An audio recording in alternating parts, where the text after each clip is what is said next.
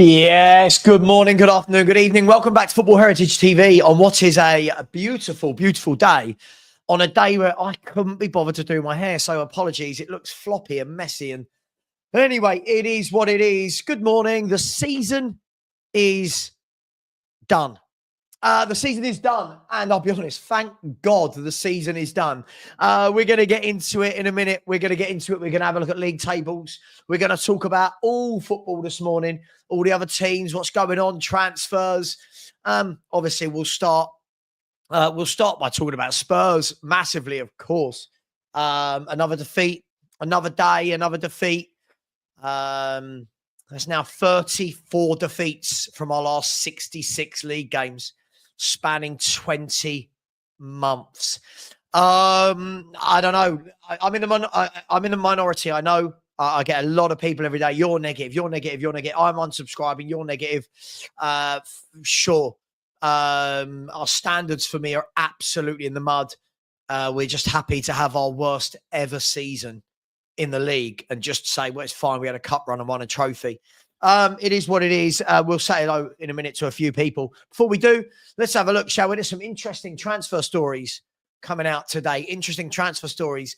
We'll start with that Manchester City have asked for the deal conditions for Ait-Nouri of Wolves, good player. He is high on the list for the left-back position with contacts expected to continue. So Man City looking to talk with Ait-Nouri of Wolves. Good player. I like him. I think he'll really suit the way that Pep Guardiola plays. I saw an article the other day where Pep was talking about moving Vardiol more centrally next season. So I think that'll be a good signing, won't it, for Man City? Good footballer. Matheus Cunha here. We go to Man United. Everything is in place. The verbal agreement is in place. Wolves are to receive the £62.5 million in instalments. So Man United, who have had a really poor season, didn't win the cup, and boom, Matheus Cunha. Here we go. One day after the season finishes. Let's see what do Tottenham Hotspur do. Liverpool have sent their first offer. Liverpool have sent their first offer for Florian Wirtz, and it's in excess of €100 million with add-ons. So negotiations have officially started. Once you start negotiating at 100 million plus, you're going to get the deal done, aren't you? So Liverpool already got Frimpong done. Looks like they're getting that done.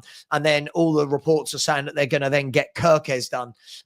Proper club. That's how you move, isn't it? Proper club. Season finished yesterday, by the way. Season finished yesterday.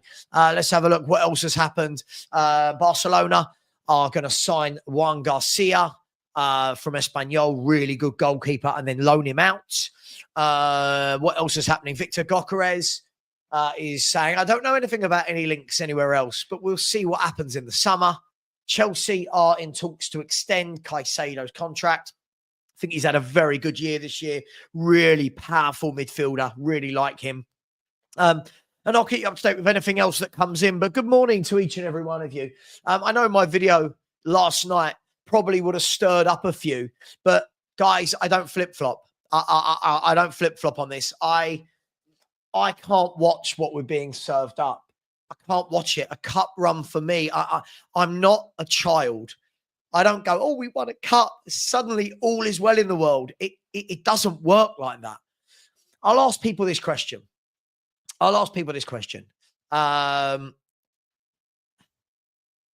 2 years we've had this manager. And I'll ask this question. What are we? I'll ask this question. I know a lot of people get really frustrated, but what are we? Who are we? We are a team now that can't defend. We're not very good going forward. We don't seem to have any balance in the midfield. Everyone seems to have 20 plus shots on our goal, another 24 yesterday. And I think the emotion has got to people. I get it. It's an emotional game. It's an emotional sport. But by the way, you were blocked because I saw you were just being so rude. You're so rude. It's unbelievable. That's why Sam Smith now. Big up, Phil. Hope you're well, mate. We're so emotional now because we haven't won anything for so long that everyone is actually now forgetting how bad we are. By the way, breaking news on Sky Sports right now is that Bayer Leverkusen have appointed Erik ten Hag as head coach. So Erik ten Hag, sacked by Man U this season, has now gone into the Bayer Leverkusen job. What are we? Where was I? What are we? Like, yes, we're the Europa League champions. Yes. 22 defeats and 17th in the league. Oh, is that what we're saying now is okay because we won a trophy? Are we saying that's all right? Are we saying that just because we've won a trophy that suddenly how crap we've been for 20 months, by the way. This awful run goes all the way back to November 2023. Let that sink in. By the time we start football again, we'll be about 23, 24 months. Look at the form. I don't understand. I genuinely don't understand. We're sitting. I don't know about you guys. I'm sitting and watching Spurs, and again, decompartmentalizing is very important. Just for 1 minute, even those that don't like me but watch me because they hate me, right? For 1 minute, just for 1 minute. Sorry, SR23. Hi, Sav. Do not want nag, but would really appreciate an answer. I haven't seen, mate. I've got so many comments. I don't know what you asked. Let me see. SRS23. Let's see. I can't see what you've asked, mate. I can't see what you've asked. Let me ask you this question. Remove your emotion from the cup win. And now answer me this. How bad has it been? Remove the emotion of a cup win. How bad has it been?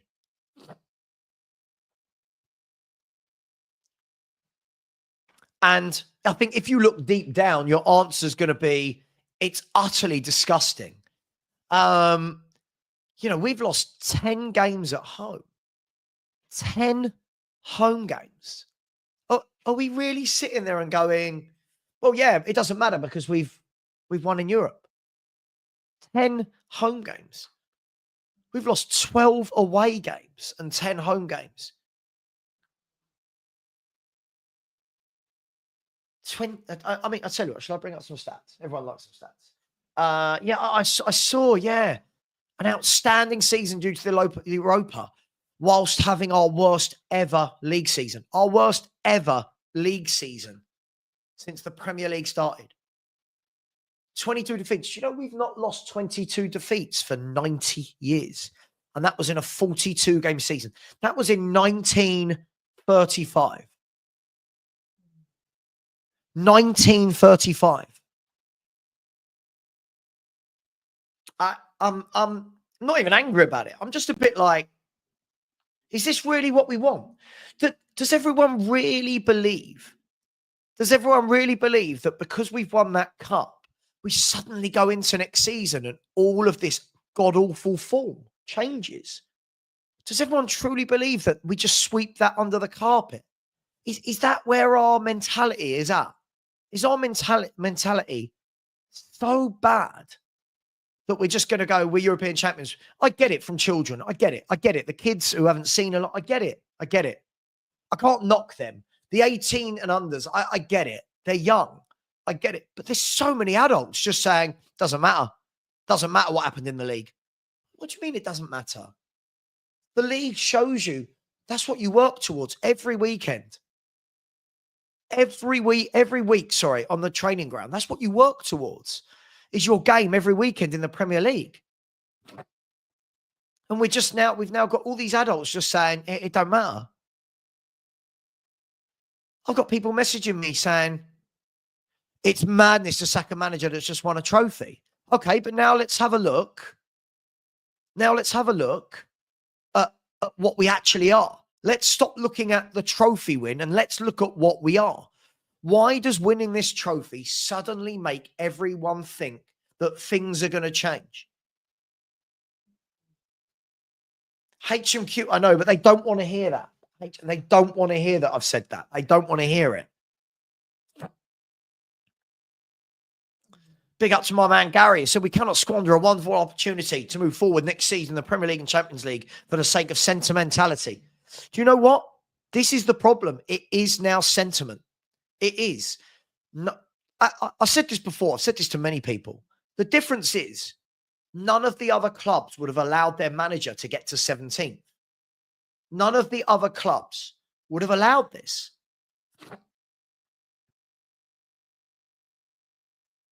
No one.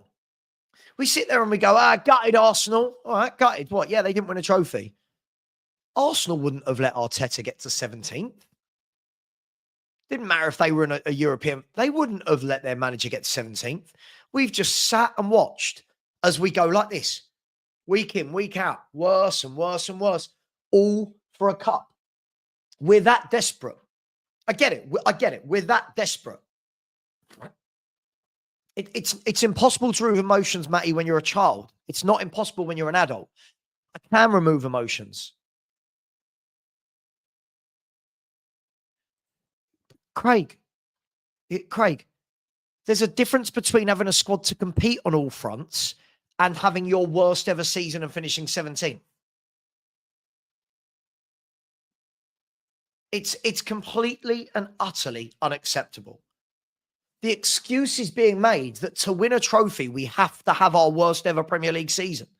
I just can't understand it. Jason, I just don't flip-flop. I've seen far too many YouTubers that now I just think all of their content all year has been absolute nonsense. All of this calling out the manager, all of this calling out how bad we are, no tactics, the form. Now it doesn't really mean anything. Pasang saying, good, don't I have any other work? What do you mean? We talk about players, we talk about managers, we talk about Levy, we talk about everything over here, mate. Pasang, I'll talk about anything. So, you know, I know I get childish people like you, but again, I'd love this sort of person to come on. Like that idiot Sean who messaged, not Sean Butler, the idiot Sean who messaged me yesterday said, why don't I go and support Man United, Real Madrid? It's like, sorry, what? Because I've got standards, because I don't like losing every week. It's been utterly, utterly awful. Bill, absolutely. Matty K gets a pass. He's a child. No offense. He's a young kid. He's literally just sitting his GCSEs right now or just finished them. But I just don't get it. I'm going to show you some stats. And again, you've seen what I've called the show. Spurs need surgery, but fans prefer a plaster. And surely I think everyone will understand what I mean by that. But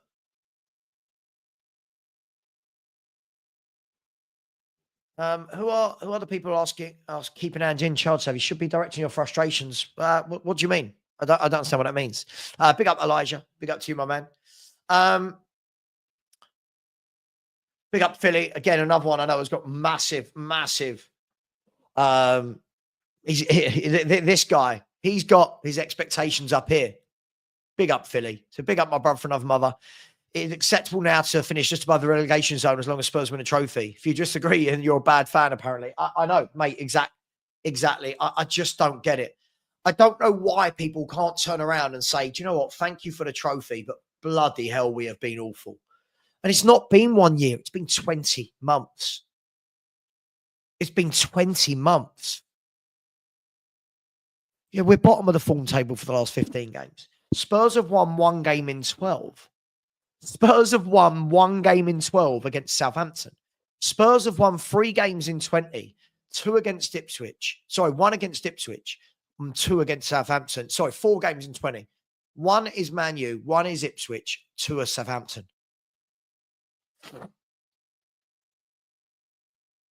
Guys, listen, a lot of people are asking me about Stell. I don't know. Speak to Stell. That's his. You speak to Stell about that.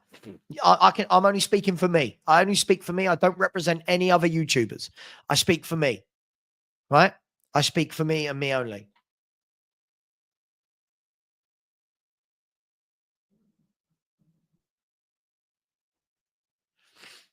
Sorry, 1 second. I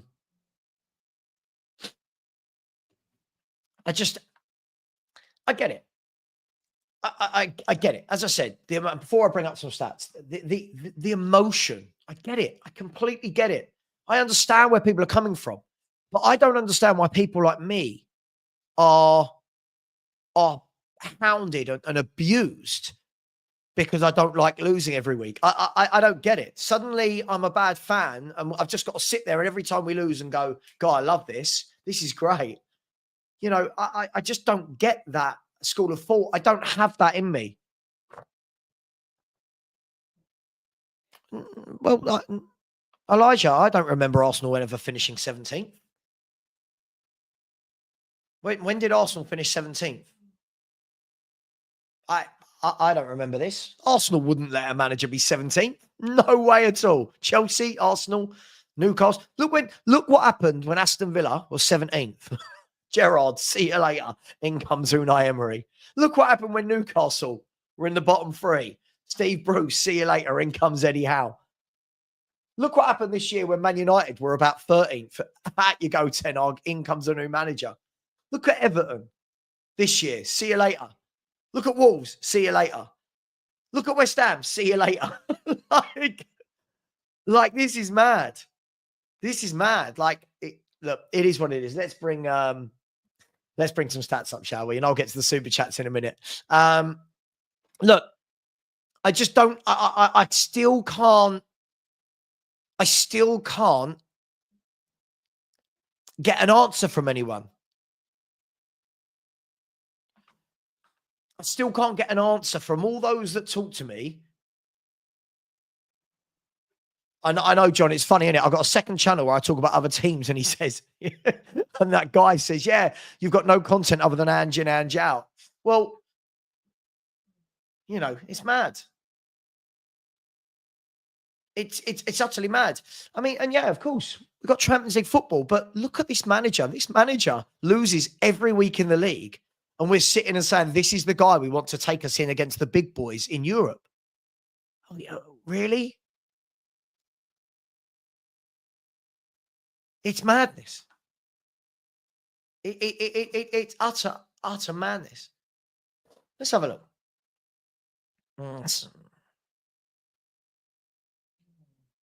Oh, mate, I don't get trolled by other fan bases. I don't get trolled by other fan bases because I tell the truth about my club. I get trolled by Spurs fans and Spurs YouTubers because they don't like reality. They don't like truth. Listen, saw that. Yeah. A good move for him if he gets there. I think he's a very good player. Let's have a look. Right. Okay. Let's have a look, shall we? So let's start with this. So our worst ever Premier League finish. Now, by the way, before I do that, this is for all the people that say, oh, wait till we get to the end of the season before you pick the bones out of it. Well, here we are. You're more upset with the Ange fans than Levy's not sacked Ange. And Sam Smith, you know when you said, why have you been blocked? It's because you say absolute diabolical tripe like this. Sorry, I'm Levy out. Where am I? Oh, Levy, you've got to remember, everything's a chain reaction. Daniel Levy sees hundreds of thousands of people asking for Ange to stay. That's going to change his opinion. I want Daniel Levy to sack this manager more than anything. I genuinely don't know what happens when fans like you lie.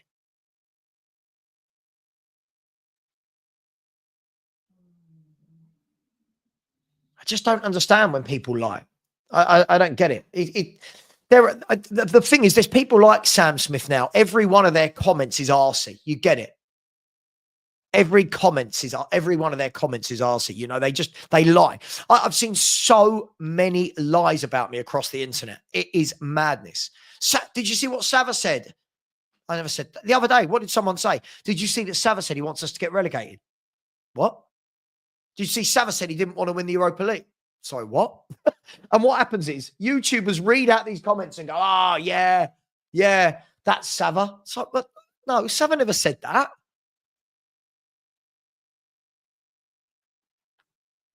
Why is it always either or? Why is it always either or with you lot? Why is it whenever people are defending, when people like this with no ambition, when they defend 17th, why is it always, oh, would you rather finish third with no trophy? Well, if we finished third, it would mean that the club are going in the right direction. right now, what direction are we going in? What direction? I always get called the Tottenham League Gunner.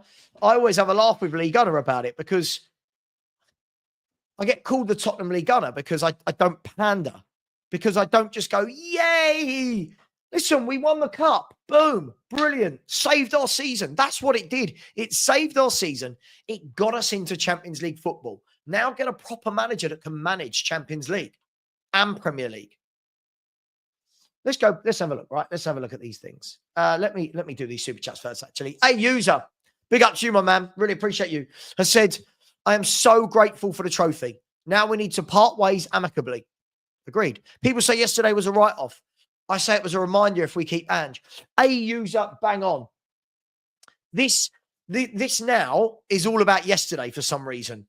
This isn't about yesterday for me. This is about the entire 20 months I've just watched underneath this manager. 20 months of diabolical football. 20 months of defeat after defeat after defeat. We've got the cup run over here. Superb. The league over here. Absolutely disgusting. Someone tell me what's going to change next year. Thanks, A user. I completely agree with you. Matty K said, I love this club so much. Dreams come true. Matty, I'm going to let you off because you're only young. Going to let you off. But a dream coming true for me isn't losing every week. Like, you know, I think as you get older, I think, well, actually, some of our fans don't have standards, so you might do. But thank you, Matty.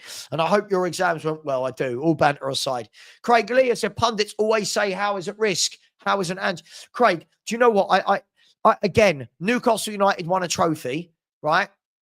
And didn't finish 17th in the league. So Newcastle United have won a trophy and finished in the top 5. How? I thought that you could only win a trophy if you finished 17th. It's mad, Craig. Listen, really appreciate you, mate. Really appreciate you. Thank you very much. Big up to Mike Pepper. Said, Savva, I was at the protest with some of the flip-flops foaming at the mouth and out. How embarrassing. Flippers will always be floppers. Look, if anyone wants to change their mind, that is absolutely up to them. I'm stronger than that. I'm stronger than that as a person. Yeah? I know it comes with abuse. I get it. I know it comes with the abuse. That's fine.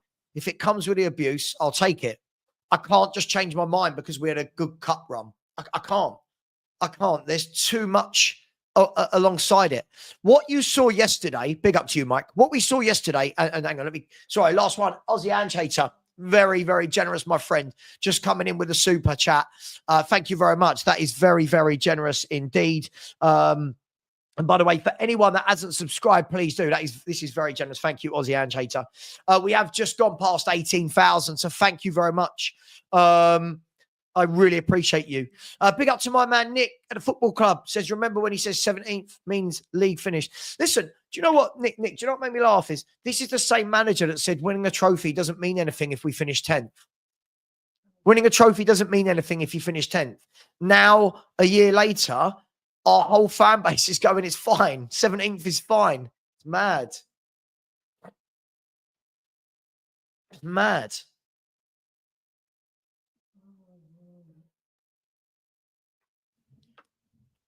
Right, so they moved up the table, Elijah. We've got worse and worse. So they went that way, we went this way. Look, Matt, there's levels to this. There's levels.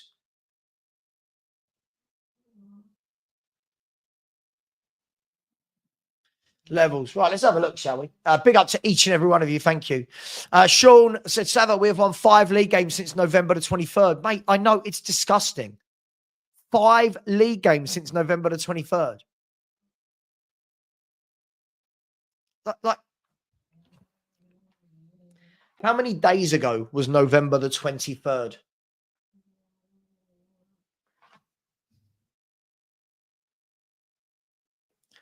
A 184 days, and we've managed 5 league wins against 3 of them are against relegated teams, 1 against Brentford, 1 against United. That is absolutely awful. That is awful.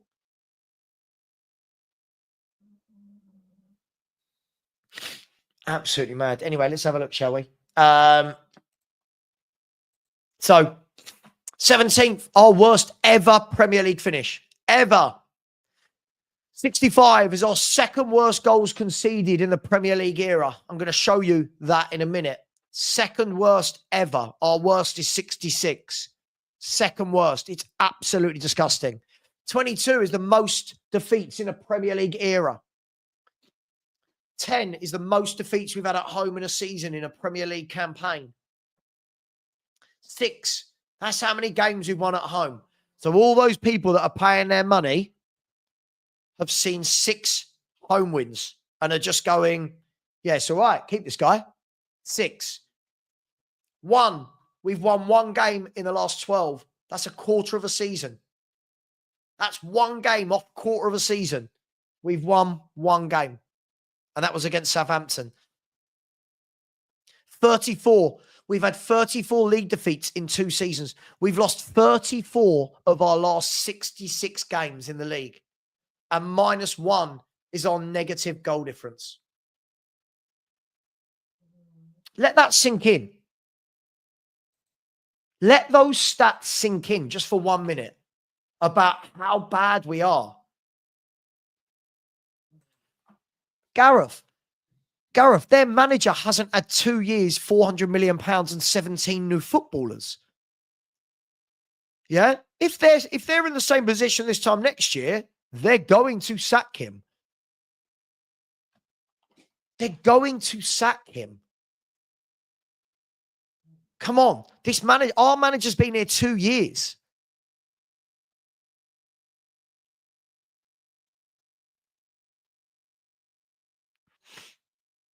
It's madness.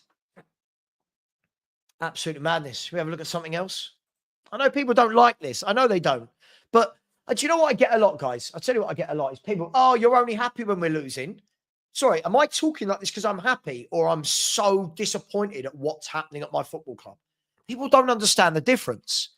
People really do not understand the difference.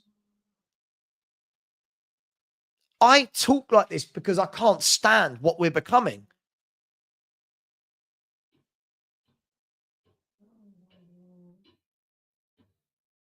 It shouldn't be either or. This is the point. Stop doing this. It shouldn't be either or. It shouldn't be, oh, doesn't matter that we won the trophy and finished 17th. It should be we won the trophy and did well in the league. There's no excuses. I don't know why I have that. Why are we so short-sighted as human beings that we can only look at one and not the other? Why is that? Mad. It's utter madness. Let's have a look at something else. Dude, this is my point. This is my point. We're talking about, oh, a hangover, but it didn't matter. That's how we play. Everyone dominates us. Everyone has 20-odd shots on our goal. And again, Brighton, I didn't even think Brighton did too much and still dominated us. Still had 20-plus shots. Madness. Let's have a look. Have a look at that. Our worst ever points per game ratio in a season. 1. 1 point per game. Look how we talked about people like Christian Gross. Right?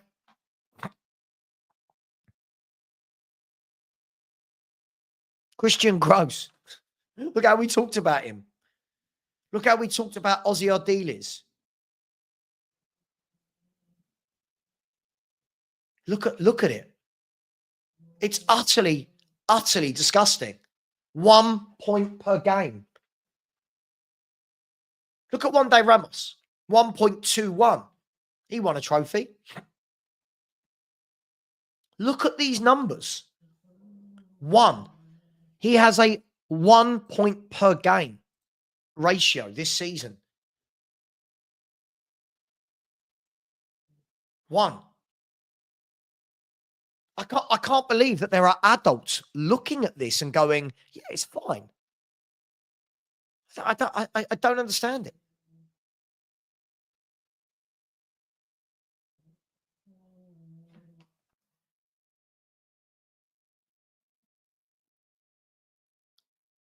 I just don't understand. Let's have a look at this.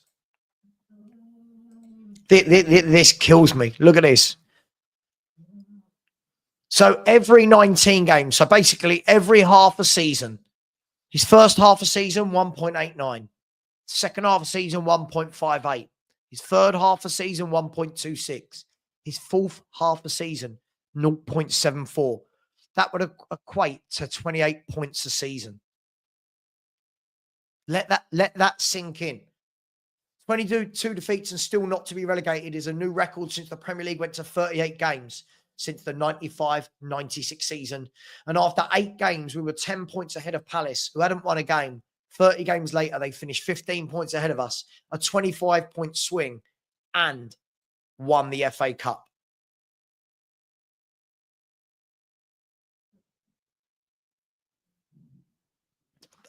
Guys, I don't know how much more people can see that they can't turn around and go, yeah, he's got to go now. Anyway, look, let's just have a look at one more thing and then we'll look at something else a bit more positive. Absolutely. This is where I'm at. Thank you very much, but please, can you leave? Like, you're embarrassing. Absolutely, Brian. Brian, it's not like, how long did we, yeah, but we only lose by 1 game. We only lose by 1 goal. Sorry. Okay, we only lose by 1 goal, but we're having 20 odd shots on our goal every game. Like, how has he not sorted this out?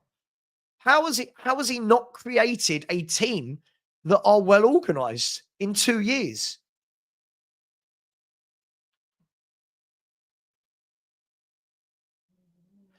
Notorious PIG, last time I'm going to answer you. The league form shows you where you're heading as a club. A cup run doesn't. The league form shows you that this is what we are week in, week out. A cup run shows that every now and then we can perform. There's a huge difference. Am I going to remember this league finish? Yes. Yes, absolutely. Why would we not remember this league finish? Let me show you, right? Let me show you this. So let's see if, let's show, okay, it's updated. Here we go. Let's have a look at this. Right. Hopefully you can all see this. Nope.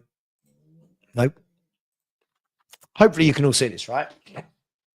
So this is every season ever for Tottenham Hotspur as I scroll up. And the 4th column in there you can see is defeats. So you see where it says 22. So it says 38 games, 11 wins, 5 draws, 22 defeats, right? 22 defeats. Keep your eye on that column, right? Keep your eye on that column. Hang on 1 second. Hiya, I'm live. Can I call you back? Okay, you all right? Good. Right, keep your eye on that column, the 22 column. Okay, here. This is what you're keeping your eye on. Ready? Look. 12, 14, 11, 12, 11, 13, 7, 4, 6, 12, 11, 8, 9, 8, 10, 15. 15 was there. 14, 12, 9, 14, 19. 19 back in 03, 04. That's the record he's just beaten. 16, 16, 15, 15, 13, 16, 18 in 96, 97. Right?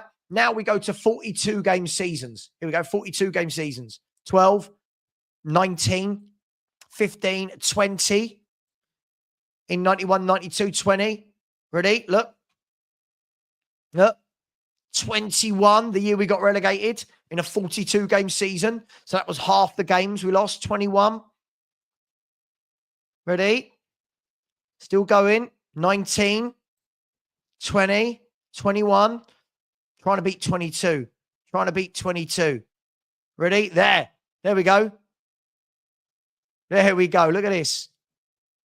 22 defeats. 22 defeats. So 1935. We've not been this bad since 1935. We've not been this bad since 1935. And I'm told, don't be negative, Savva. We won a cup. Okay, right?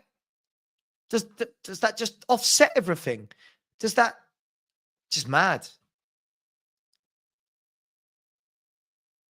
5 wins since mid-November in the league.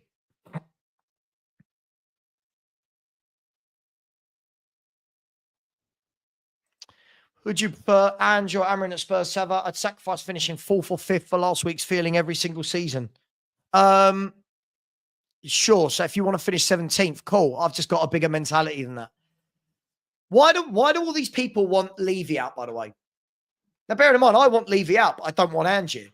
Why do all these people want Levy out? If they haven't got standards, why do they want Levy to have standards? Yes, the stats are disgusting, aren't they? Absolutely disgusting. You know what? Whenever I speak to people, right, they're like, oh, yeah, but you won a trophy. And I say, by the way, have you seen these stats? I mean, fans of other clubs, they're like, wow, that's bad. I'm like, yeah. Oh, we didn't know it was that bad. Yeah, it's bad. Like, I'm not making this shit up. People keep going, oh, your stats. No. They're not my stats. They're the club stats. Richard's man said this fan base is Spursy. I'm actually wondering if I've been too harsh on Levy. Look, so why does Levy need to up his game when the fans don't? Why does Levy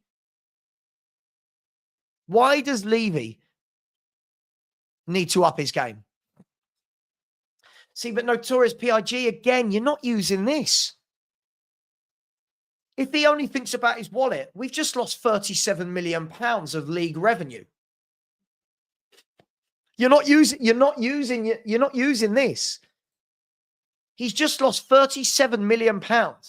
Not winning yesterday cost us £9 million.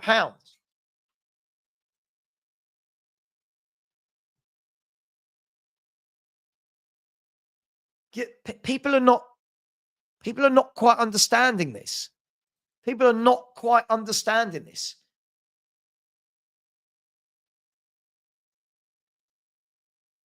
Where's our pride? Where's our desire to be a good team? Where's the desire?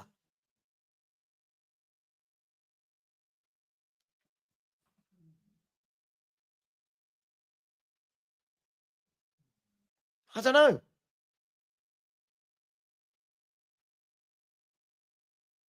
But Dale, when you're saying he adapted what? We go back to every league game and we're the same. So what you mean is in those European games, he just stuck 10 men behind the ball and everyone went, oh, he's adapted. Cool. So what happens in the league? Why hasn't he adapted in the league then, Dale? Why? Why can't anyone answer me that? I just don't get it. Listen, if I'm going to be hated across YouTube, fine. But I'm going to be hated with standards. And you said they're just stats, boring stats. But you do realize that stats show you what we are as a club, right? You do realize that those stats are telling you this is what this man's built.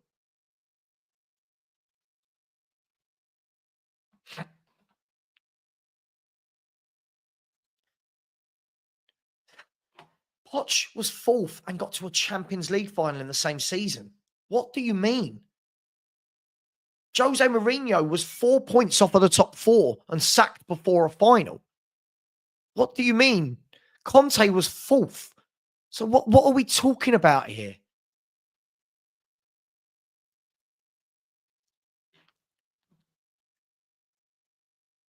It's madness.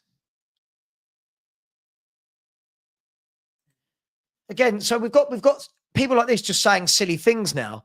He said stats, boring stats. But do you know what? Imagine we hadn't have won that game on Wednesday night. No one would have said this is acceptable. No one.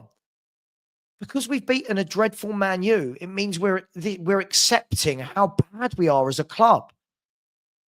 Do any of these, I'll ask people like James that clearly have no standards, right? Is everyone happy with what they're seeing? Is everyone watching Spurs every weekend and going, yes, this is what he's created? Palace have had a better season. Palace lost their best players. Palace are a well-organised, well-drilled team with a tiny budget, a tiny stadium, that have gone in, won the FA Cup by battering Villa, beating Man City. It's all relative, right? I mean, for what they were in the FA Cup and the league. Won the FA Cup and finished, where'd they finish in the league? 12th in the Premier League, 15 points above Tottenham.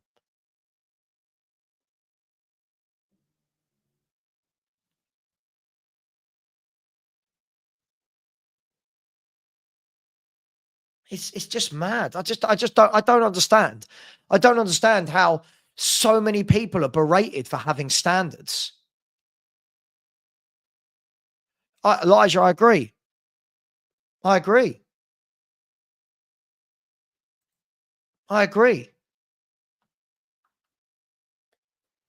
Bill said, on a serious note, Savva, if Ange is in charge, where do you think we can finish the league next season?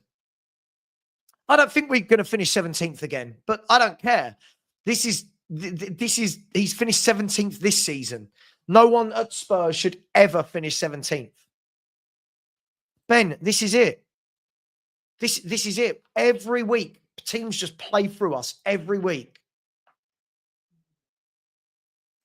I keep hearing that this. So has this cup run built a winning mentality as we've just had our worst ever season? No. Let me ask you a question then. So for all these people that, do you know what? I can tell who supported Spurs long and who hasn't. Does anyone want to tell me what happened when one day Ramos won the League Cup? Did that build a winning mentality? Or did we not win in our first 8 games the next season? We had 2 points from 8 games. Just asking for a friend. People don't seem to remember. We've got a lot of people with a lot of cliches. We're breeding a winning mentality. We've lost 26 games in all competitions. What winning mentality have we breeded? This is what Ange is telling you to paper over how bad he's done. This is what he's telling us. Maybe I'm wrong. Maybe I'm wrong. Maybe I'm wrong. Maybe I should be grateful for losing 22 league games. Stanley, maybe I should be grateful that we lost 22 league games. Toxic, negative Savva. Don't worry, Savva. We lost 22 league games. Don't worry, we're European champions. Okay. But what about where the club is heading? Who can tell me? This is what makes me laugh. Have you noticed when I ask this question to the Ange fans, no one can answer me. Have you noticed? Where are we heading? Someone tell me where we're heading. I want an Ange person to tell me, where are we heading? What are we as a team? That's what I'm waiting to hear. What are we? What has winning the Europa League done in terms of changing the tactics and the way we set up? Tell me what it's done. Why suddenly do we think he's going to be able to manage?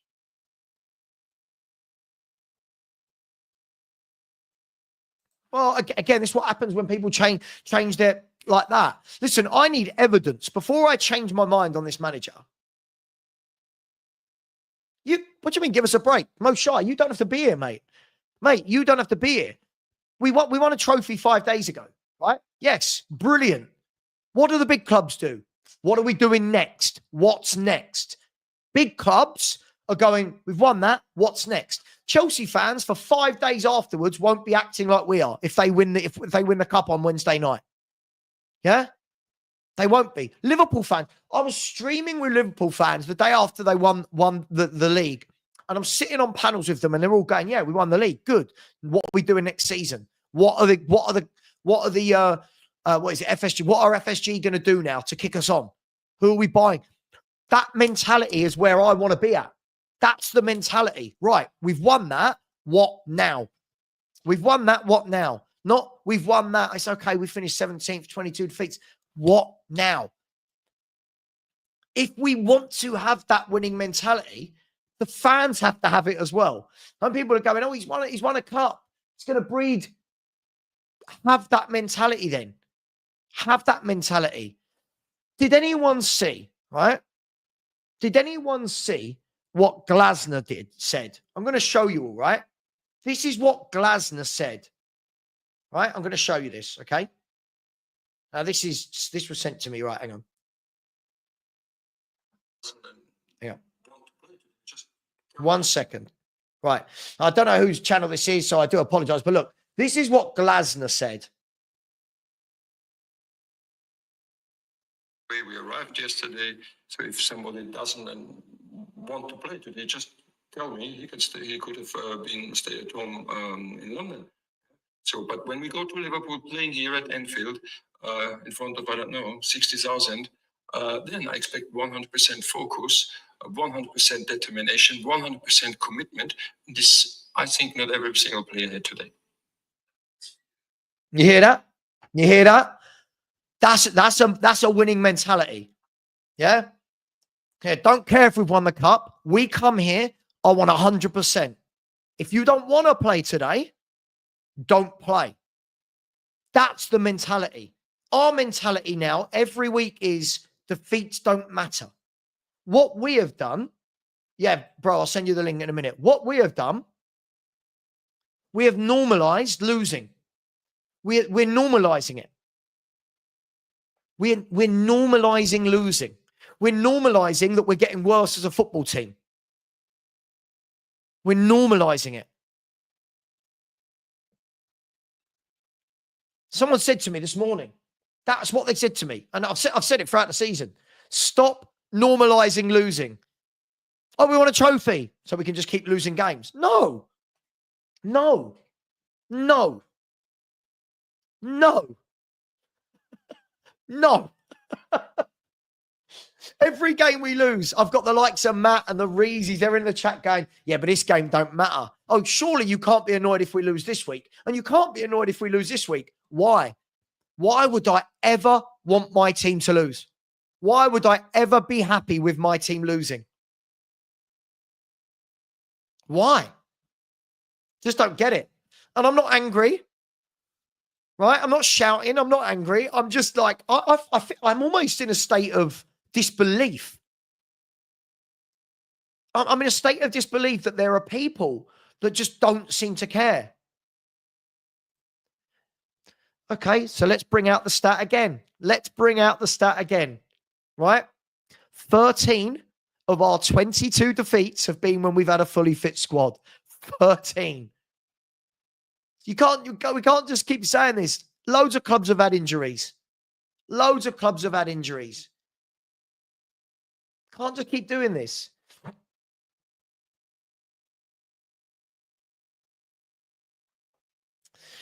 Big up to Craig Lee, who said, we have a better 11. Spurs, the better squad. 17th. What the F? Mate, Craig, this is what I don't get, right? Beginning of the season, I've got everyone telling me, oh, look at the squad. Look at this. Look at this. Look at these players.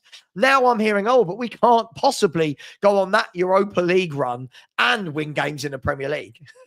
Now, I know, Craig, that we're going to lose Premier League games. Of course, everyone loses Premier League games.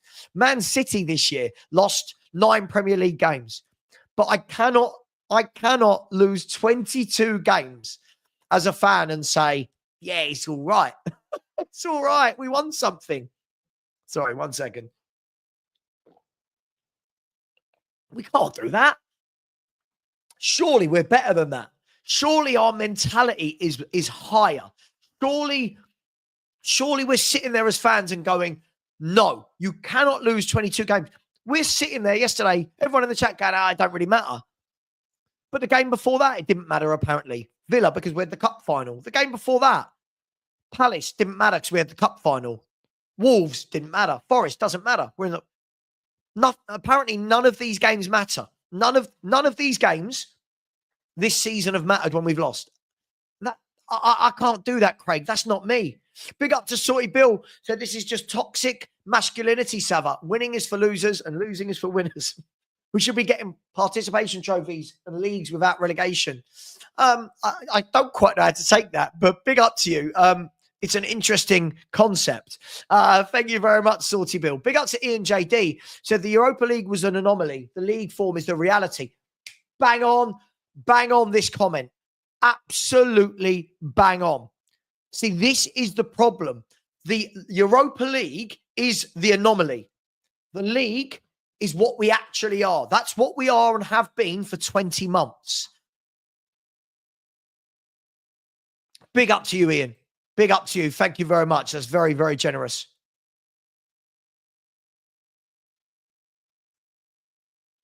Performance Footballer has said, I have no idea why people are still Angin. Great, he's won a trophy, but he's not a good coach. He didn't adapt to anything. He tried playing us.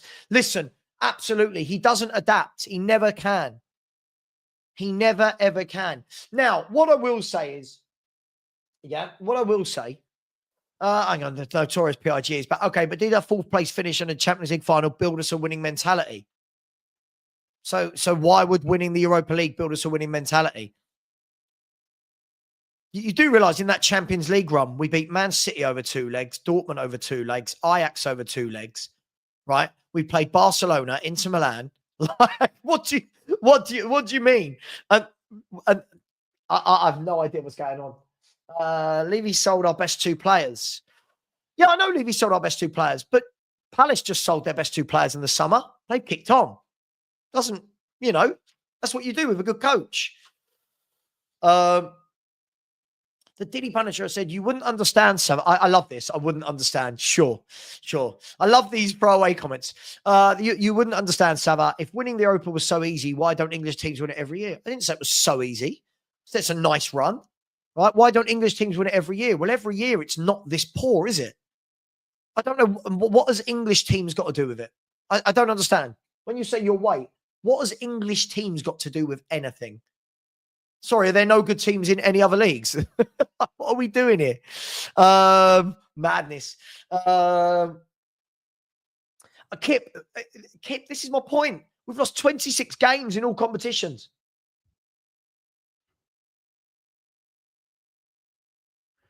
We've lost 26 games in all competitions, and we're saying, these fans, have a look, that guy there, the notorious PIG, these people are saying to me about winning mentality off the back of losing 26 games in a season. 26. See, again, look at these people. You not being happy with a trophy. Who said I'm not happy with a trophy? I'm not happy with what I've seen for 20 months. People have got to stop lying. People have got to stop lying. You can't just say something that I've not said. Were they drunk all year when we lost 22 games? I don't think they were they? More importantly, we don't. We don't. We've got fans that cannot see how bad we are as a team because of the cup run. Optimus, I don't need to be happy for a set amount of time. I think this season has been utterly diabolical from a league perspective. Utterly diabolical.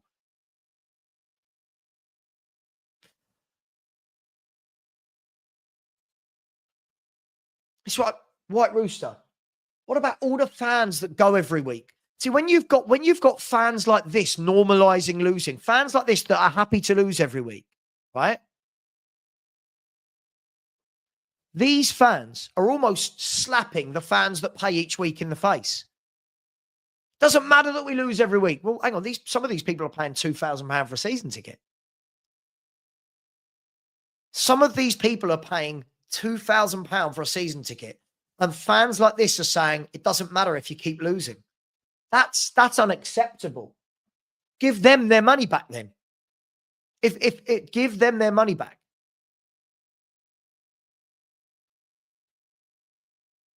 I agree, Pipes. We seem happy to lose every week. We seem really happy. William said the cup healed the pain of previous season failures and his results still aren't accepted. And do you know what, William? I think that's exactly that's what I've said. Spurs need surgery, but the cup is the plaster. We've plastered over what needs massive surgery. We need triple heart bypass surgery. What we've done is given somebody a paracetamol. So don't worry about that. You'll be all right. It's madness. Normalising losing and pointing to a trophy is worse mentality than not wanting to win one against Man City. Right. So hang on. Last year, do you know what? This makes me laugh. All these YouTubers and Spurs fans that have said, fans like you, and by the way, I never said I wanted to lose to City last year to stop Arsenal winning it. I never said I want to lose any game, right? They all let it go.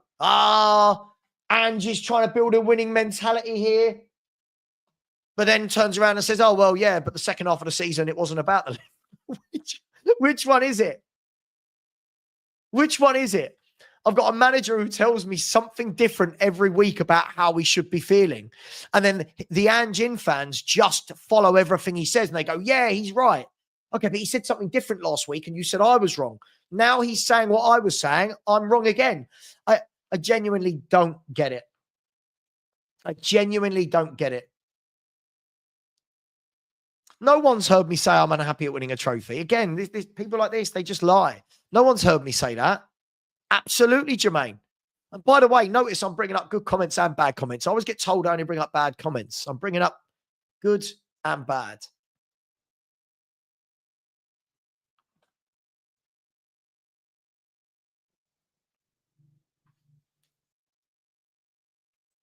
No, listen, I think everyone's loyal. I think everyone's loyal. I don't think that's the problem, Elijah. I'm not telling anyone to be Ange out, by the way. I am Ange out. I'm not telling anyone of you what to do. Yes. Sorry, when it's not changed, does it? I've not flip-flopped.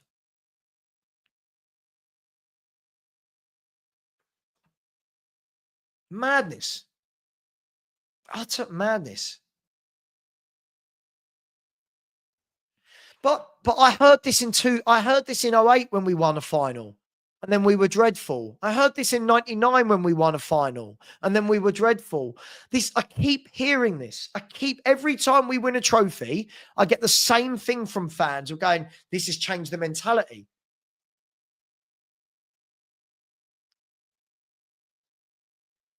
We can talk about mentality, people. We can talk about winning a trophy and having mentality. But no one's answering my questions. Notice that people like the notorious PIG and all these people, they're not answering my question. Why are we suddenly going to look like a good team and be well coached and well drilled because we won a trophy? No one can answer that.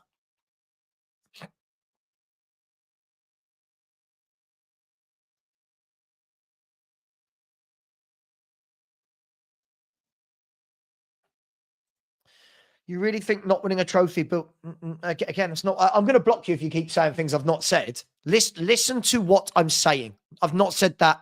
I've not said that once. Mate, the problem is this league form has continued for 20 months. This league form for 20 months has been the worst in the club's history. And we're just going, it doesn't matter. We've got winning mentality.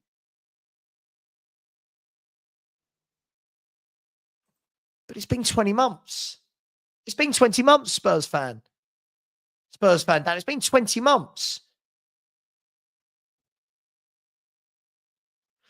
If there is anyone that feels really strongly against me that would like to come on and debate it, feel free. Just put your hand up. Let's see. I get loads of Ange people. It's always the Ange people that never seem to want to come on. I find it baffling. All the Ange people. Again, Harry Kane hasn't played for this football club for 2 years. Like, what are we doing here? What are we doing here?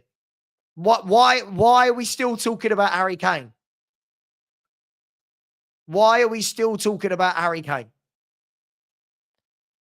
Crystal Palace just lost Elise and Anderson, right? And then win a trophy the next season. I don't see any Crystal Palace fans still talking about Elise and Anderson. Bournemouth lost Dominic Solanke, their top goal scorer. None of them are talking about Dominic Solanke, right? They've just lost Houston. They're going to replace him with somebody. It's what teams do. We have to stop talking about Harry Kane. We've got to. It's getting embarrassing. It's getting really, really embarrassing now. By your theory, why didn't we ever win anything with Harry Kane then? If we're still talking about Harry Kane, why didn't we win a thing with him? David, I'd have more respect for him if he came out and said, you know what, we've been utterly diabolical in the league. I'd be more on his side, but he just waffles. Yeah, I know. It's standards though, isn't it, Jacob? Listen, each to their own, but for me, mate, it's just standards. I can't watch my team lose 26 games in a season and ever say it's been the best season. I've seen Spurs win trophies and not lose 26 games in a season. I've seen it. I get it. Some people haven't. I get it. I completely get it. I'm not knocking it. I understand there are many people that haven't seen a trophy. I've seen trophies, and in those trophy years, we didn't lose 26 games. I don't know, and I can't get an answer from anyone. Notice, guys, I can't get an answer from anyone. What is going to change about this man's coaching and his lack of managerial ability in the Premier League because we've won a trophy? I just want somebody to give me an answer. If somebody wants to come on and give me that answer, who's an Ange fan, right? That's what I can't seem to get that from anybody. I get a lot of emotion. I just can't get an actual answer from anybody. No other club would have let their manager be sitting in this position. That's the problem. Angus, I agree, mate. I agree. We don't have the standards. We don't have the standards. 22 league defeats, 26 defeats in all competitions, right? I'm asking, I need one person that wants to come on and tell me what's going to change. I don't want to hear about feelings. I don't want to hear about winning mentality. I want somebody that's going to tell me what have they seen that makes them think suddenly he's going to be able to coach in the Premier League. Because over 2 years, he's shown he can't handle it. He's shown he doesn't know what to do in the league. Matt, agreed. Same people saying Ange, just to say, will be the same people slating Levy if Ange does stay in the league form doesn't improve. Matt, thank you. Some common sense. Just some common sense. I love that we won the trophy. We had to. After the year we've had, he simply had to win that trophy to save face. So now I'm asking somebody who can come on and tell me. What do you mean? Didn't we have this channel before Ange was a manager? What do you mean? What did we talk about then? We talked about Conte and Levy and the players then. I want a manager that I feel I can get behind. I want a manager that I think, yes, you are going to coach this team. Yes, you are going to coach this team. You are going to do it properly. And you're going to make me proud when I watch my football team play. Right now, when I watch us play, I'm like, what are we? What are we? No one can tell me. Notice, I'm looking in the chat. I'm looking to see if anyone's given me an answer. No one's giving me an answer. No one. I'm still looking. I'm still looking. No one. I'm just waiting to see if anybody. It's funny. They all talk a great game in the chat. I'm asking anybody who can come on and talk to me about what's going to change tactically. What's he going to adapt? Because I asked this last summer and I was told, watch how he adapts his fullbacks in his second season. He'll implement a number 6, will be solid and hard to beat. None of that has happened. So I'm just asking if anyone can. Like right now, let me ask you this question. Let me ask this question. What type of player do Spurs need in the window? Now, we can all say, oh, I like Eze. I like Gueye. I like Ederson. No one knows what we are. No one knows what our tactics are anymore. No one knows the style of play because we don't seem to have one. Savva, you are glad that we lost yesterday because it suits your narrative. Also, you couldn't celebrate our win, and that's not true because, again, you have been far Ange to be sacked. I mean, Nebo D, again, everybody just witness Nebo D lying. So what we've got here, right? What we've got here, okay, if you want to come on, you can come on, but you must have your camera on. What you're witnessing here, guys, is this is what YouTube does. People just lie. I'm not glad we lost yesterday. I'm angry because we've lost 26 games of football. I hate that we lose 26 games of football. That doesn't make sense what you're saying. This doesn't make sense. Again, I'm looking for people in the chat. I'm not looking for people that agree with me. Kai, if you want to come on, there's the link, Kai. But you must have the camera on, right? You must have the camera on. And I don't want emotion. I don't want to hear, oh, we're now gonna build for, but why? What I want to know is, what has anyone seen in the Premier League for 20 months, 2 years, that makes you say this is why it's now all going to change? That's what I need to see.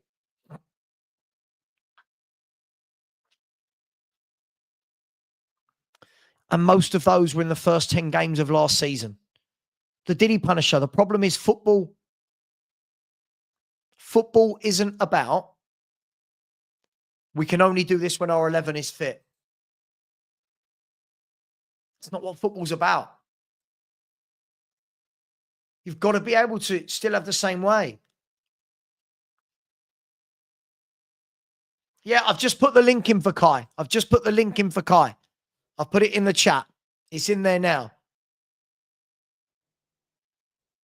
Custy said, feelings are not real, facts are points are. Listen, look, as I said, brilliant that we won the Europa League, but everyone wants it to suddenly change my mind.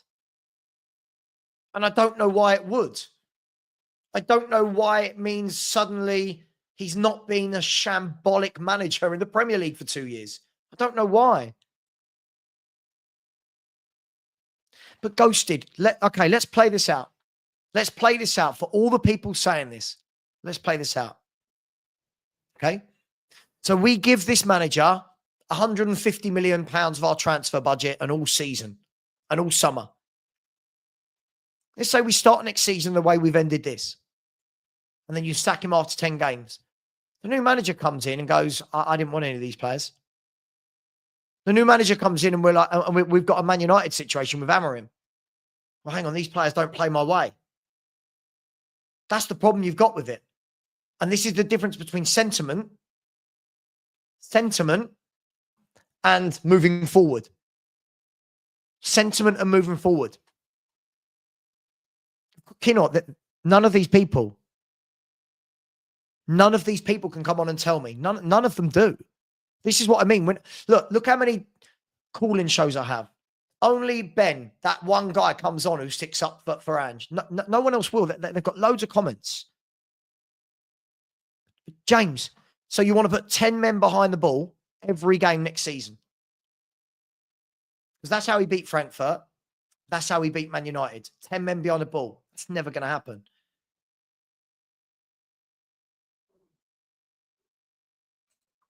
Great question.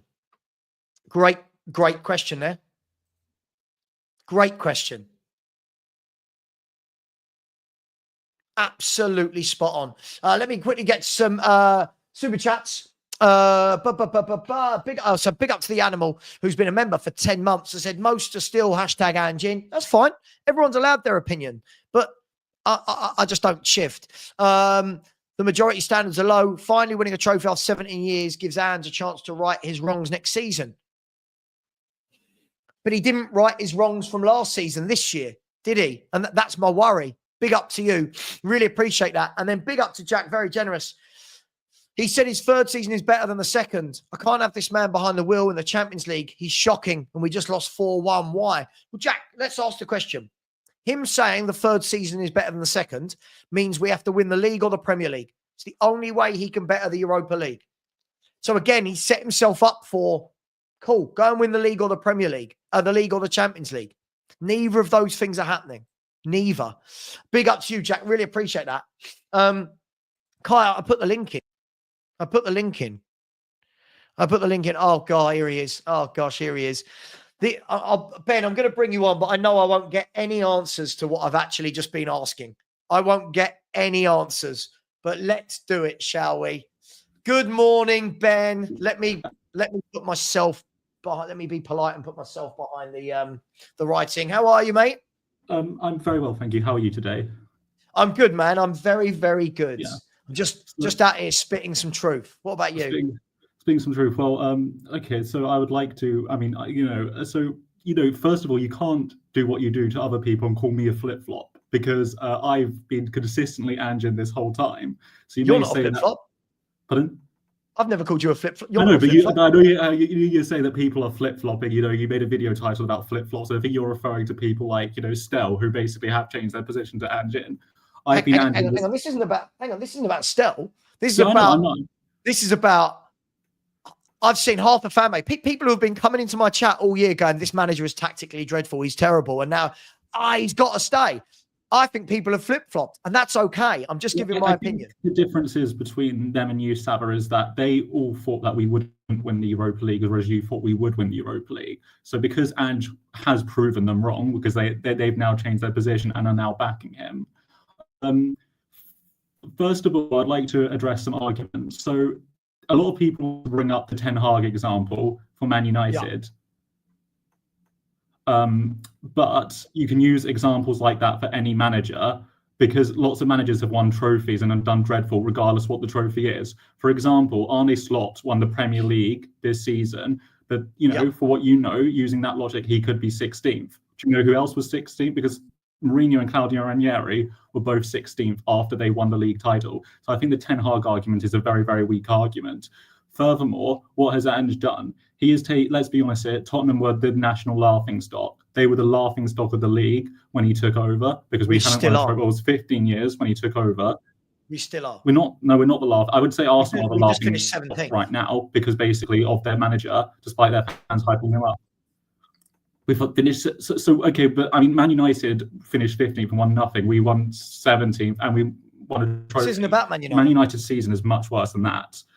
This isn't about Man United. Yeah, but you're saying we're the laughing stock in the league, like we're the worst team. No, Man United and Arsenal are much more laughing stocks than we are. No, hang on, and again, this is where we're not decompartmentalizing. In the Premier League, Arsenal are not a laughing stock. They finished second. Yeah, if you want to laugh at them because they've not won a trophy. Hang on, Ben. We're not going to do this today. You've got to let me talk, right? We're not going to do. You've got to let me finish the sentence, right? If we're going to say Arsenal have had a bad year because they've not won a trophy, that is very different to saying they're the laughing stock of the Premier League. That's very different. They're two very different things. You cannot finish 17th in the league, have our worst ever season in the Premier League ever, and turn around and say that Arsenal are the laughing stock of the Premier League. Come on, that is very disingenuous. No, because if you look at it from, again, you're only looking at it from your perspective. When we're saying about laughing stock, it has to be objective and about a collective of fans. And what the collective of fans are saying, they're looking at Tottenham's parade. They're saying Ange has surpassed, I'm talking about outside fans, they're saying Ange has surpassed Arteta, which he has, because Ange has won a trophy, which, the reward for getting the trophy, the Europa League is higher than the reward to get the FA Cup. So the Europa League, for that factual matter, is a bigger trophy than the FA Cup. So I'd say Ange has surpassed Arteta in a much shorter amount of time. Okay, but again, Ben, do you know what? I'll tell you what I love about what you do. First of all, I've seen the goalpost move 3 times in one conversation from you so far. No one's talking about Arteta's failure to win a European Cup. You said Arsenal were the laughing stock of the Premier League. Yes, because of their lack of success and trophies. Yeah. Hang on. But the Premier League isn't the cups. So which one are we talking about? Because if I offered you hang on, Premier League teams. Ben, I'm not doing this. Let me. You've got to let me finish. You've got to let me finish, Ben, because I'm not going to let you get me stressed out today. If you don't let me finish, I will just stop you. Right, Ben. The funny thing is, right? The funny thing is about this is all of our fans. Next season, if Tottenham finished semi-finalists of the Champions League and second in the league, do you think that's a good season? We wouldn't have won it. Well, we would have won. No. I'm asking you, is it a good season? It's a yes or no. It would be a downgrade on our previous season because we would have won because we won a trophy this season and we would have won nothing the next season. Football is about. So if Tottenham Hotspur finish second next year, right? Hear the words that are coming out of my mouth. Tottenham, not Arsenal. If we finish second in the Premier League next year, so that's 16 places jump in the Premier League, and get to the semi-final of the most prestigious football tournament in the world, we're saying that that's worse than what we've done this year in a lesser tournament and finishing 17th. Please, again, the aim of the game, Savva, is to win trophies. Look at Pochettino. That's not what I asked. No, look at Pochettino, for example. And we were the laughing stock in the league with Pochettino when we went 5 seasons without a trophy, despite coming second place, and making a Champions League final. You need, basically the consistent position here is basically we have done well under Ange, and what.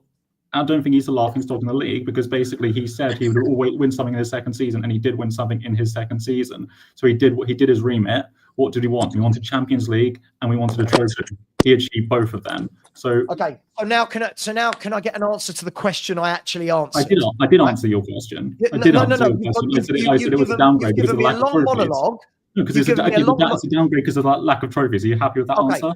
Okay. So I just want this to be very clear that as we have now got Spurs fans that think next year, second and Champions League semi-finalists is a downgrade on this season.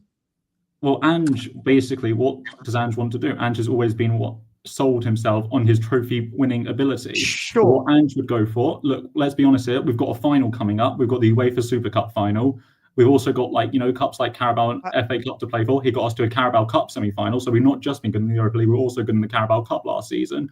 That would be so you said season 3 is better than season 2. I think if we win the FA Cup and we win the Carabao Cup, that would be an upgrade on last season for me. Yeah.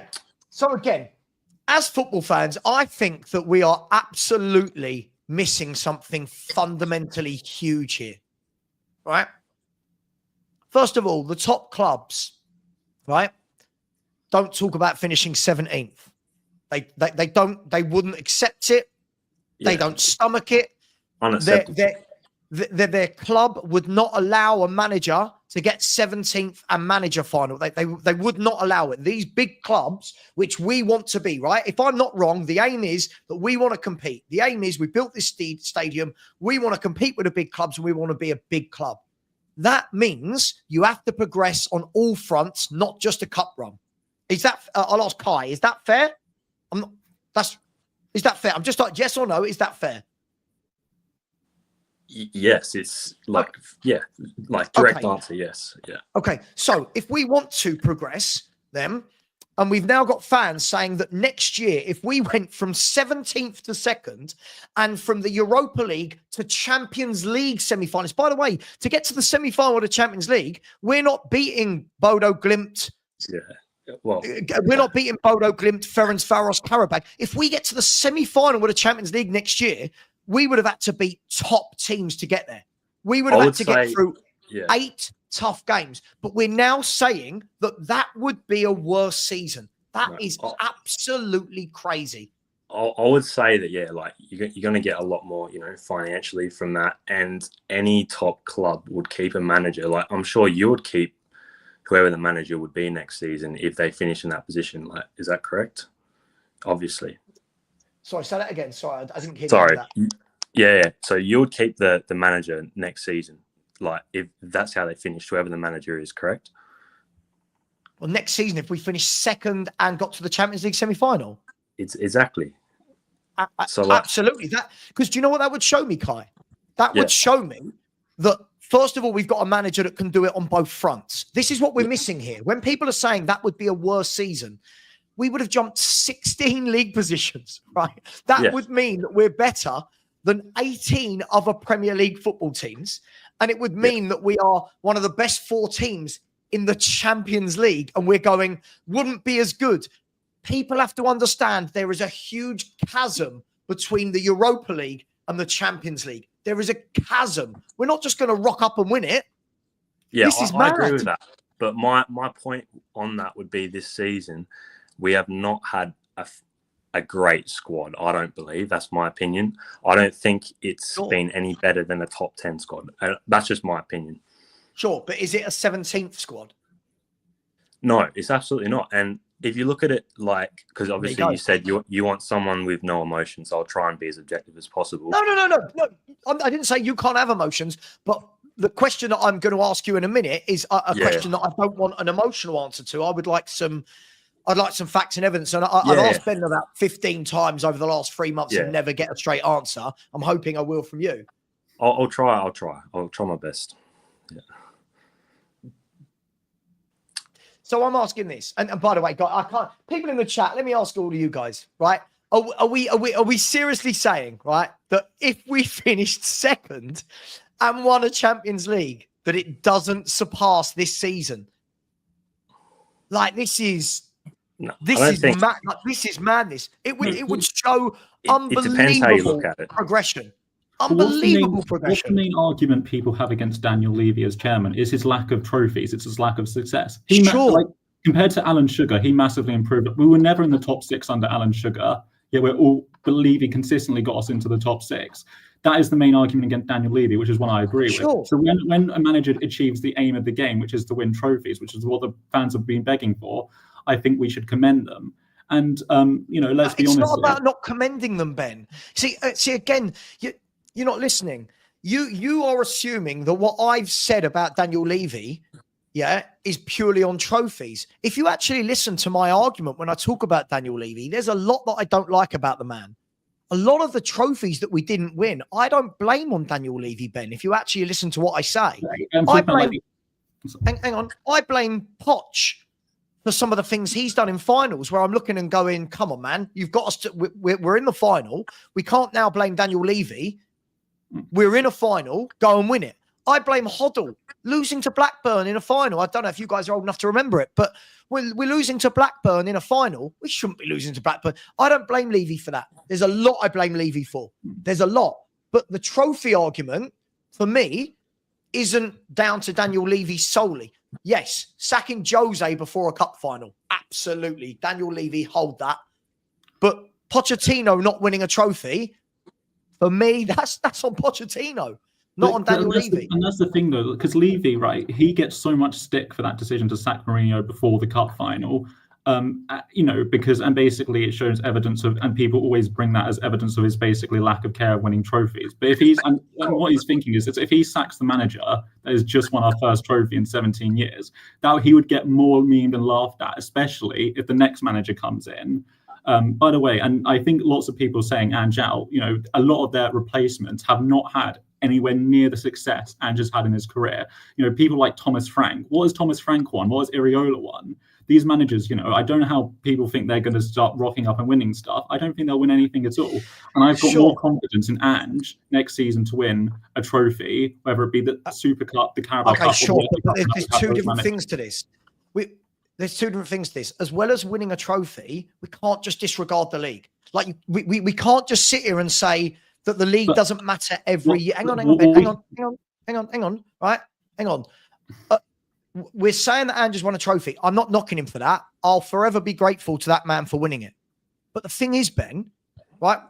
We talk about wanting to get better as a club. We talk about wanting to compete with these big clubs. We talk about, look, we built the £1 billion stadium to do that, right? We talk about winning mentality. What we can't say is every year we're going to put all our eggs in the basket of winning a cup. Because we're not going to win a cup every year. Who wins a cup every year? No one wins a cup every year. Man City this year did not win a cup after dominating for the last 8 years, right? No one wins a cup every year. That doesn't mean that just because you don't win a cup, you can be 17th in the league. There's got to be a balance. You've got to be able to balance the league and the Premier League. Now, if Ange stays, right? By the way, Ben, I'm not saying he's going anywhere. If everyone, I know people are not listening to what I'm saying. I'm not saying he's going anywhere. Just because I don't. If you were in Levy's shoes, though, you would sack him immediately. Mate, if I was in Levy's shoes, this guy wouldn't have started this season as manager. Yeah. So if I was might have not won the Europa League results, so that would have been a bad decision on your behalf. Sure, or we might have. So do you know? Listen, if some buts aren't they? Europa League, we've lost to some very easy teams in these European. People say how easy the run is, but we've lost to some very easy teams in the past. Like Pochettino lost to that Belgian team again. Conte lost to Enes Mora. And by the way, Conte, right? People praise a lot of Ange outers, not you, but praise Conte. Conte had us competitive in nothing. Weren't in the title race. We got knocked out to championship teams. We got knocked out to Nottingham Forest in the Carabao Cup, who were fighting relegation. We lost to Enes Mora. So I would say that objectively, Ange is a much bigger upgrade, but definitely done better than Conte does. So this is where I feel like context has to massively come into play here, right? Now, again, Conte for me, I said from the beginning there was 0 point Antonio Conte being at this football club. Right? Forget whether I like his style of play or not. I said there was 0 point. Conte is an out and out winner, right? That goes into clubs, gets what he needs. And when I say gets what he needs, I don't mean giving him people like Richarlison and Joe Rodon. He gets what he needs, right? And wins. Look at Napoli, right? Look at Inter Milan. Look at Chelsea. I said those teams are like teams that have won the league recently, like before he came in. Sure, yeah, so that was the difference between him and Tottenham. Well, them and Tottenham. And Tottenham. Ben, if you let me finish, that's the point I'm getting at. So when Conte came in, I turned around and said, "This is never a match. This is never a match for Tottenham because Conte is going to come in and go like he did. I want a Bastoni, right? Tottenham, we can't attract players like Bastoni, right? This is what I'm saying about Conte. So when you use him, different though, because like if you look at Conte's track record, his league record is much more better than his cup record. His cup record, like he never won the Coppa Italianissima, he's never won a European trophy. Spurs, what are we? We are always a cup team. We have always been a cup team. And the reason why I've got our Tottenham back on my name is because we've won a cup, which is what, when Tottenham were a big club back in the 80s, that is what we always won. We won cups. There was the big five in the 80s, us, Everton, Man United, Arsenal and Liverpool. Tottenham still didn't win leagues, but we did win cups. And that's what made Tottenham a big club. And that's why I'm praising Ange, because he's taking us back to what Tottenham should be, which is a team that can win a trophy. It really depends. It really depends on what happens in this transfer window, whoever the manager is, because it's one thing, to win a cup, which is magnificent, but if you don't back that up with ambition, it doesn't matter who the manager is. It's just the same trends are going to happen, in my opinion. Can I ask you a question, Kai? Yeah. Ask you a question. Right. Now, and again, people will have a pop at me here. Realistically, we're not winning the league next year, are we? Right? Well, I don't even know why you have to think about it. Tottenham Hotspur are not winning the Premier League next season. Have you seen how good the teams are above us? Right? We're not, are we? Objectively, they've got 2 starters in every position, and we don't have that. So if you look at it that way, there's no way. But look at Leicester. Look at Leicester. Sure, but that if we're going to use the anomaly, look at Liverpool already. Liverpool are signing Florian Wirtz, Frimpong, Kirkes. Look at Man City; they're already signing people. Man United have even just signed Cunha. Yeah, I think everyone agrees with you when we say we need a good transfer window and we need to sign some experienced players. Hang on, I was asking Kai a question. Right? We're not winning the Champions League, right? With all the best will in the world, we're not winning the Champions League and we're not winning the Premier League. If we're going to be brutally honest, we're not, right? So it looks that way. It seems that way, yeah. Okay. So for me, what I do think we need to do, because I'm not going to judge this manager every year on whether he wins a trophy or not, because Spurs don't win trophies every season. No manager wins trophies every season at every club. Yeah? Look at Liverpool. Liverpool seem to have a year where they win a title or a trophy and then a year where they don't. Right? So I'm not going to judge him on that. So what he's got to do, if he stays, which it looks like he is, we can't have another year where we finish 17th and go, well, it doesn't matter because we gave everything in the cups. Yeah. So that's sort of what that, how you're going to ask me that question about. Yeah. So if you want me to take it away. So basically, go for it. This is just my opinion, obviously. It's just a fan show. It's opinions. So basically, didn't have much of a squad, in terms of like chance creation, I believe that they were up there in the top percentages. If you look at the goal difference, it's just our defence wasn't good enough. And I also believe that James Maddison, after his ankle injury, just lost his form completely. And we just couldn't cope, young squad. So I believe that with a good transfer window come into next season, there's no chance on earth that we finish 17th, and that's not going to happen. So that's just my opinion. I bloody hope so, Kai. So let me ask you, Kai, before I bring in Stel, this is the one thing that I keep asking and I can't get an answer from anyone. I genuinely cannot get an answer. Right? Okay. And I actually think even though Stel is Ange in for the time being. I genuinely think he agrees with me on this part as well. He might shake his head and say, no, I don't, when he hears what I'm about to say, right? Yeah. For me, Kai, I'm asking this question. Yes, we've won the trophy. Yes, jubilation, brilliant. Champions League, revenue, bang, wow, amazing. Thank you. Stop the rot. Now asking this. What has anyone seen to suggest that when we start next season, we're suddenly going to look like a well-drilled, well-coached football team? Because in 2 years in the Premier League, we look like Bonnie Blue. And if you don't know who Bonnie Blue is, just Google it. But we look dreadful. So what has that trophy win done to change the way he plays? That's what I'm going to ask. Okay, so it hasn't changed the way we play. Right. It's shown that he can adapt. It's shown that with experienced players on the pitch, they are smart enough to close the lines, close the channels. Because as you saw in the game yesterday, it was just 2 individual errors. That didn't make sense. But anyway, the point I'm trying to make is they're good enough. They're a good enough team that come into next season. They'll be able to perform.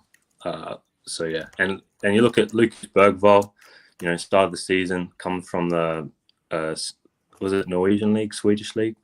Swedish League. And Swedish League, and he's developed into an immense player. I'd say close to Madison. So that's instantly like 2 starters in that position. You strengthen, bringing experience, because you got to remember we shipped off half our team, and we didn't bring in much replacement. Like Otterberg is a young gun. You know what I mean? Like he's a young fella.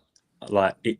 So whether that's Ange or the club, I don't know if it's that Johan guy, because I don't think he knows what he's doing in the making deals. That's just my opinion. I don't see it. But as far as I'm concerned, like there's some players that we've been rumoured with we haven't brought in, So Kai, I agree with you on all this, by the way. But can I tell you what frustrates me? Then I will bring Stelling, because I haven't yet. Yeah, absolutely. I completely agree with you. Yeah. But Stel, you're going to agree with me on this. It's all well and good when people now want to talk about he wasn't backed and we weakened the squad. But Kai, if I go back to my streams last summer, I was berated. Stel was berated. I know everyone always thinks Stel and I are an echo chamber. We disagree on a lot, by the way. It's good. Right? It's good to disagree. Yeah, it is. But we were berated, Kai, last year, because when we were saying Odeber, when we were saying Gray, Solanke, we were absolutely abused, and we were told, "You don't know Ange. You don't know what he's going to do with these players. Ange wants these players." All the videos, Kai, were Dominic Solanke catapult Spurs to top 4. Archie Gray, generational talent, how he solves the number 6 position. Now, that's fine. I get it, clickbait, all of that. But then all of a sudden, those same fans, Kai, that were telling me that are the same ones now going, well, how could Ange possibly do better in the league when he's been given these players? And you're like, well, hang on. It's one of those things. You got to understand. You got to understand. Like, a lot of these fans are Aussies, and they just really, really want to see an Australian coach do well, and they all contradict themselves. He's Greek. It's only natural, He's Greek Australian, Okay, man. Okay. Let me bring Stel in. Let me bring Stel in. And for anyone, Stel, that calls my channel an echo chamber, I've now got 3 people on here against me who all disagree with me about Ange leaving, right? So I can't be called an echo chamber. Stel, you've been getting a lot of stick in my chat today, not from me. What would you like to say? Because you are now Ange in. No, you've changed your mind. What would you like to say, mate? I'm not Ange in. All right. Okay. First of all,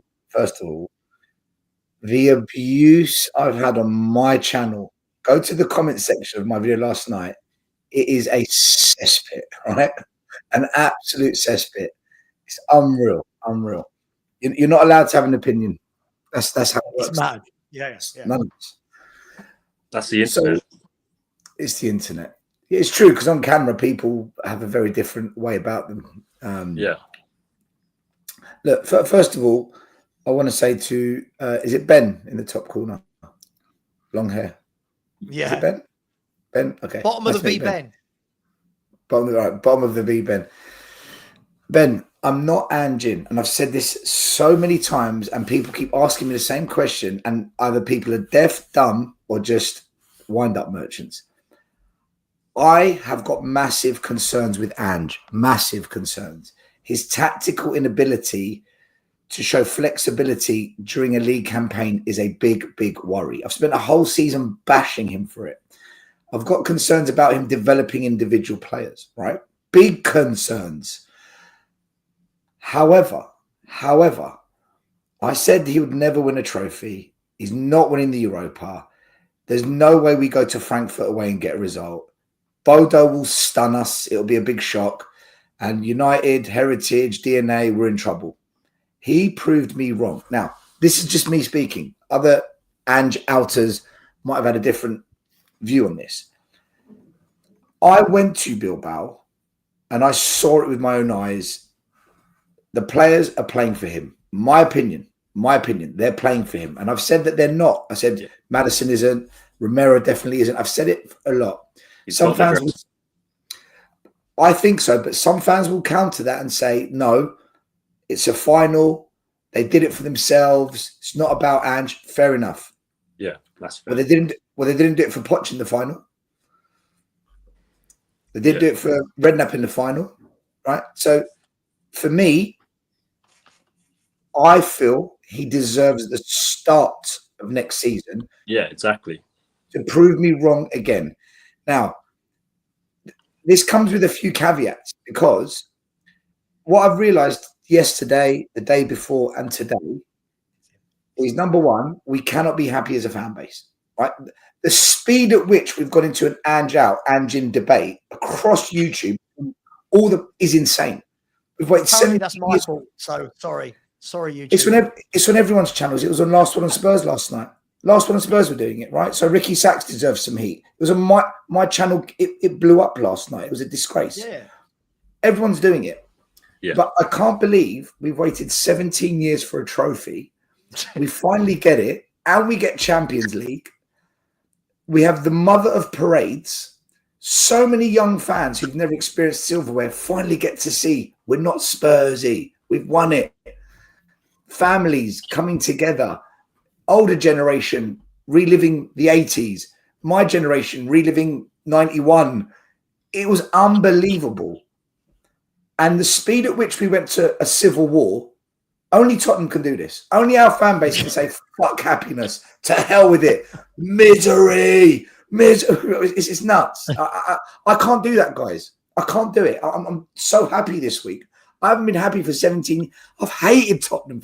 I hate everything for 17 years because of this club. I'm so happy this week. So happy. So it's clear to me that we can't be happy for a long period. And I ask myself, why is that? And it's so obvious to me. Every Spurs fan's definition of success is different. And this is where the problem is. This is where the core of our argument actually is. It's not Ange in, it's Ange out. It's what do you want? So for me, I just want trophies. I am a fan, and the receipts I'm sure are out there on YouTube. I am a fan who said, I will finish 10th, give me an FA Cup. I will finish 12th, give me a Europa Cup. I will finish 8th, give me a Carabao Cup. I'll take that. But I've realised a lot of fans won't take that. A lot of fans won't take that. They'd rather finish top four, semi-final, basically Poch, which is fair enough. That's their version of success. Some think that we should be winning the league. Fine. That's fine. I'd love that too. Some think that we've got to be maintaining. What about the middle ground of both of those, Stel? The issue is... Well, Ben, let me finish, and then I want to hear it as well. So quickly, yeah. The middle ground of that is, for me, it doesn't need to be either or. Like I would never sit and say I'm happy to finish 17th and win a trophy. I'm not, but what I get thrown at me because of that, and I like this because this is nice and calm conversation, boys, from people who disagree here, right? For me, though, what I hate is that because I say I don't want 17th, people go, so you don't enjoy the trophy. It's like, no, hang on. For me, I think it should be top 4, top 5, top 6, and a trophy. I don't know why it always has to be one or the other from our fan base. Like, that's where I am. That's right. I was 1 minute, guys. 1 minute, because I want to finish what I was saying. Yeah. I totally agree with Savva, because this is something I was thinking about last night, because a few fans were saying both. This is the problem. This is the problem. Fans who want both, I want both. No manager in the history of Tottenham under Levy and Enoch has done both. No manager has got us top 6. So what we're asking for is something that's never been done before. Right. Okay. Yes. Now, the reason we haven't done both, and I know, Savva, you're going to hate this, but for me, it's the facts. That comes down to Levy, because, and hear me out, because unless this club says we're only signing experienced quality that can compete on all fronts, every manager that's come to Spurs has had to sacrifice. Poch targeted the league, dismissed the domestic cups. Ange dismissed the league, went for the Europa. Conte boshed up the cups, went for top 4. Every manager, I think, comes to this club and says, I haven't got the squad for this, because this club isn't going to break the wage bill to attract the best, and this club isn't going to spend £50 million on De Bruyne's, Modric, and Mbeumo's. They're going to spend 50 million on Solanke, Richarlison's, and this. And you said I'm going to hate that. Sorry, just quickly still. You said I'm so going to hate that. So basically, Levy's the issue if you want both, Savva, is what I'm saying, not the manager. But then it comes back to Levy, which we don't want to talk about. No, we could talk. Listen, Stell, you can talk about whatever. Listen, this is, come on. I think Ange did what no manager did, Savva. He came in and said, fucking hell, trophy done, when all the rest before him failed. And yet we want both now. Who does both with Levy? What manager does that? Hang on.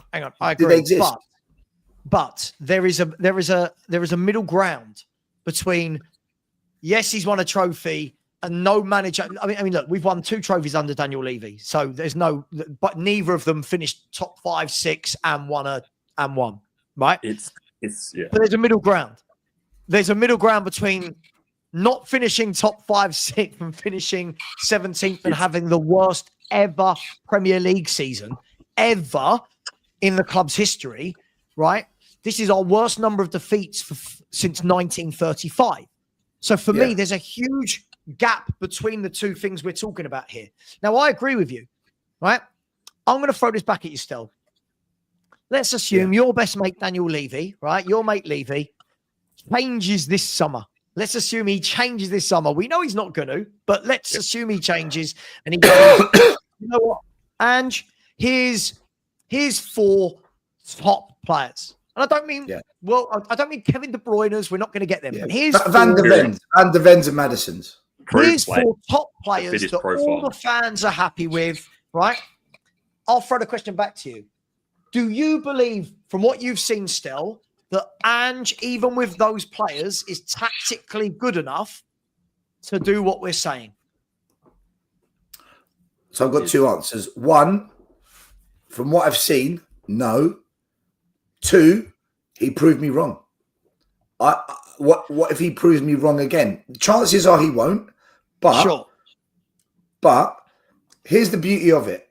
If the board do sign 4 really good players, and Ange after 10 games, it's looking like a shit show, the next guy that comes in isn't going to inherit Dross. He's going to inherit those top players. So it's a win-win for me. Or you get rid of Ange now, bring in a new manager and say, right, here's the money, you bring in top players, but you're then asking that manager to do what no manager's done before. So I don't think that. Listen, I don't have a 17. Would Glasner have a 17? But here's it. Okay, I'm going to answer you.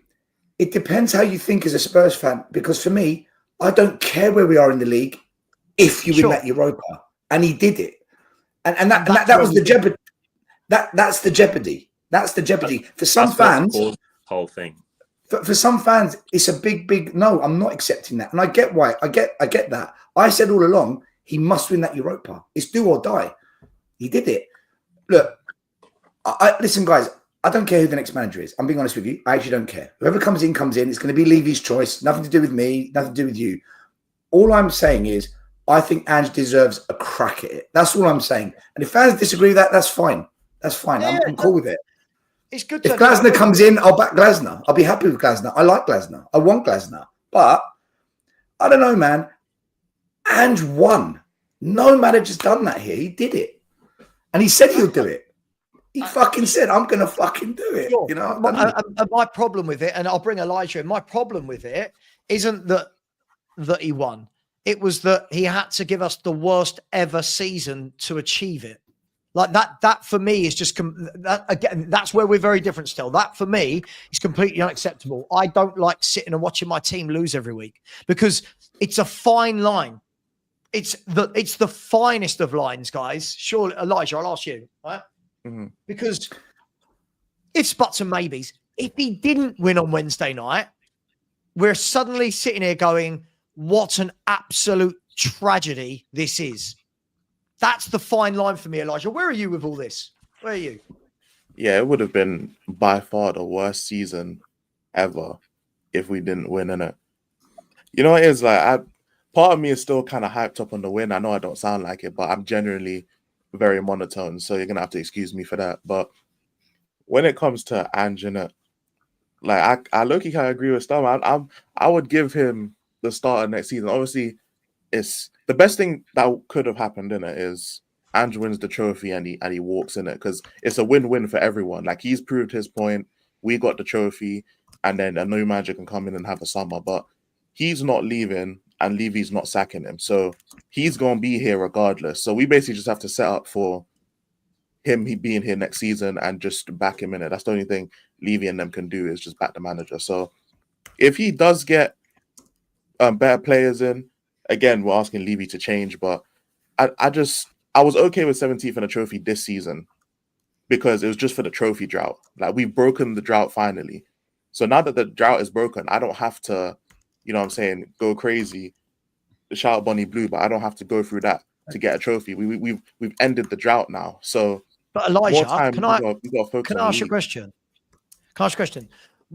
I'll tell you what I'm going to be wanting, right? I don't know if it's a question or a statement really here, mate, but what I want to see is when we get to the end of the summer, I don't want everyone flip-flopping on whether they think we've had a good window or not, depending on the start how Ange makes. And what I mean by that is when we get to the end of the window, I don't want everyone going, Carl, we bought him. Well, let's say this window we bought Eze, Angel Gomez from Lyon, Carl Walker-Peters, because he's on a free and he's club trained. I can guarantee you we're going to sign him, right? And Jonathan David, right? For example. You're going to have people that will go, look at that as a window. Brilliant. Look at that. Goal scorer. Eze's brilliant. Gomez, a good playmaker. Carl Walker-Peters covers both the, right? If those people, Elijah, turn around and say, that's a great window, and then Ange is shit again next season in the league, I don't then want them to turn around and be like, oh, but it's Levy. Levy didn't back him, that the players are shit. That's my problem with this fan base, Elijah. Those who said it was a great window are now telling me the reason we couldn't, I say compete in the league, the reason we couldn't finish in the top half of the league was because of the window. So, do you see what I'm saying? No, I fully get what you're saying. And that's like my biggest gripe with Levy, innit? It's not really the trophy aspect. It's more so the people who he's put in position. For example, like Man and Lange, I can't lie, I got beef with Lange, innit? I'm not saying if I see him, it's on site because I'm not a fighter, but I'll be real. There'll be a lot of dark thoughts going through my head. I will say that, innit? I'm not a fighter, but I will think something crazy. But someone like Lange, innit? Like it's not the money we've spent, it's the way we spent it. And I think the people who Levy puts in those kind of positions have done terribly, really. Exactly. So, and when it comes to, like, obviously Poch in the finals and stuff, like starting Kane over Llorente was mind-boggling. Not playing Lucas was mind-boggling. And we definitely had gripes with Poch as a manager when he was at Spurs, and Chelsea found that out real quick when he joined Chelsea. So it's not necessarily on Levy about that kind of stuff. But yeah, the fan base expectations, like the transfer window we had last season, I can say last season now, it wasn't great, innit? But people were more so caught on. They were caught Elijah, on what could have been. Elijah, sorry to interrupt you. What? I'm just trying to understand the fan base because I've lost understanding our fan base over the last 3-4 days. what I'm understanding is what our fan base wants has never been done under this ownership, which means the ownership needs to change the way it behaves. Otherwise, we're not going to have what we want, because no manager, even the best we've had, have never done it. They've never done both. So the only pathway there is for the ownership to change their behavior. Look, Ange has come out and said, we need experienced players now. We've got a good crop of youngsters, but we need experienced players. So I take that as we need some quality of 24, 25, 26, 27 years old to now come in. If that doesn't happen this summer and Ange doesn't walk, then I will very quickly move. Doesn't he? This man says a lot of contrasting, contradicting things that he did. I feel like everyone moves with what he says. So if Ange turns around and says, but he also said I won a trophy in my second season, which was the coldest fucking flex ever. But still, we dismiss that and we focus on the other stuff. Let me talk. Let me talk. Right? Yeah. Let me talk. It's all well and good saying that Ange said that, but what about all the other shit that Ange just said that no one holds him accountable for? Right? It's everyone's picked that one because it's the overarching thing. But this is the manager that said he didn't want experience. This is the manager that said he didn't want to buy leaders. He wanted to develop them. This is the manager that said he didn't make substitutions because it would have been an undeserved point.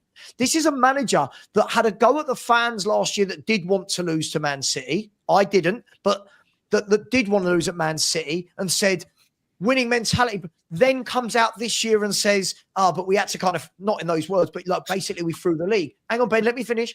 This is the manager that came out and said winning a trophy means nothing if we finish 10. Right? So all of these different things that Ange is saying, Stel, for me, I keep saying this in our WhatsApp group, right? If you have 1,000,001 opinions, not you, the royal you, if you have 1,000,001 opinions, you can never be wrong. You can never be wrong if you change your mind every week. And he doesn't that's always where get a it lot right. of He said it himself that he doesn't get it right. He said like half the stuff I said is wrong because he just like looks at the ground and just like says stuff that fits the circumstance, if you know what I mean. Like it's very rare that you see a manager that's just so composed that's just like, you know, going to say exactly how it is and you can never pick him up. There's always going to be something that's going to contradict itself. That's just the way it is. You know what I mean? The thing is, Ange, right? Savva, all year long we've criticised him for what he said. You're right. I agree with you. I absolutely agree with what you said. Sometimes I feel like he makes up as he goes along, but we can pick the bits that are true. For me, he had to win the Europa or he was toast. It was. We said it all along. Your whole career, the whole club rests on that one game. He pulled it out the bag. When he says, "I want experienced players," I think it's fair to say here, right? If we're all going to be honest, we all know if we don't sign, if we don't make the same mistakes we did in 2019, Champions League final, we didn't build from a position of strength. Right, we're back in the Champions League. We've got a trophy in the bag. A lot of fans are in a good place. Build from strength now. We know if we don't go big in this window with experience quality, we know next season's a disaster already. We know it's fucked. I know Andrew will fail. I don't trust him with those quality players. That's just me, right? People have a pop at me. Yeah, I get that. I don't trust because look, here's my biggest thing with him before Ben and Luba come in, because Luba hasn't talked and Ben's been waiting patiently, right? Four Ange inners kind of Luba. It's mad. Stell's 50-50, but you know, my issue with it is not. Ange proved me wrong. Okay. Right. So I get it that everyone needs better players. Of course, every manager will tell you. Pep Guardiola will be sitting there to his board going, I need better players. Yeah. Let's be fair. Arne Slot's won the league and he's going, I need Florian Wirtz. I need Frimpong. I need, right. Every manager needs better players. My worry is what I've seen from him coaching wise in 2 years is about how he sets up a team, not just the caliber of players. Because when we play like we did yesterday, when we play like we did against Wolves, sod this, when we play like we did in the 34 defeats in the last 66 games that we've had, which is absolutely shambolic, you could have Paolo Maldini in there. You could have Pirlo in there and Kevin De Bruyne in there. If you're going to be that badly organised still, and the tactics are going to be that wide open, I genuinely worry. So what I need to see from him, I need to see that we actually next season look like a drilled football team. Yes, the cup run is great. Yes, winning the Europa is amazing. But BAU, what are we as a football team? I want to see that we're drilled. And I watch other teams and go, yeah, you look like a unit. I watch Spurs and go, what are we? Like, what? 2 years? How do you see that next season if we don't give him a chance to start? But mate, I've wanted to see it for 2 years and I'm not seeing it. That I've just said still, that's my problem with him. I don't believe that he can do that. That's my issue with him. Well, Savva. So right, okay, this is the division, right? His first season, he got us back into the Europa. His second season, he won the competition he got us back into. Now it's his third season. I just want to see, right, mate, now what? Because you're not in the Europa. Fair. Now what? And this is why I'm saying he deserves to show me now. But Savva, there's a high probability you're going to be right on this. There's a high probability. I don't want to be. I don't want to be right on this. It's not about being right. It's just at the moment I don't. I'm acknowledging your point is very valid. I'm acknowledging you've got a very good point here. I know you are. I'm just saying at the moment I just don't believe what I've seen from him. Is there's one thing adapting in Europa when his job was on the line, and let's be honest, everyone, his job depended on that Europa League, right? There's another thing when you have to go into Premier League games against teams who set up differently each week, and he doesn't adapt to that. That's the big thing for me. Teams are having 20 plus shots on our goal regularly. I agree. And he's not changing that. That's a huge concern. That's a massive. Let me bring Lubo and Ben in. Isn't that a huge red flag? Everyone is just peppering our goal. Can I answer that question? So in terms of our league form, and I think to assess our league form, you'd have to understand Ange as a manager. Ange is the kind of guy that basically, he wants to win. And when it's obvious he can't win, he's like he's like a chess player that, when it's obvious you can't win, he would just flip the board up in the air. In the league, it was obvious we weren't going to win. We were 14th when the players came back. So I think for me, it's been 20 months. I know. It's been 20 months. I'm not having that as an excuse. Let me finish. So in the first 12 games of the season after Man City 4-0, we were 6th in the league. We were in 6th place in the league. Then the players got injured, and when they came back, we were 14th. Ange knew he had to adapt, and he had to focus on the Europa League, and that's what he did because he knows this club and he knows what they're laughed at for being Spursy. And that's why he said in his post-match interview after the Man United Europa League win that this season coming 17th and winning a trophy would do much more for this club than coming third and winning nothing. And he's absolutely spot on about that.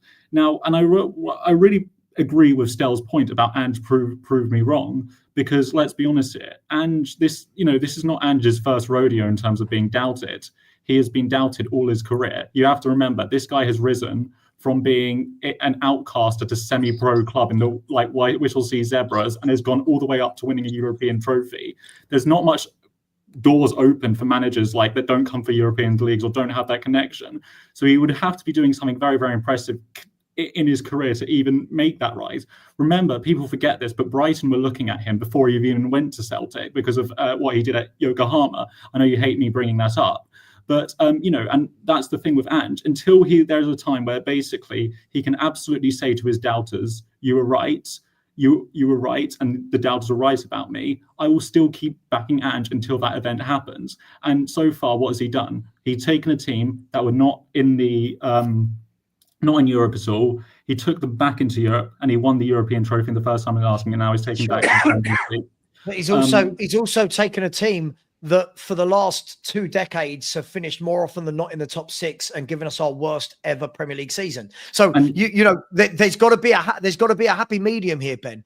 I get what you're saying. To back Stell's point even more, he says under Levy, we've not been top 4 and won a trophy since Keith Birkinshaw. I didn't say top 4.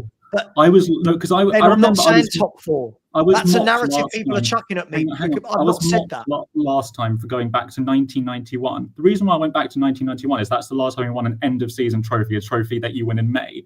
Our league form in 1991, the last time we won a trophy at the end of May, we won 2 games between the third round in January and the final. You know, it's not 1991. See again. But again, Ben. But again, see, if we're going to start doing, I keep hearing people talking about Keith Birkinshaw in 1991. Back in 1991, how many substitutes would there have been? How big were football squads? Right. The reason why I'm going back to 1991 is because the only thing I can go back to, because that was the only time, the last time we won a trophy back in May. That's why I'm going back to it. It's the only relevant statistic I can use. Ben, okay, I get it. But football was very different back then. Listen, Ben, what I don't get about this is every time he loses a game, there's an excuse. Every time he loses a game. I've lost count of the number of times this year I've heard, this game don't matter. This is a free hit. People were talking about free hits back when we played Galatasaray in, I don't even know when we played Galatasaray. October. That was our first Europa League loss in that was in November the 7th. Yeah, November the 7th. Yeah, that was our first Europa League loss where we lost 3-2. I've been hearing free hit. Listen, Ben, I've said to you, I don't think he's going anywhere. Right? Yeah. I can't be clearer to anybody that doubts my position. Here it is. I've said I don't think he's going anywhere. I really want him to go. Right? There are 2 very different things that I'm saying there, right? What I want and what I think is going to happen are 2 very different things. If this man stays, next year, we are in a better competition than the Europa League, right? In the Europa League, what this man was able to do, so when everyone's saying, oh, we only concentrated on the Europa, we were making like 6-7 changes for Europa League games. In the Champions League, we can't do that. In the Champions League next year, right, the team that plays at the weekend is pretty much going to have to be the team that plays midweek when we play Juventus, Inter, whoever we play, right? So what I need to see, if this man stays, which it looks like he is he's got to balance that. He's not going to have, for another year, surely everyone agrees with me, for another year, he's not going to have the excuse of only concentrating on one thing. Because you won't win the Champions League at Tottenham. We're not going to win it. If I'm wrong, amazing. We're not going to win the Champions League. So he won't have that to fall back on. So next year in the league, he's got to coach. He's got to find a way to make Spurs difficult to beat. Correct. And he has not done that. Ben, before you jump in, I know you really want to, and I'm going to bring Lubo in. The problem is, you can say, oh, we were 6th in the league and blah, blah, blah. The players got injured. Ben, this stretches back 20 months, right? When Tottenham Hotspur started this horrific run, which is the worst in the club's history, by the way, in the last 66 games. 66 games, 34 defeats is the worst in the club's history, right? We weren't in Europe, Ben. We weren't in Europe. We were playing 1 game a week, and there were excuses for him then as well, right? So that form has carried on to this season that's just finished. Surely that cannot continue into next season because no club allows that. No club sits there and says, let's just not worry about the league form for 3 years in a row. Surely you must agree with that. Well, again, so first of all, I think when people are exaggerating, I'm just going to start. First of all, people are exaggerating when they're saying like Champions League, we're always going to be playing like Barcelona in the league stages. No, I mean, there are lots of teams, Bodo Glimt are going to be in the Champions League next year. We beat them. Frankfurt are going to be in the Champions League. Bilbao are going to be in the Champions League. Olympiacos are going to. We're not going to be playing Barcelona every single week. Hang on, but no one said we're playing Barcelona every week. We're playing Juventus, Inter Milan. We're not going to be playing those teams every week. And also, let's be honest, he's not just going to be in the Champions League. We've got 5? We've got 5 competitions, starting with the Super Cup. We've got the Carabao Cup, and we've got the FA Cup as well. We're not just the Champions League. He got to a semi-final of the Carabao Cup, so he's shown he can do well the cups. I agree. Everyone agrees he has to translate it into the league, and that is why the position from people like Stel is and prove me wrong. And so far, again, like I always said, he has got a consistent track record in proving his doubters wrong. So until he doesn't prove he's proved the doubters wrong in Europe, yes, but in the league he has not proved anyone wrong in any way, shape, or form. Is that fair? He was focusing on, because again, on the back half of this season, he was focusing on Europe, like I just said. And what about the season before? The season before we came 5th, didn't we? Sure, but because of the 10-game start. So for 28 games, I think Lubo would. Hang on. Lubo, was it 12th or 13th over the last 28 games of that season? 12. Right. So he didn't prove me wrong for shit, Ben. Right. He's not proved anything to me in the league. In the league, he's proven to me that he can't coach against the teams in the league.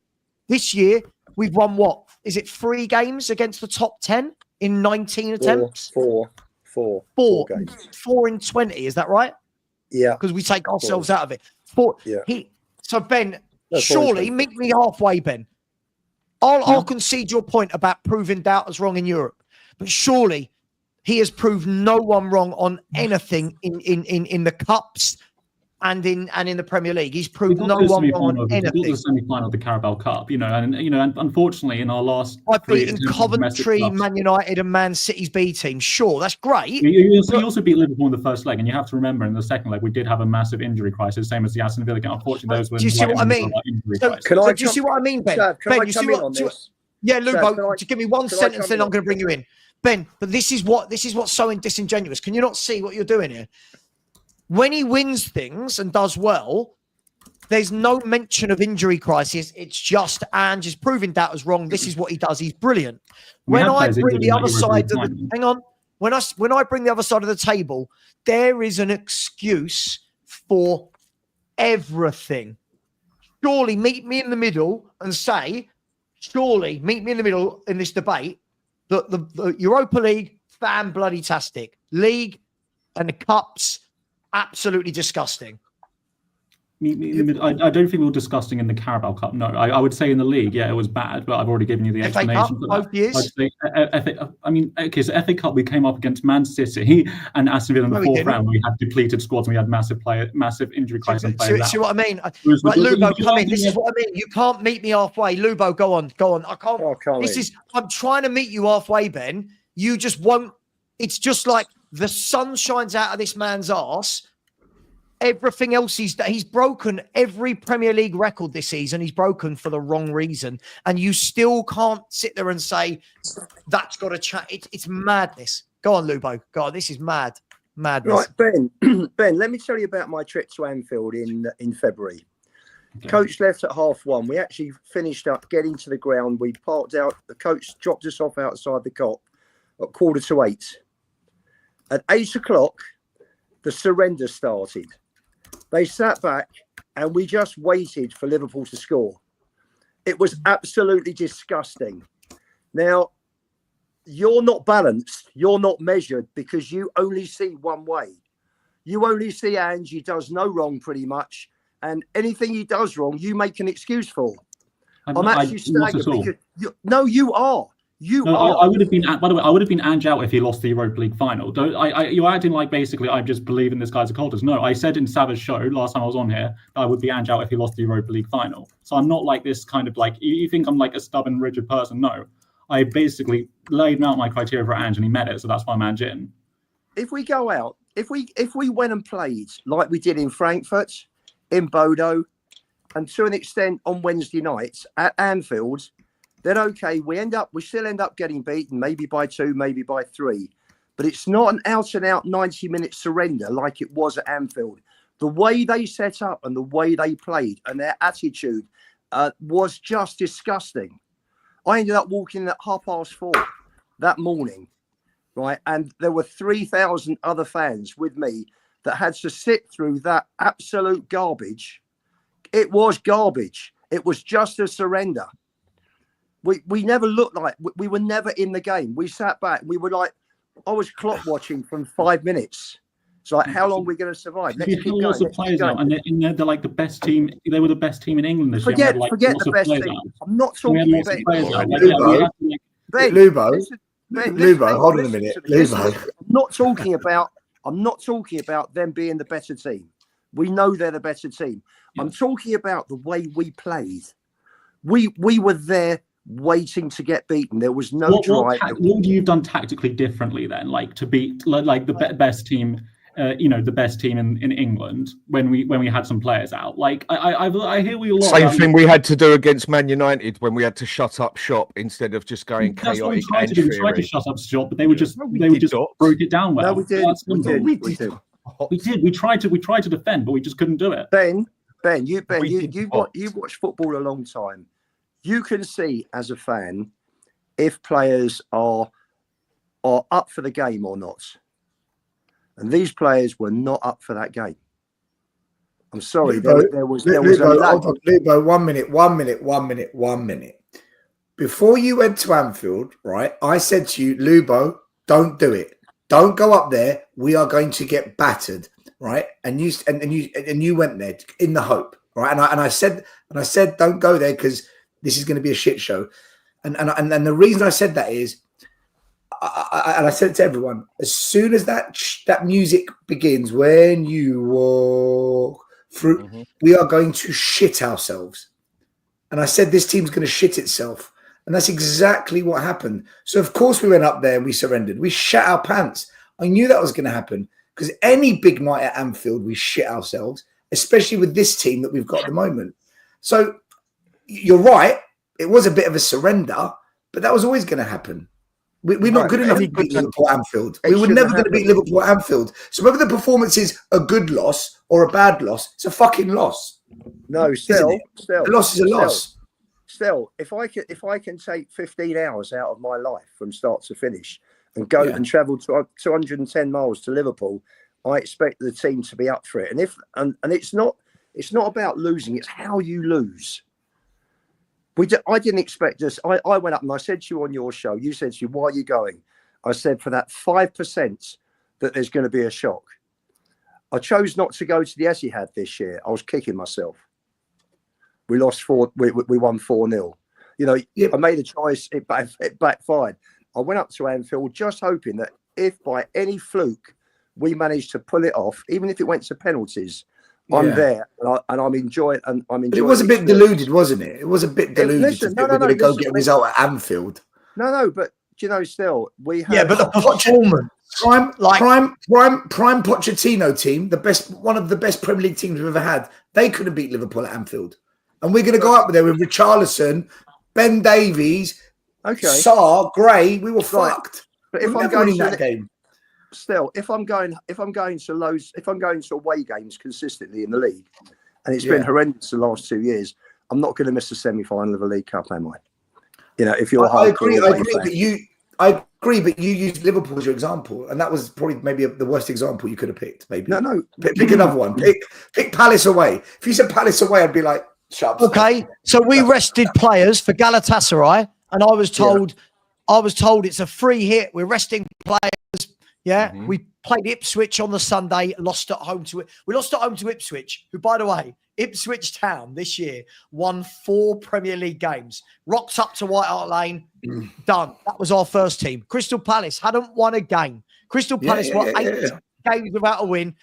Spurs rock up there. Thank you very much. We'll have our first win. At that point, Crystal Palace were 10 points behind us. They've just finished 15 points above us whilst winning the FA Cup. Why didn't Crystal Palace focus all their eggs on the FA Cup basket? Why didn't they? Can I answer that? Because I just wanted to come on and just answer that question. Because I've been listening to the show for the last 45 minutes, and two things I just want to say are 3 things. Number one, it's a shame that you're right still on YouTube, etc. 17 years. We've had a few decent seasons in between, particularly with Poch, 1 or 2 with Harry, but people just aren't enjoying it as they should have. They should be enjoying this trophy win. Number 2, Ange played the way he did this season because let's be honest, he's not capable of mounting a double challenge, whether it's top 4, top 6 plus Europe. He's not capable of doing that. He's shown that with his in-game management, his selection, with his rotate or lack of rotations. He's just not capable.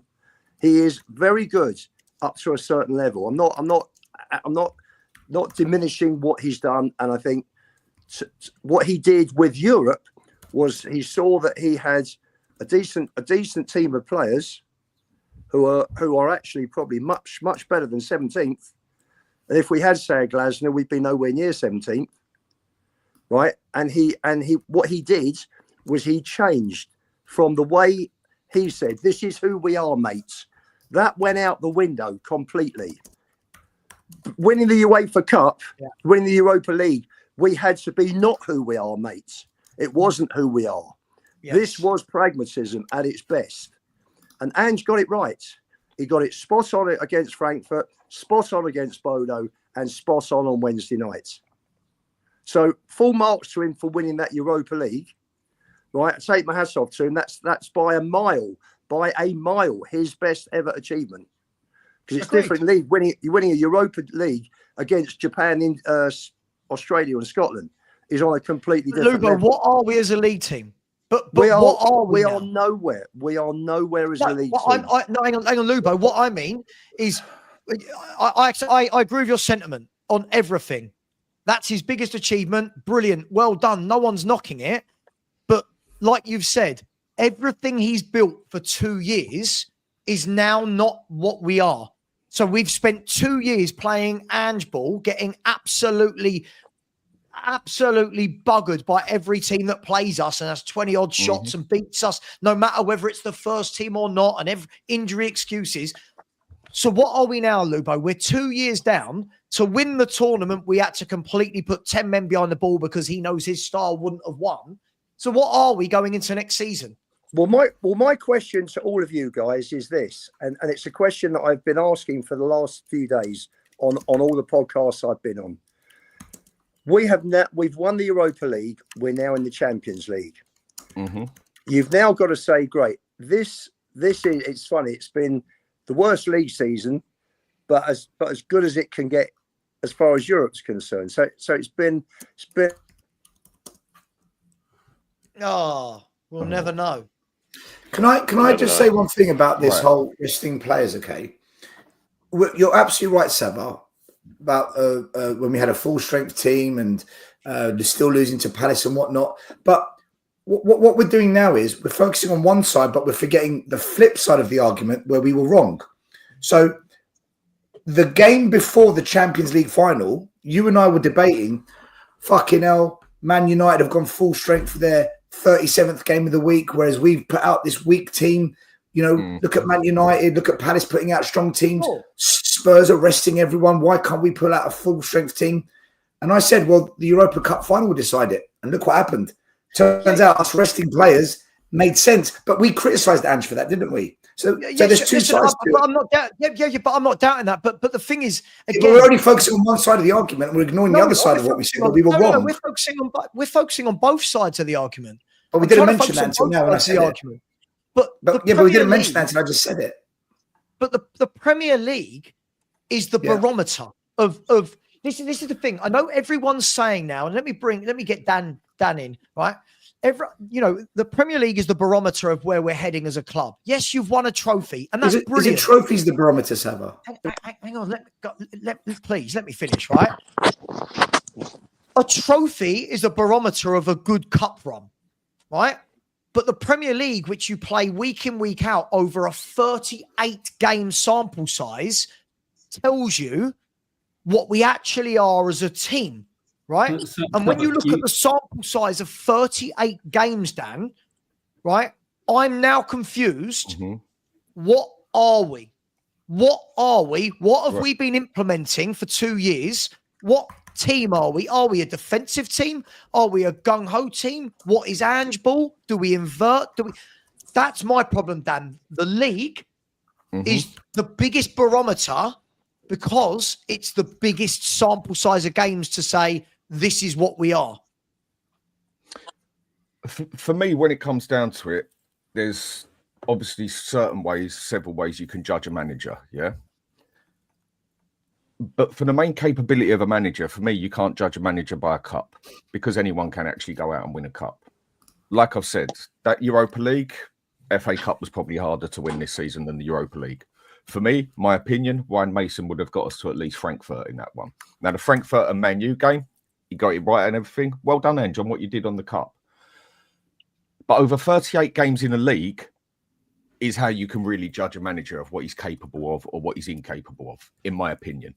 And the manager has proved over 20 months, okay, people don't like putting both seasons together because it makes it look worse. Okay, so we forget the first season. The last season he just done, he just had us finish 17th in the league and get destroyed more than we ever have done and embarrassed more than we ever have done.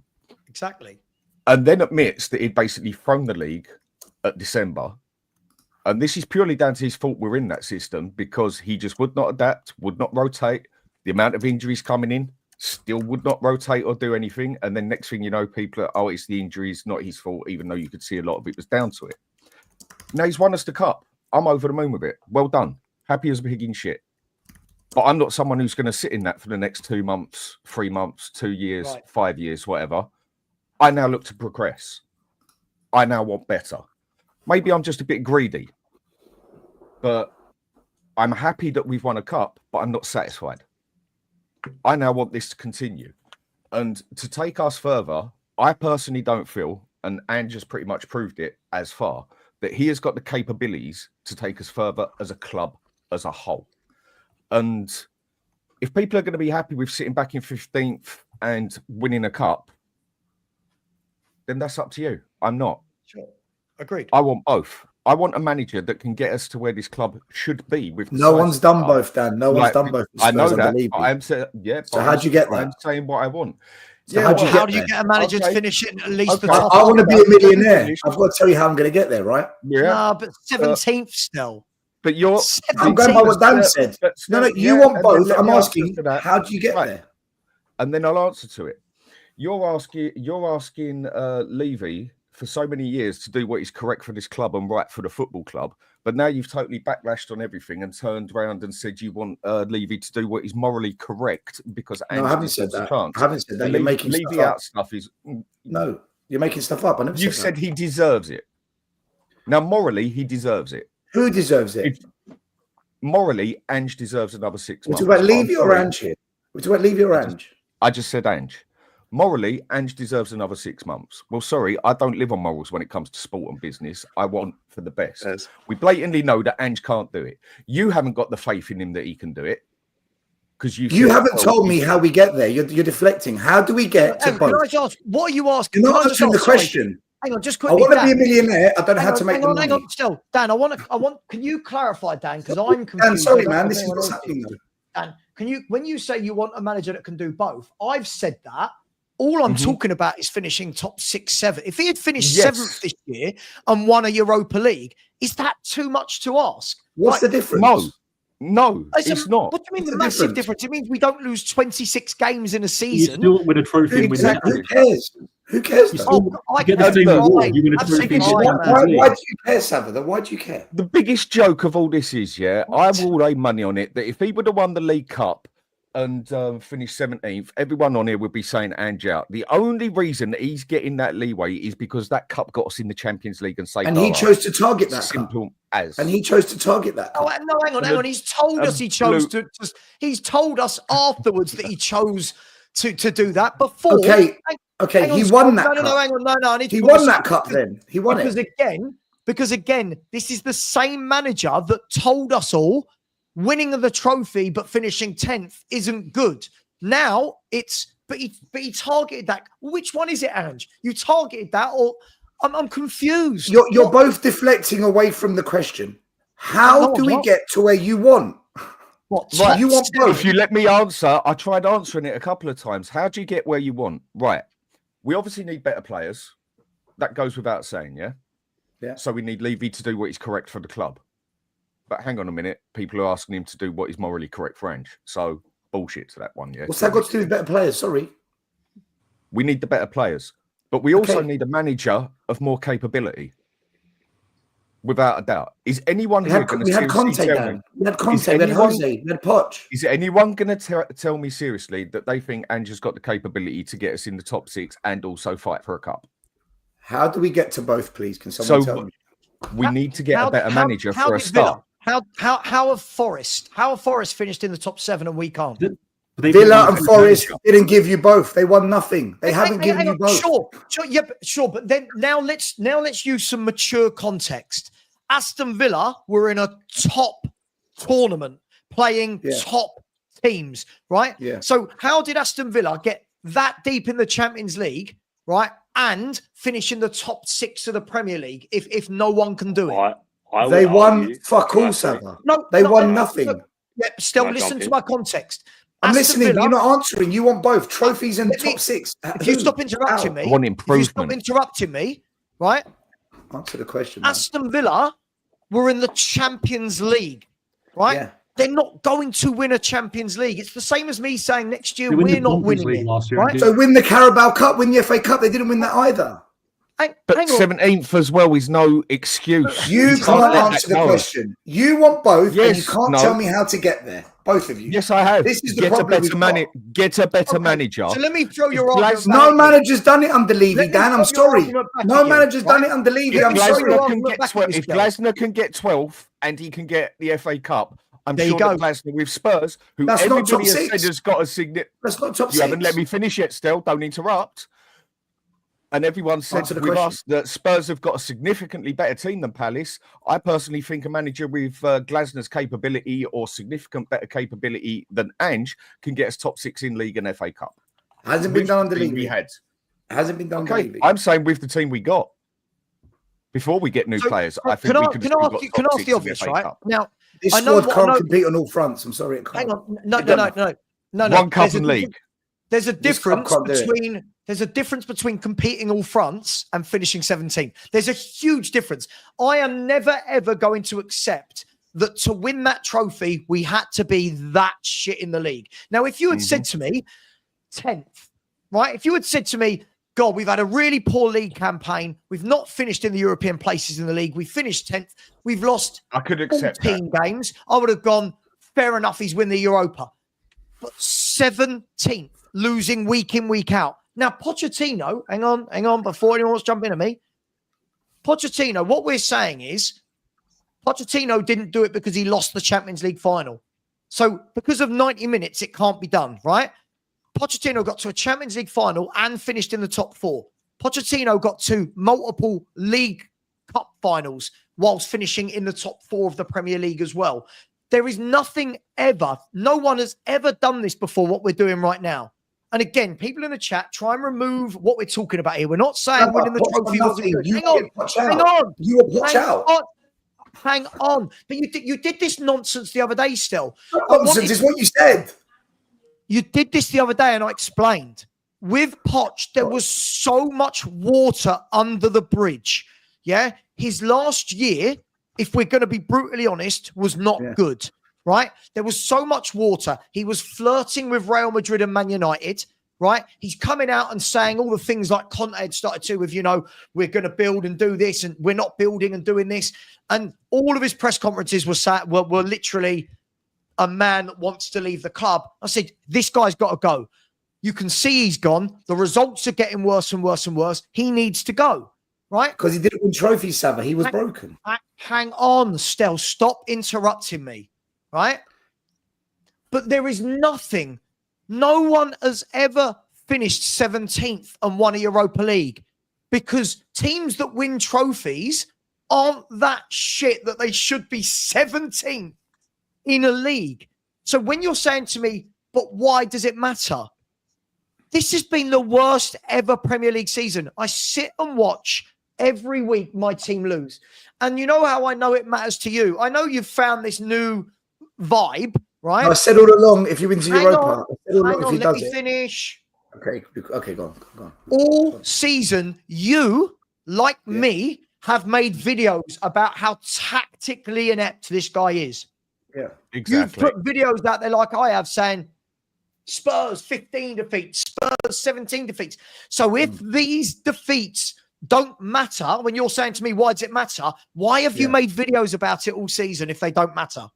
Because I came on your show. Wait until the Europa League final and then made videos about it if they don't matter? Because to you, to Dan, and everyone in the chat who don't listen, I said I got it wrong.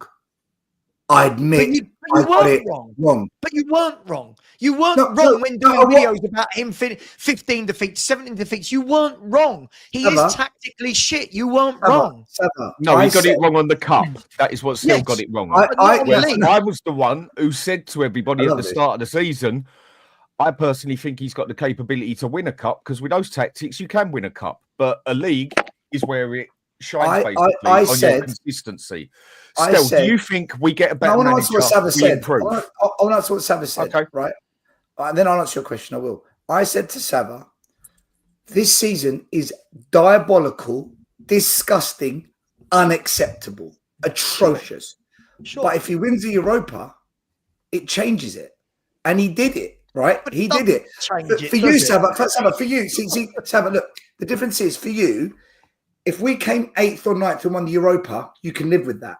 For me, whether we finish 3rd or 17th and won the Europa, it's the same shit to me. And that's where we've got a difference. Because the outcome, the reward is identical. But the reward's identical. You weren't wrong, Stel. You weren't wrong. You were wrong. I said we're not going to beat Bodo. I said we're not going to beat Frankfurt. We're not going to beat Man United. Hear the words that are coming out my mouth. You weren't wrong about the league. You weren't wrong making the videos when you were saying that this guy is tactically terrible. You weren't wrong when you said 15 defeats, 17 defeats. Okay. You weren't. Savva, right. Okay. Ange through the league to win the Europa. For me, nonsense. Okay. To you, it's nonsense. To me, that's what he did. But in the moment of it happening, I said, it's crazy what he's doing in the league because he ain't fucking winning the Europa. This guy's out of his mind. But he did win it. So it makes sense. If he didn't win the Europa, this doesn't make sense. Him winning it, it validates it. It validates his logic. So this is why I'm wrong. And Dan, for me, another manager can come in and do better in the league, but will he win a trophy as well? I don't know because no one's ever done it at Tottenham, Dan. Nobody ever does know. But you're just a little bit diverting off the question there. Simple question. A better manager, do you think can take Spurs further? Do you think further where? What does further mean? Further as a club. We've got to be higher in the league. What does further mean? Define the word further, Dan. What does further mean? Define it. I just did. Not being we need to be higher in that league. We need to be fighting for at least a top 6 place, if not get that Champions League. Because if you don't get Champions League for consistent seasons, you then start slipping down the pecking order. Like we could well do if we didn't. Ange got Champions League. Didn't. Ange got Champions League. But with the way Ange plays, he ain't going to do it next season. Yeah, but how do we know? Because he ain't going to win the Champions League and he ain't going to win in the top 4. We don't know what players are going to come in. We don't know if he's going to change his tactics or not. Do you think he's got the capability to do it still? Honestly, yes, I think he's got the capability. Yes, because he's a winner. Then fair enough. That's your opinion. Okay. So hang on. Whether he does it or not, I don't know. Whether he does it or not, I don't know. So what are the two ways? What are the two ways next season he can qualify for the Champions League again? Top five, and he's already done that in his first season. Top 4, we don't know if it's going to be 5 again. It probably will be 5. I reckon. And he did that in his first season. He won Europa and Chelsea's going to win Conference League, so it will be top 5. It'll be top 5, yeah. Yeah, I think so. So top 5 or what? Or he's got to win the Champions League. Right, okay. Yeah. So what we're saying is now suddenly the man that had to throw the entire season, according to you, Stel, to win the Europa League is now suddenly going to balance the Champions League and finish in the top 5 in the Premier League. That's what we're now saying off the back of one cup win.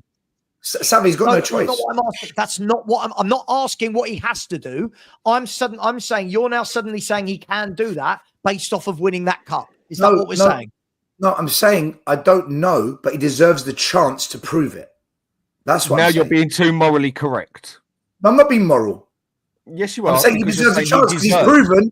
No, because he's proven he can win. You see, will he do that? He's proven he can win. He's proven he can win at Spurs. He's proven he can win the Europa League. Yes. Next year, let me ask you 2 questions. I just want a yes or no. No one won it at Spurs before, man. Nobody. But no one's knocking that. You're not listening to the question. I am. You hate my the emotion of winning this trophy and answer the questions. One question, 2 questions, yes or no, right? Are Tottenham going to win the Champions League, in your opinion, next season? No. Okay. Is he going to finish in the top 5 next season in the Premier League? I don't know, Savva. I don't know. Okay. I don't. Okay. And the reason we don't know, right? The reason we don't know is because he's shown that in year one, right, he finished fifth, but only had one game a week. And even then did his very best to not finish fifth, didn't he? If we're going to be honest, it was horrific for about 7 months, right? Mm-hmm. This season, he's shown he couldn't balance two things. He couldn't balance two things to save his life. Next year, we're in the elite competition, and we're now saying he's going to be able to balance Champions League and finish top 5 in the Premier League, right? So when I asked earlier, I don't know if you saw it, Dan, I asked the question earlier, and I said to people, if Spurs next season finished second in the league and got to the Champions League semi-finals, would that be a good season? I've now got Spurs fans saying no, right? I've got Spurs fans saying no. I guarantee you, if we finish second and get to a Champions League semi-final, these fans will be creaming their pants because that will be a sensational season. The semi-finals of the Champions League and second in the league. But that's where we're at now. Suddenly, that's not good enough for us because we've won trophies is a measure of our success. It's the thing we've been bashed with. I'll give you an let me finish, guys. Hang on. Let me finish. All we do is get bashed for not winning trophies, man. And now suddenly it's about league position. All you do is bash Levy for not winning trophies, right? Yes. And now we've won one. Sure. Yes, but if we now you're saying it's not about trophies, it's about league position. No, I didn't say that. Stop lying. These lies. That's not what I said. No, you're not talking about. You're upset with 17th. It's about league position, Sam. Not what I said. You're upset about the league position. That's you're upset about the league position. Well, you're a grown man. Learn two things can be true at the same time. Me saying I don't want to be 17th doesn't mean I don't think it's about winning trophies. Those are two very different subjects. No, but your issue is our league position. Of course, my issue is our league position. It was our worst ever league campaign, right? So let me get to the point. It's about league position. Who cares? Wait, so would you man take 17th in the trophy again? Then? No. Hang on. Elijah, I'll bring you in, right? I'll bring you in a second, but let this sink in. I'm saying next year, if Spurs finished second, by the way, I've got to caveat this because people keep lying and aren't listening to me. I'm not saying I don't want to win a trophy next year. In a hypothetical world, if I sat here and said to you all right now, we're going to finish second in the Premier League behind Liverpool or City, whoever it is, right? And we're going to get to a Champions League semi-final. We've seriously, and none of you biting my hand off for that season. Because it'll be a trophy season. But hang on.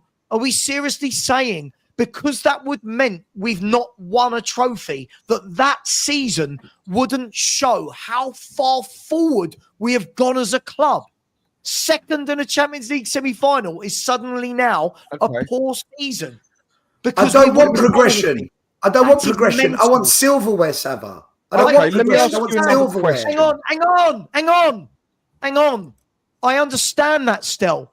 But if we were to do that next year, look at the improvement this club would have. That would be immeasurable improvement from where we are. Poch did that. Poch did that. So what? Poch did do that. And what did we do when Poch done that? We all got. Hang on. We all got annoyed. For not winning trophies. We got called Spursy. Let me finish. We got called Spursy. Hang on. Guys, this is fucking mental now, right?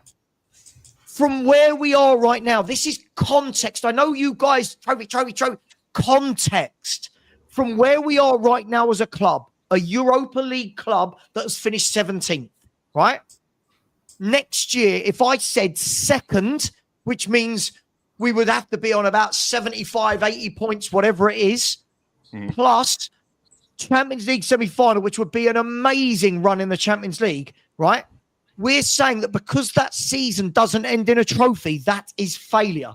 From where we are right now, which because we're saying yes to that. You always say we failed on the league because we didn't win many trophies. You said that to me last time I was on here. And that was what Poch did, and that was considered failure. Okay. So yes. Let me ask you a question then. So let me ask everyone a question. A successful season? You guys are thick as shit. This is mental. I'm saying it. I've got a question for everyone here, Savva, and a good one. Yeah? Right. Wow. Brian Johnson, simple yes or no. Is he a good player? Do we need a better player than Johnson up there? Yeah. We need a better player. Oh, yeah, but hang on a minute. He scored 17 goals this season. Doesn't he deserve a chance? Yeah, but he's good. You never said to get rid of him. You said a better player. Yeah, so said if we player. can get a better manager, we get a better manager.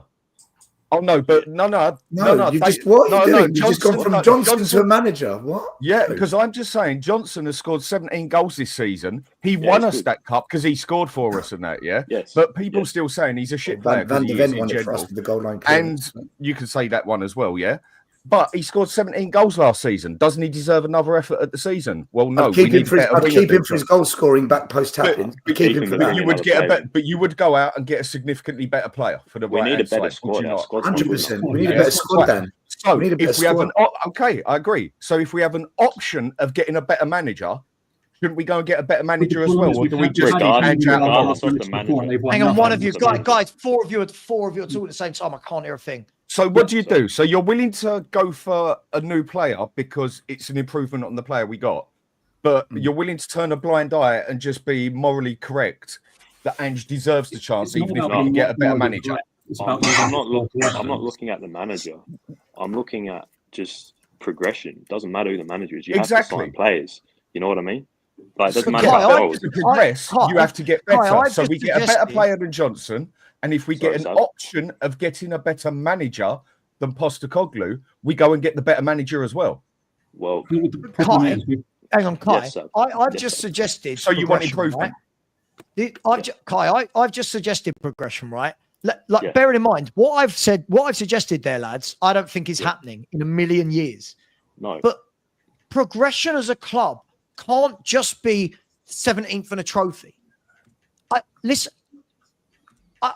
I need somebody, a voice of reason that cannot understand or understands the immeasurable progression this club would have made if we finished second in the league and get to a Champions League semi-final. That would be mental. That would be absolutely brilliant. But we're saying because it wouldn't have an FA Cup or Carabao Cup with it, it means the year's been shit.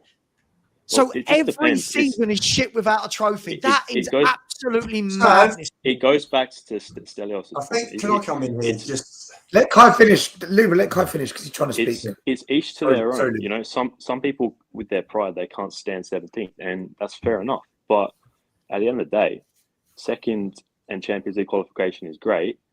17th, not relegated, Champions qualification and a trophy is also great. It just depends how you view it. You know, it's opinion based. I understand, but so Kai, so you're telling me again? I'll ask this again. Yeah. So second next season and the Champions League semi-final, we're classing from where we are right now. I feel like people don't understand where we are right now. From where we are right now to that, we're saying is a bad season because we wouldn't have won a Europa League. We would have been in Europe's elite competition and got to the last four and finished second in arguably the best league in the world, arguably Premier League. And we've got fans saying, Kai, that wouldn't be a good season for Tottenham Hotspur. Which fans? Who's saying that? People in the chat? Well, I mean, the guy sitting, the two guys either side of you at the top. I never said, hold on. I never said it's a bad season. I said it's failure. That's not failure, is it? Wait, what? Isn't that a bad season then? No, if you failed, you didn't need it badly. No, you can come very close and it be a good season, but to not win something at the end is failure. Look at Arsenal fans right now; they're in fucking meltdown because they don't win nothing. That's effectively what we're saying. Arsenal fans are in meltdown. Arsenal fans are in meltdown about it because, as a club, they're in that position to strike. We're not. We're not at the elite level in that position to strike. So if I was to say the progression from this year to next year is second in the Champions League, Lubo, please help me out. This is mad. Guys, before ENIC, we won 9 trophies in 40 years, which meant there were 31 years without trophies. Now, we had decent teams. We had bad teams. When we had a bad team, Birkinshaw rebuilt out of the ashes of relegation. He got us back in the following year. He got Ozzy and Ricky straight away. He had players like Hoddle and Perriman there. You know, it's about, for me, it's always been about progression. For me, I can't stand our leadership at our club because they're not committed to football success. Now, football success doesn't always mean you're like a Man City that are going to win every year, bar this year. First year, I think, in 9 years, they haven't won a trophy. You know, we've never been that club. But we've won on average between 61 and 99, which was the year before ENIC bought the club. In 38 years, we won 9 trophies. So we're just over every 4 years. So there was, you know, so you got 9 in 39 seasons. You got 30 seasons where we didn't win a trophy. Now, doesn't mean it's a failure. It could mean it's a failure because we've gone backwards. It could mean that we've gone forwards. And for me, it's all about going forwards, because if you keep going forward, then sooner or later you're going to win a trophy. Exactly. But what I can't stand, for me, the biggest problem has always been the ownership, who take us only so far, and then because of the risk, because it's all down with them, it's down to risk and reward. But without the risk, you're not going to get that top reward. So. Yeah. So for me, just so where I'm at the moment, I'm leaving out, I'm Ange out, because I don't think he can take us forward from where we are now to where we need to be. And for me, that's the key question. But how do we move forward as a club? Yeah. But I don't think that being without a trophy next season will probably seem like a failure after this season. But let's not get carried away. So I'm still enjoying it. I'm still enjoying it. Because it's been 17 years. But if we don't win a trophy next year, but we finish top 4 and we go deep in competitions and we get better as a club, and we're making progression. We get Champions League again. But Lubo, can I ask you a question? You're going to get even better players in 12 months' time. Exactly. And the club is building. Can I ask you a question? Are we? Lubo, can I ask you a question?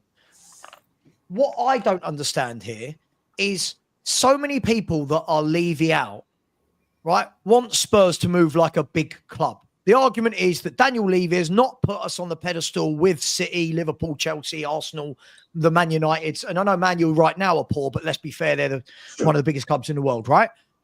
That is the argument from a lot of people with Levy, that he's not done that.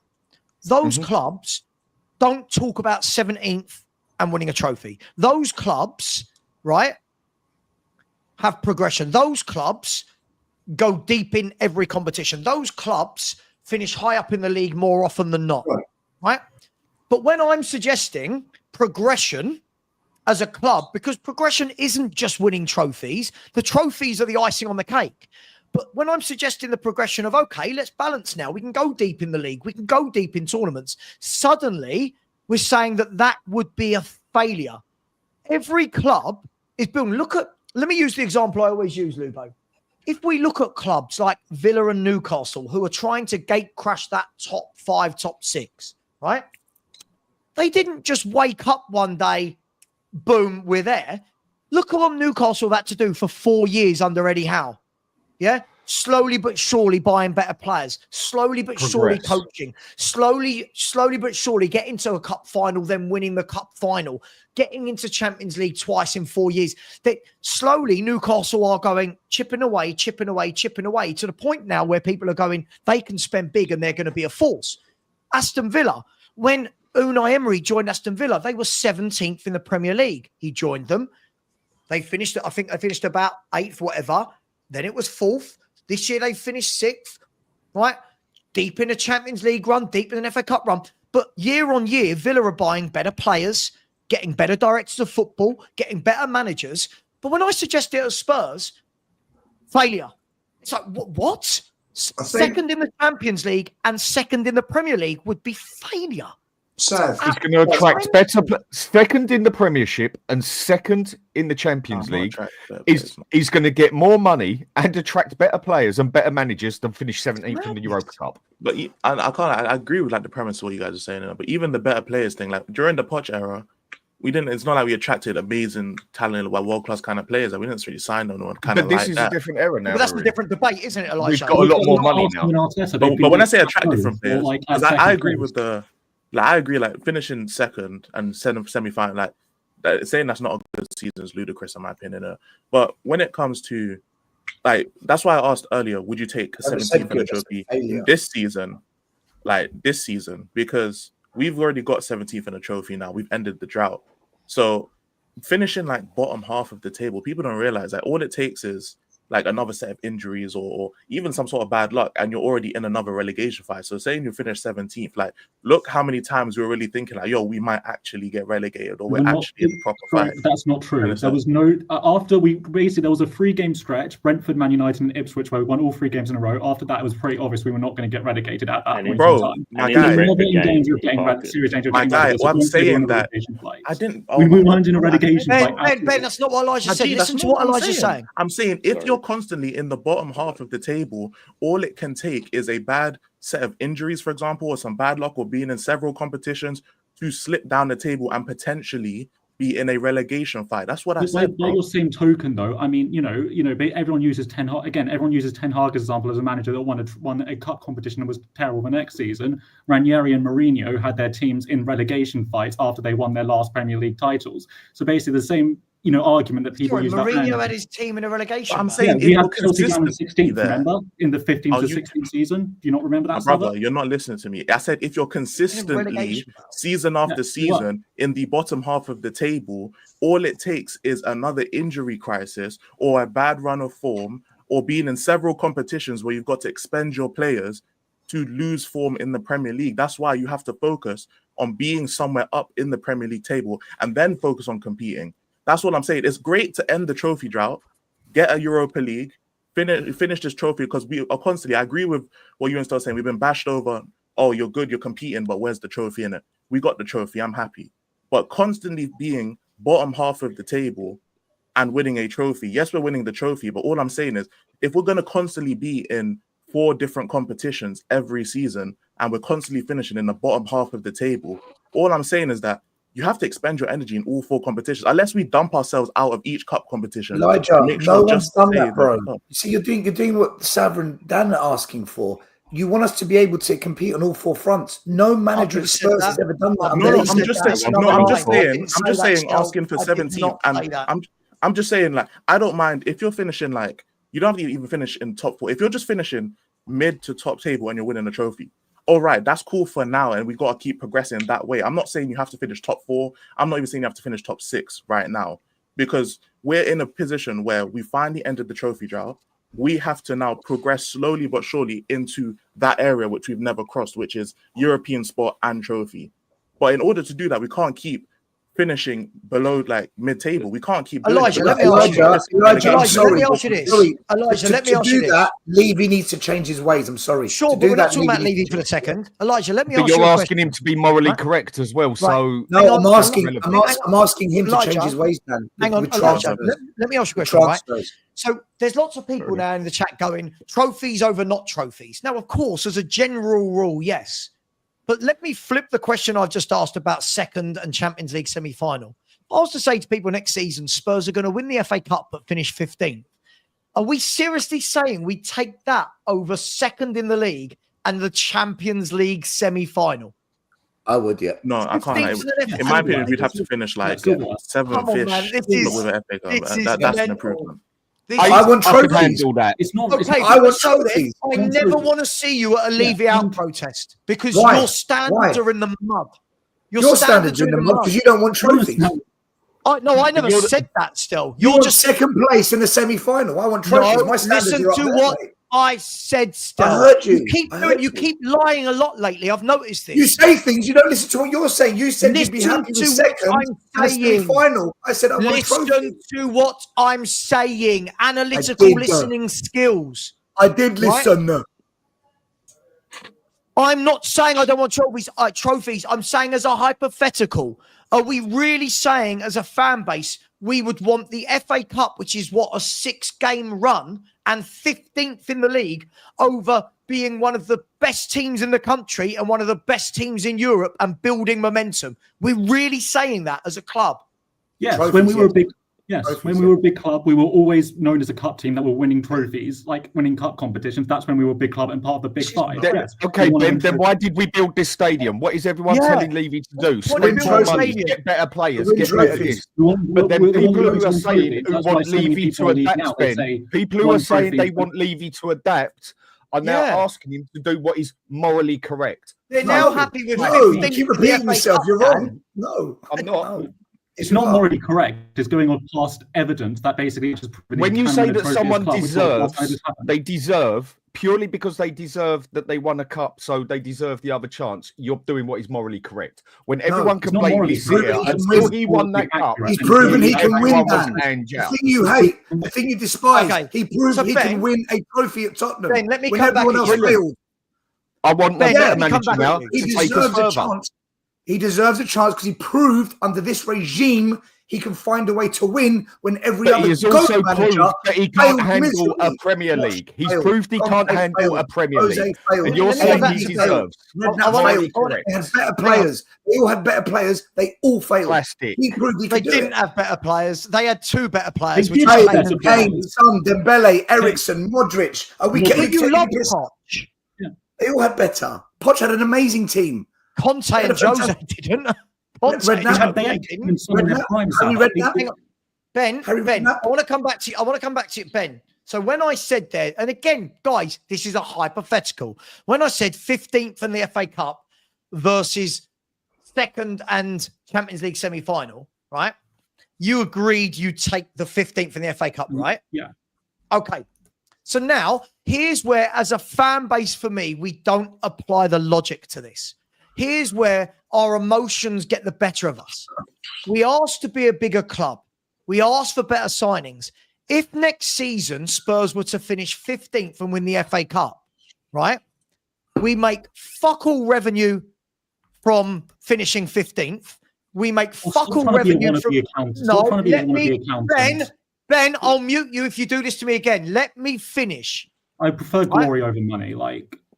Ben, let me finish. But you need money to survive, Ben. My God, please, guys, please. This is what I'm trying to get at, Dan. This is where these people don't think, right? Yes, glory over money is great.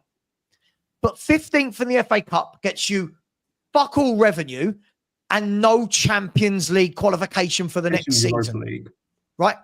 Of course it gets you the Europa League, Ben. I'm not stupid. Let me finish. I'm not stupid. I understand it gets you the Europa League. We have another good chance of winning that as well. Let me finish, Ben. Fuck's sake. Right? 15th and the FA Cup gets you fuck all revenue into the football club. Fuck all revenue for a club that has the debts that we have that wants to buy better players. Right? 15th.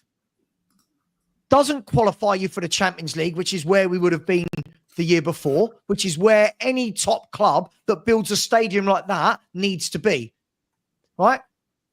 So we're really saying, for the sake of a 6-game cup run of the FA Cup, that we'd forgo all of the finances that the clubs need finance, whether we're accountants or not. Clubs need finances to pay wages, to buy players, right? So we're taking all of that loss of revenue for the FA Cup and 15th, rather than going, what a Champions League run and what a league campaign in second that then gets us back into the Champions League, gets you nearly £100 million in Champions League revenue and gets you the second most Premier League revenue in the country. You're forgoing that for an FA Cup and 15th in the table. Yeah, because what players did we attract when that was because you're just basically what you're describing as underpots. You're describing us underpots where we attracted absolutely no one. We could barely sign any players, and we just because we was building a stadium, Ben, and we had no money to bloody spend. And how do you know we're going to spend it on the right things again if we do that? Like, oh my God, that's not what I asked. It's so difficult with you, Ben, because I'm asking a direct question. And you're switching it back. I'm not talking about... You're saying what would I rather have under like the stuff like when we were winning cups under like Keith Birkinshaw and all that, or basically under Poch? You don't know about under Keith Birkinshaw. You weren't alive. I did my research. You always talk about people not doing their research. What's wrong with me looking into the history of my club? Nothing. Yes, but you weren't alive to say, oh, I want what Keith Birkinshaw... Oh, come on. You weren't alive. Okay, what do you remember about Keith Birkinshaw? You weren't that...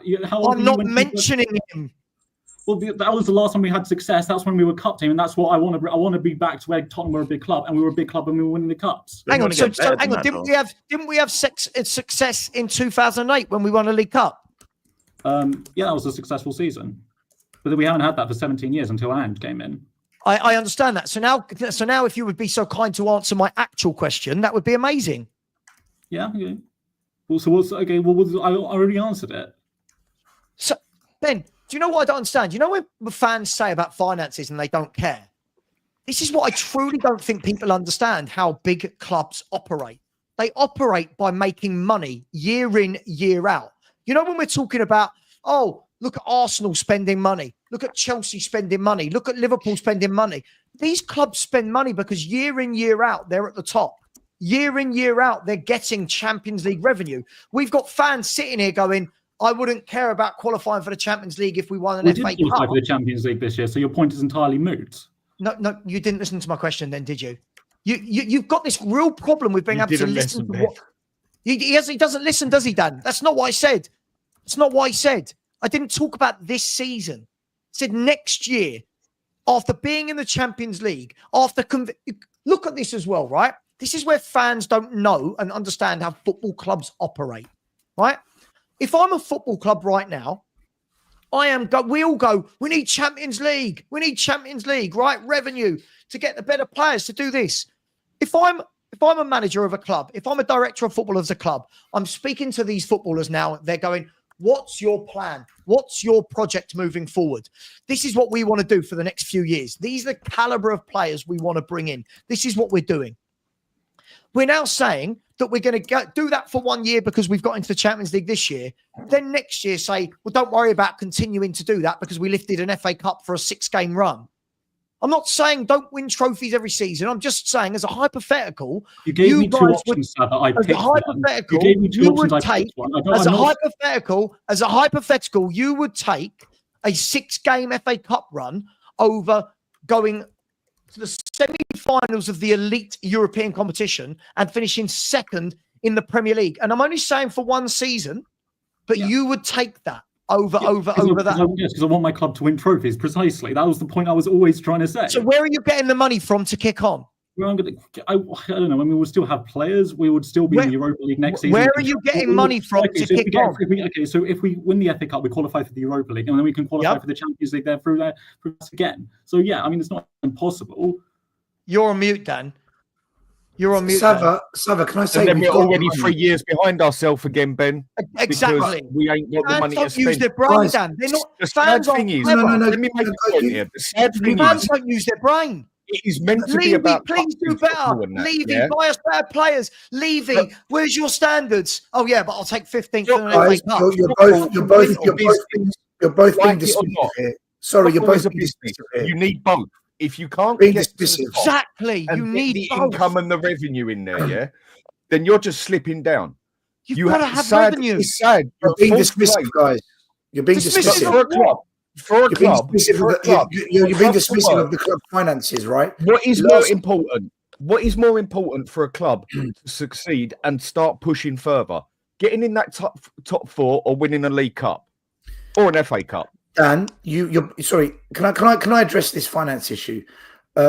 Angepostecoglou was given 230 odd million. He spent about 230 million on players in a season where we had no Europe. We found a lot of money without Europe. Mm-hmm. Conte spent a fair bit of money, and there was a season without Europe. So we do have the money right now as a club. The latest account, we're in the Champions League. Okay. Right now, as a club, though, our latest accounts, the money we generate from the stadium non-football events is almost on a par with the TV revenues from all the competitions we play football in. So as a business, the way Levy structured it, I can't believe I'm going to fucking sound like Butler here, but as a business, we can sustain investing in the team quite handsomely without top 4. We are in a position where we can do that. Can we do it continually for many years? No, we can't. So we can drop out a few years. No, Savva. What I'm asking for is the money that we do have to not spend it on 8 players. I agree, but that's not what we're talking about. Really good players. You're asking to finish 15th and win a cup over sustaining the money over a number X amount of years. You said you'd do that every season as well. So if we do that every season, then we are up every season. I don't care about money. I care about trophies. I don't care about money. Why are you talking about money then? Because you two brought up the debate. But if money don't matter, what are you bothered about it? You brought the debate. I'm just adding my opinion on it. I'm adding my opinion to your debate. I'm on a panel show. You guys are talking about a topic, and I'm giving you my opinion on this subject. Fair enough. Are we saying this club doesn't need Champions League revenue year in, year out? Are we really doing that? I said if we continually drop out of it, then it becomes an issue, but we can sustain it for a few years. We are in that position as a club now. I know, but then Dan's thrown back at you and said, but you would take the FA Cup on 15th every year. So if we did that every year, then we wouldn't be sustaining it over a period of time, would we?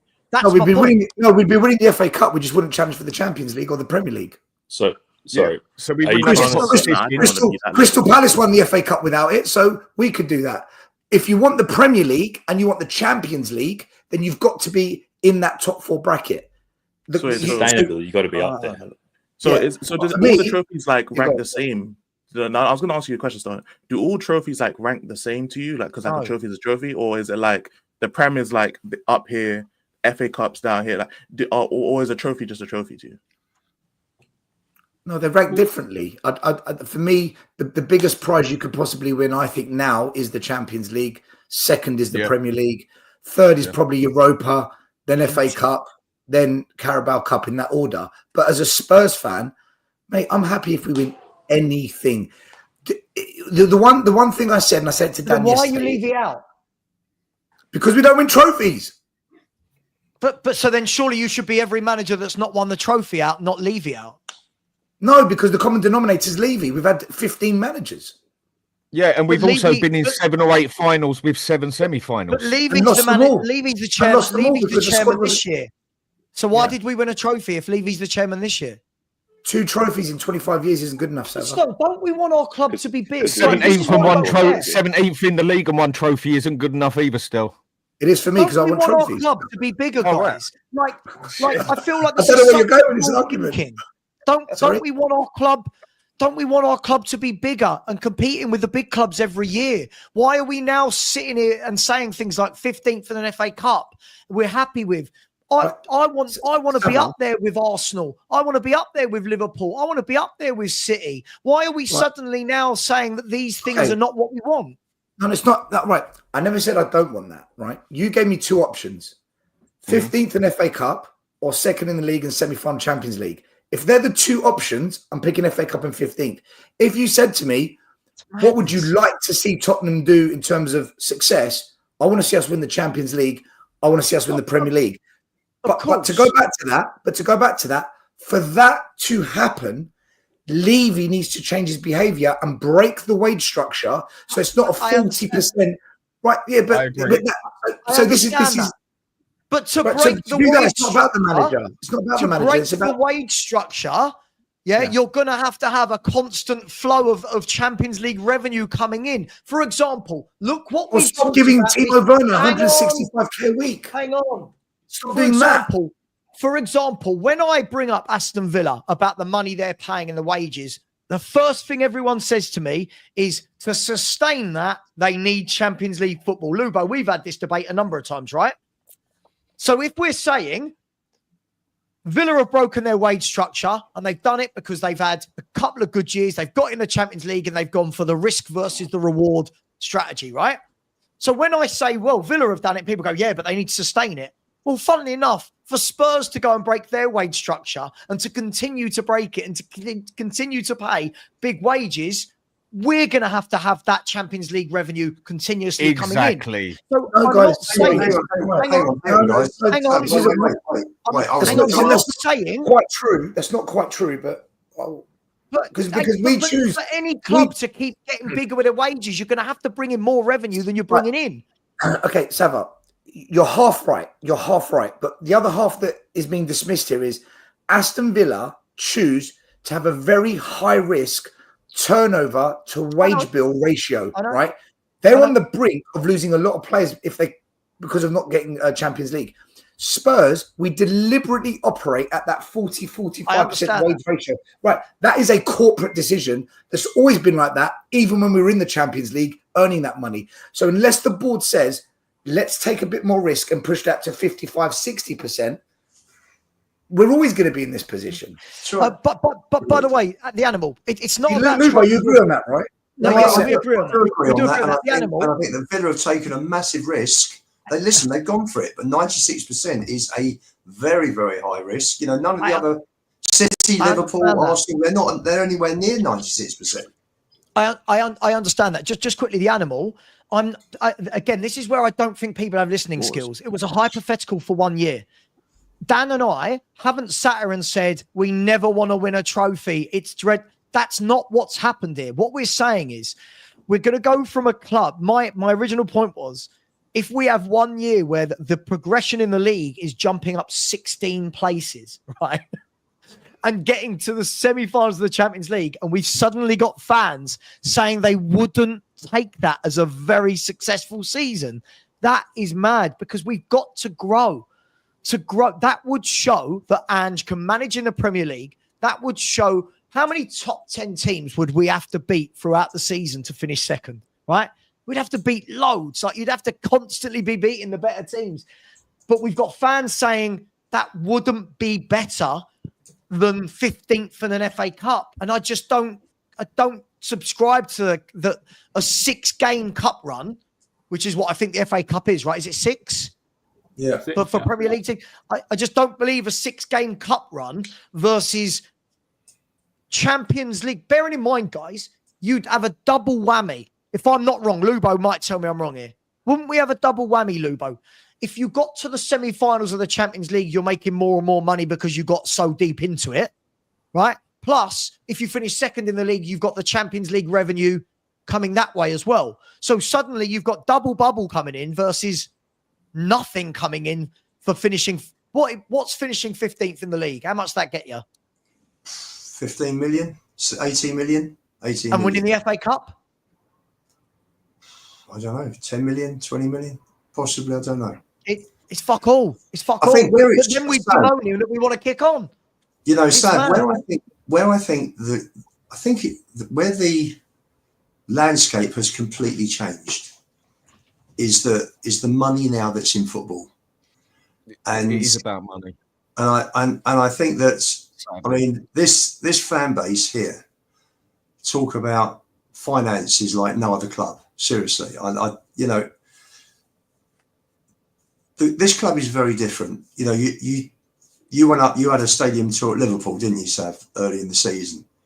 You know, for them, it's all about. Now, can we caveat that before I get called a Liverpool fan? I went with one of my best mates who's a Liverpool fan, and we got it for him for his birthday. Let me tell you something. I didn't just I fancy going to Anfield. I've done stadium tours with Real Madrid, at Bayern Munich, Ajax. It's superb going into these places and just having a look at them.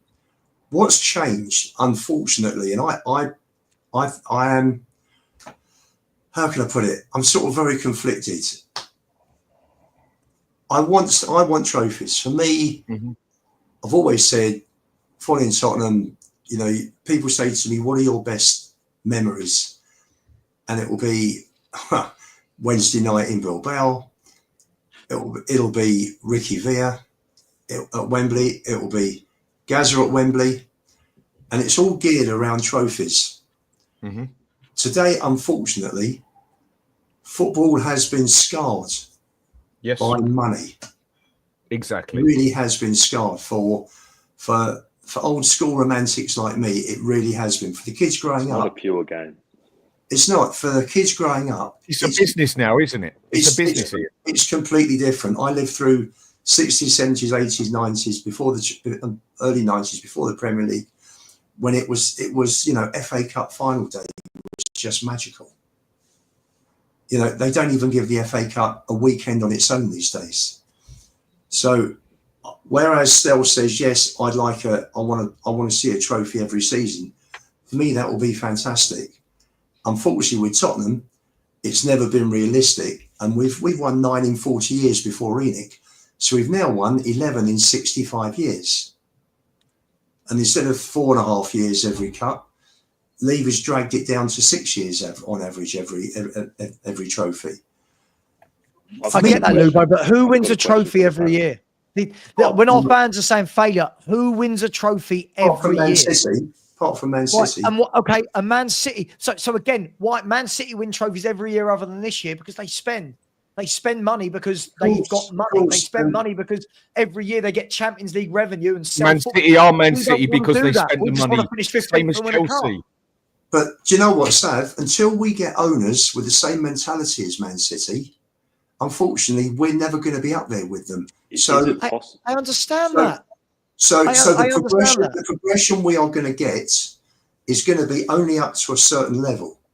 And of course, listen, I go home and away. I don't want to go next season and see another 20 defeats when I'm going. I mean, we lost 10 at home this year. Yeah, but we've got fans that are happy for that, Lubo. Savva. These fans, by saying, Lubo, by saying you're happy with 15th, these fans that are saying they'd be happy with 15th, you're talking about getting towards the 20 defeat mark again. Sure. These fans are saying they'll take that for a 6-game cup run. My brain isn't that. My brain doesn't have that weak mentality. I don't want to watch my team lose week in, week out. That is ridiculous. We finish late, Sav, how is it weak winning trophies, Savva? No. Just finishing 15th will end up destroy you as a club. Half of it. You finished on half of it, haven't you? Do it regular, it will. 20 games a season and being happy with it, which is weak. But really, if I get a trophy, that's what I want. So it's I mean, look, to me. Look at it this way, Well, then, yeah. 6-game cup run means you'd be happy with 20 league defeats. Hang on, Savva.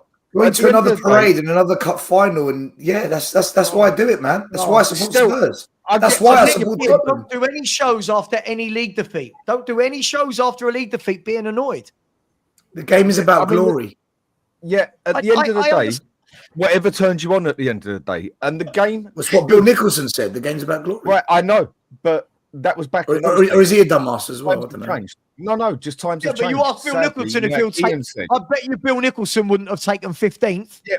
No, because he wins a trophy. Because he wins a trophy. Back then, it was different. The thing is now, to survive, yeah, because we won like trophies. Ian is right. Whether we like it or not, football these days is a business, and we've all complained about it many a time. You've stated it still, so have you, Savva, so have you, Ian, and I could probably vouch for after a lot. These days, football is a bloody business. It is horrible. It ain't right. It is wrong, but it is what it is. Deal with it. So if you want to stay at the top in this business, which it is, shouldn't be, but it is, fact, you've got to be fighting at the top to get the money in, to get the revenue in for that Champions League, to get the best managers in, to get the best players in, to then stand a chance in doing anything else. As a club these days, because you're getting money in and you're getting better players and getting managers, that does have help. And so with that, if you then... That's why Levy I wasn't talking about Levy. That's why I'm not talking about Levy. I'm talking about as football in general, if you listen to what I'm saying. Sorry, mate. So with that, you then have to keep the improvement. The sad thing is, for the heart, winning the cups is the best.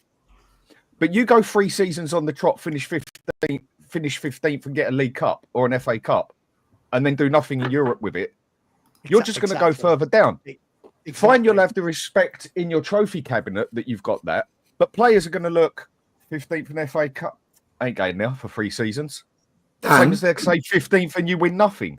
Whereas if you get in the Champions League for 4 years on the straight and win nothing, you will get more money, more revenue, better players. Your club will be stable. You'll be able to fight for cups on the side and everything as well. The sad thing is football is a business now. And the first thing you've got to do is get that revenue in there and get at the top and hopefully get cups with it. Yes, I want cups, but I am not willing to accept 15th and cups because the club will deteriorate. Kai, one thing quickly. I just want to just ask one question. Sorry. Yeah. Dan, if you believe what you've just said, then when Tottenham played Man City and you cheered on Tottenham to lose, so Arsenal can't win the title, why? Because we needed that top 4 money. We weren't getting in the top 4. I didn't think we could make it. Oh, right. All right. No, I didn't think we'd make it. No, I didn't think we'd make it. We'd have got top 4 if we'd have beaten. We would have got top 4, and you cheered us on to lose, but we need that money. Yeah, I didn't think we'd be able to do it. I got that one wrong. You've just debunked your whole argument. Your argument just went there. No, I didn't think we'd get top 4. I didn't think we would get top 4. I didn't think that we would get. If we won that game, we would have got top 4. Yeah, but we chose to cheer on. I never wanted us to lose to City. I didn't think we would win that one. I didn't think we would get there. I didn't think Villa would lose their next game. If we cheered on the team in that game, we might have won that game. We might well have, but I still didn't think that game would get us 4th place. I didn't think Villa would. But Dan, it got us top 4. That game got us top 4. Yeah, I didn't think Villa were going to lose their games. So that one to me. But Dan, I I'm got saying that to wrong. you, that game would have got us top 4. And rather than focusing on the money that we need that you've just preached about, we chose to fucking not want that money. I got that wrong because I didn't think we'd make top 4. I thought Villa would win their next games. Yeah, if I would have thought Villa would actually lose their next games, I would have said no, fuck it, top 4. But And do you know what, Dan? thought Villa would win. I got that one wrong, and I put my hands up. And who would have thought? And who would have thought Palace would have beaten them 5-0 on that last day of the season? I didn't, for sure. But well, they'd already had it though. They already had it sewn up by then, didn't they? They did. Listen, the season's gone. As the way I look at it now for this season is, it's done. It's finished. I've had the most fantastic memories last week, and if we finish 17th to get it for one season, I don't care, because for me the biggest issue as a club going forward was to get a trophy to break this long spell, so that we are now looked on as a club where players can come and win medals. Because as I've said before on podcasts, all the players are financially independent. So it's about coming to a club now that has won a trophy that they think they can win trophies at. Now we've won that trophy, now we've got to move forward. And again, once again, the big question is, who's going to take us forward? Who's going to take us forward? That is what it's all about. That's what we're on about. And that's what we come back to. You know what? People would look back. My kid will look back in a few years' time, and he'll look at the history books, and he'll always remember. He turned around and he said, "Dad, best day he's ever had was Wednesday." He said, "Absolutely fantastic." Sure. And that as a fan, and he's 25, he can't remember much from Chelsea in 08. So for him, he's on cloud nine. He went out with all his Arsenal mates wearing his Spurs shirt yesterday. You know, this is what it's all about. But now, 17th and winning a trophy, I'm fine with, because we've broken the duck. But it's for that one season. It's got to be a one-off. It has to be a one-off. Yeah, exactly. You can't do that again. It has to be a one-off, because I remember 75 when we just avoided relegation. 76 we finished 11th, and in 77 we went down. So you've got to actually you've got to say, fantastic. Now let's use this trophy as a stepping stone, as a big stepping stone. First major decision the board have got to make is about the manager. They've now got to look and say, right, we've won a European trophy. Now more than any time in the last 17 years, have we got an opportunity to go out and get the best manager we can? Let's take the club up. Let's take it up several notches. Let's go back to competing properly, like Poch did for 2 or 3 years. I don't remember, I remember in 85 we finished third, and we finished there. We were top on New Year's Day when we won at Highbury 2-1, and we ran into a fixture congestion because we were in 3 or 4 different trophies right the way through, and that was the last time we challenged on all 4 fronts. This. Lubo, this comment is why I don't like the theory of the likes of Ben and Stell here, right? It's so much risk to put everything on winning a cup final. It's so much risk. When people are saying they don't care about the league and all this kind of stuff, it's at any point. You got away with it. Hang on, at any point, you get to a semi-final, you're the better team, you get a man sent off, and you lose the game. You can't for this year, you can get away with it. All the eggs in that basket, sure. I don't buy into this eggs in the basket thing. I just think tactically he's been absolutely schooled in the Premier League, and now using the excuse that it's all the eggs in the basket. Because even when our best team has played, they've been schooled as well, right? So I don't buy this. I don't buy we're putting all the eggs in the basket when we were able to beat Brentford 2-0. I don't buy we put our eggs in the basket when we were able to beat Man City 4-0. It's just convenient that when we lose, it's all the eggs are in the Europa League basket. But when we win, look how good Ange is, right? My problem is this, Lubo. For a one-off season, absolutely, right? I showed this at the beginning of my stream, and I'm going to show this shit again, right? This is completely and fucking it is unacceptable on all measures, Lubo.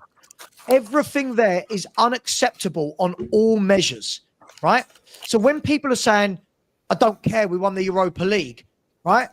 Look at that. That is horrific. Look at this. A 1 point per game 1 point per game ratio. 1 point, right? Look at this. This shows when Ben is trying to justify why Ange didn't do well. Look at him every 6 months, he's getting worse. Every 6 months, factually, he is getting worse. It doesn't matter who's fit. It doesn't matter who's injured. Every 6 months, as teams are working him out in his 2-year Premier League history, he is showing that he can't handle it. So yes, for this 1 year, can we all go 17th, write it off, and we've won Europa League? Sure. Right? Mm-hmm. But the signs are there. For anyone that likes this man, the signs are there. That the cup run is papering over what needs major surgery. I said earlier, we need triple heart bypass surgery, Lubo. Yeah. We're giving our patient paracetamol and saying, get on with it. And everyone is so caught up in winning this trophy that they're not actually looking at all of the symptoms. They're not looking at all of the evidence and the symptoms, right? These numbers aren't because he threw a league. These numbers are because we're wide open. These numbers are because he's not coached us for 2 years. 1 point per game over 38 games. 0.74 for 19 games is a 28-point game season, right? This has to stop. The revisionism has to stop. It's been getting... Do you think the injury crisis plays a part? Okay, so of the 22 games we lost, Kai, for 13 of those games, he had a fully fit squad to pick from. That was when the league didn't matter at that point, and we were focusing on the Europa. No, it wasn't. And the first 12 games, we were sick before the players got injured. So that would okay, be so Ben, in our first 12 games this season, in our first 12 games this... Were we not sick after the Man City game? Oh, my God. In our first 12 games this season, Ben, when everyone was fit, how many did we lose? We won 6, lost 5. That's not why you always seem to do this. I did not Germany. I told you, we won 6 and lost 5. We had 19 points and we were 6th in the league. It was a very competitive and congested league this season, but we Lubo, he does this. Let me answer Ben on this. Let me answer Ben. Very simply.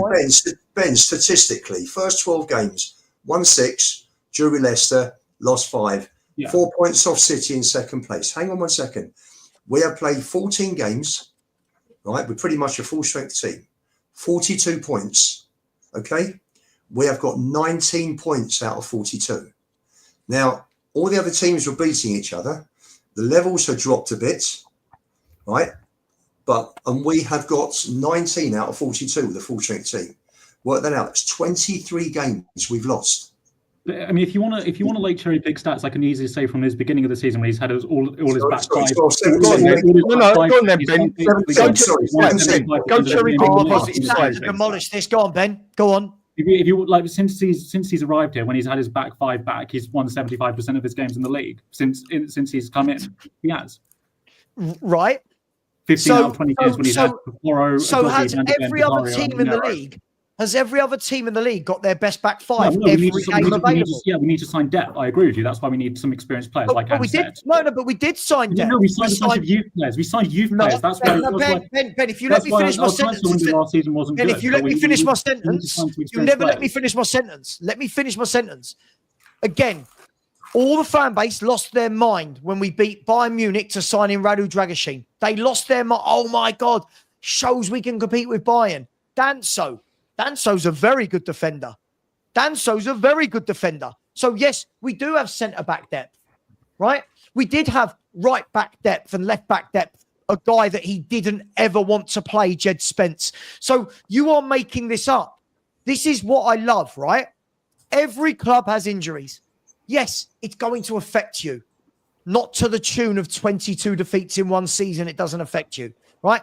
13 of those defeats, he had a full squad to pick from, right? It's not just the combination. It's not just the injuries of the combination. When we had the full defence, Ben, the cups as well. When we had our top defence there, Ben, when we had the top defence there, when we had our full defence there, did we or did we not concede exactly the same goals as when we didn't have our top defence? Exactly.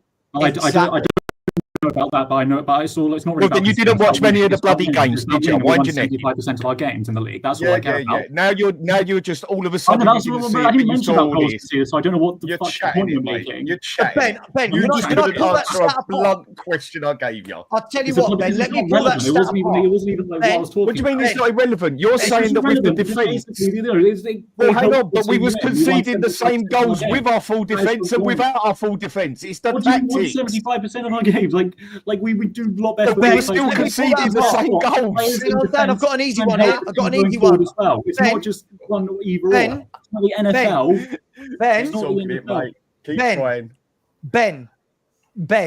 Ben. Right, so of those 20 games, first and foremost, it's shambolic that for 20, that we've only managed to get the back five out 20 times, right? Maybe, just maybe, if Ange didn't rush back Van de Ven and Romero against Chelsea when they weren't fit, they wouldn't have then missed a further 3 months. No, let me finish. Let me finish.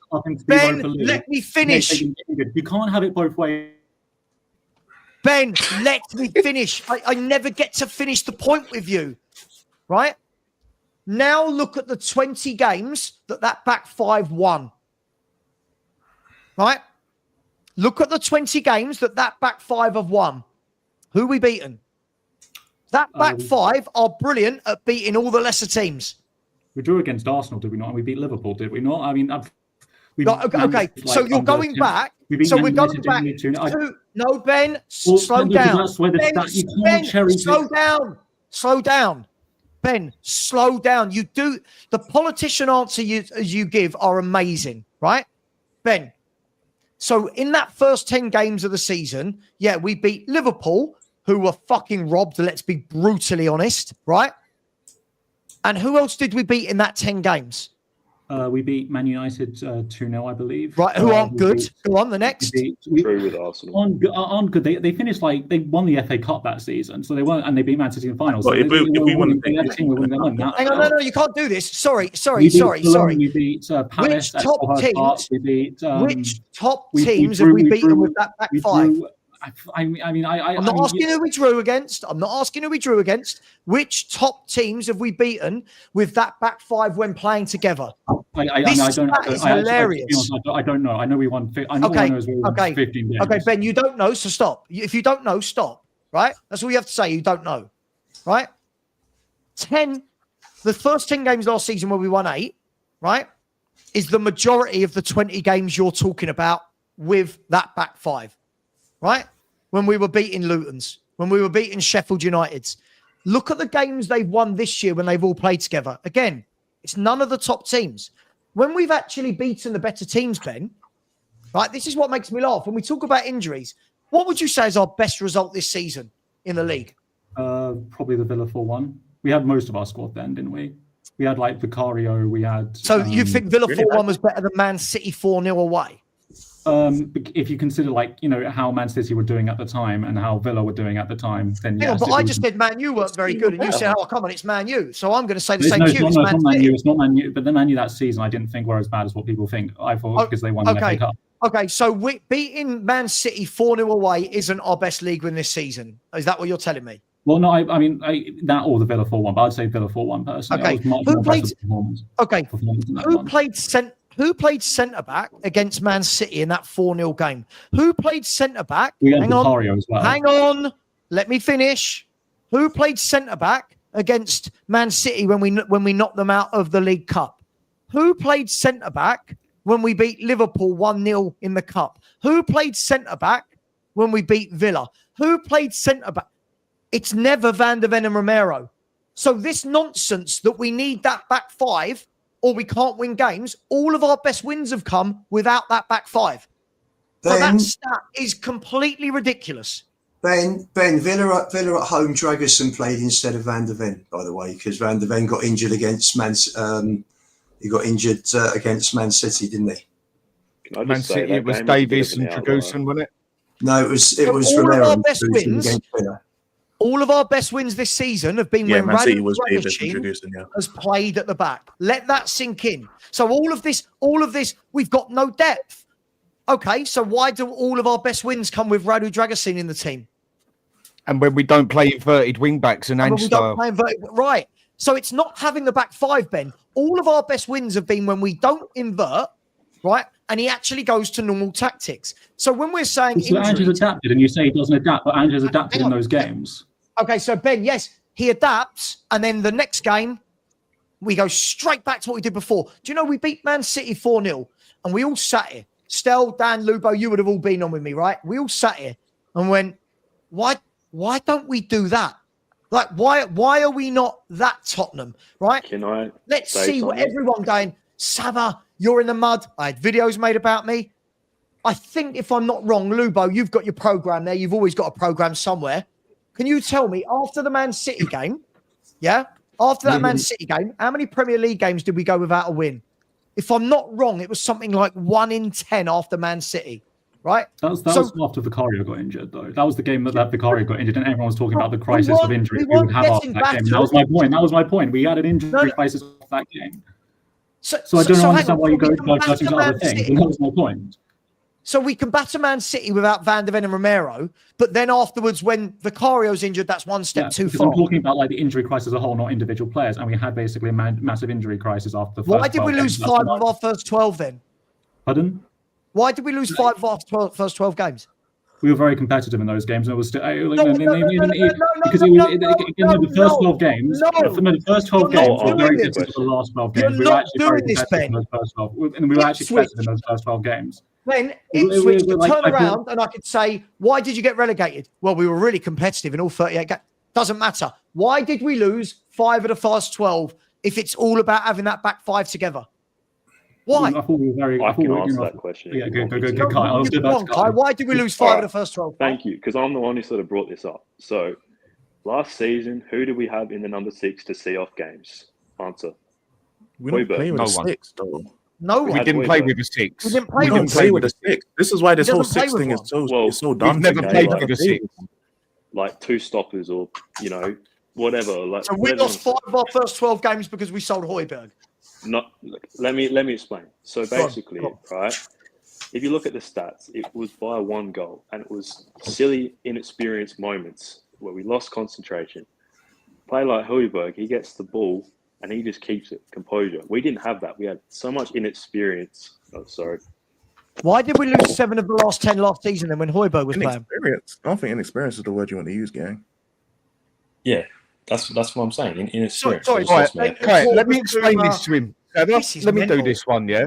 The problem is, you're right on what you're saying in the aspect of a lot of the problems was down to a player making a mistake, basically, yeah. No, that's nasty. That's the problem with crazy.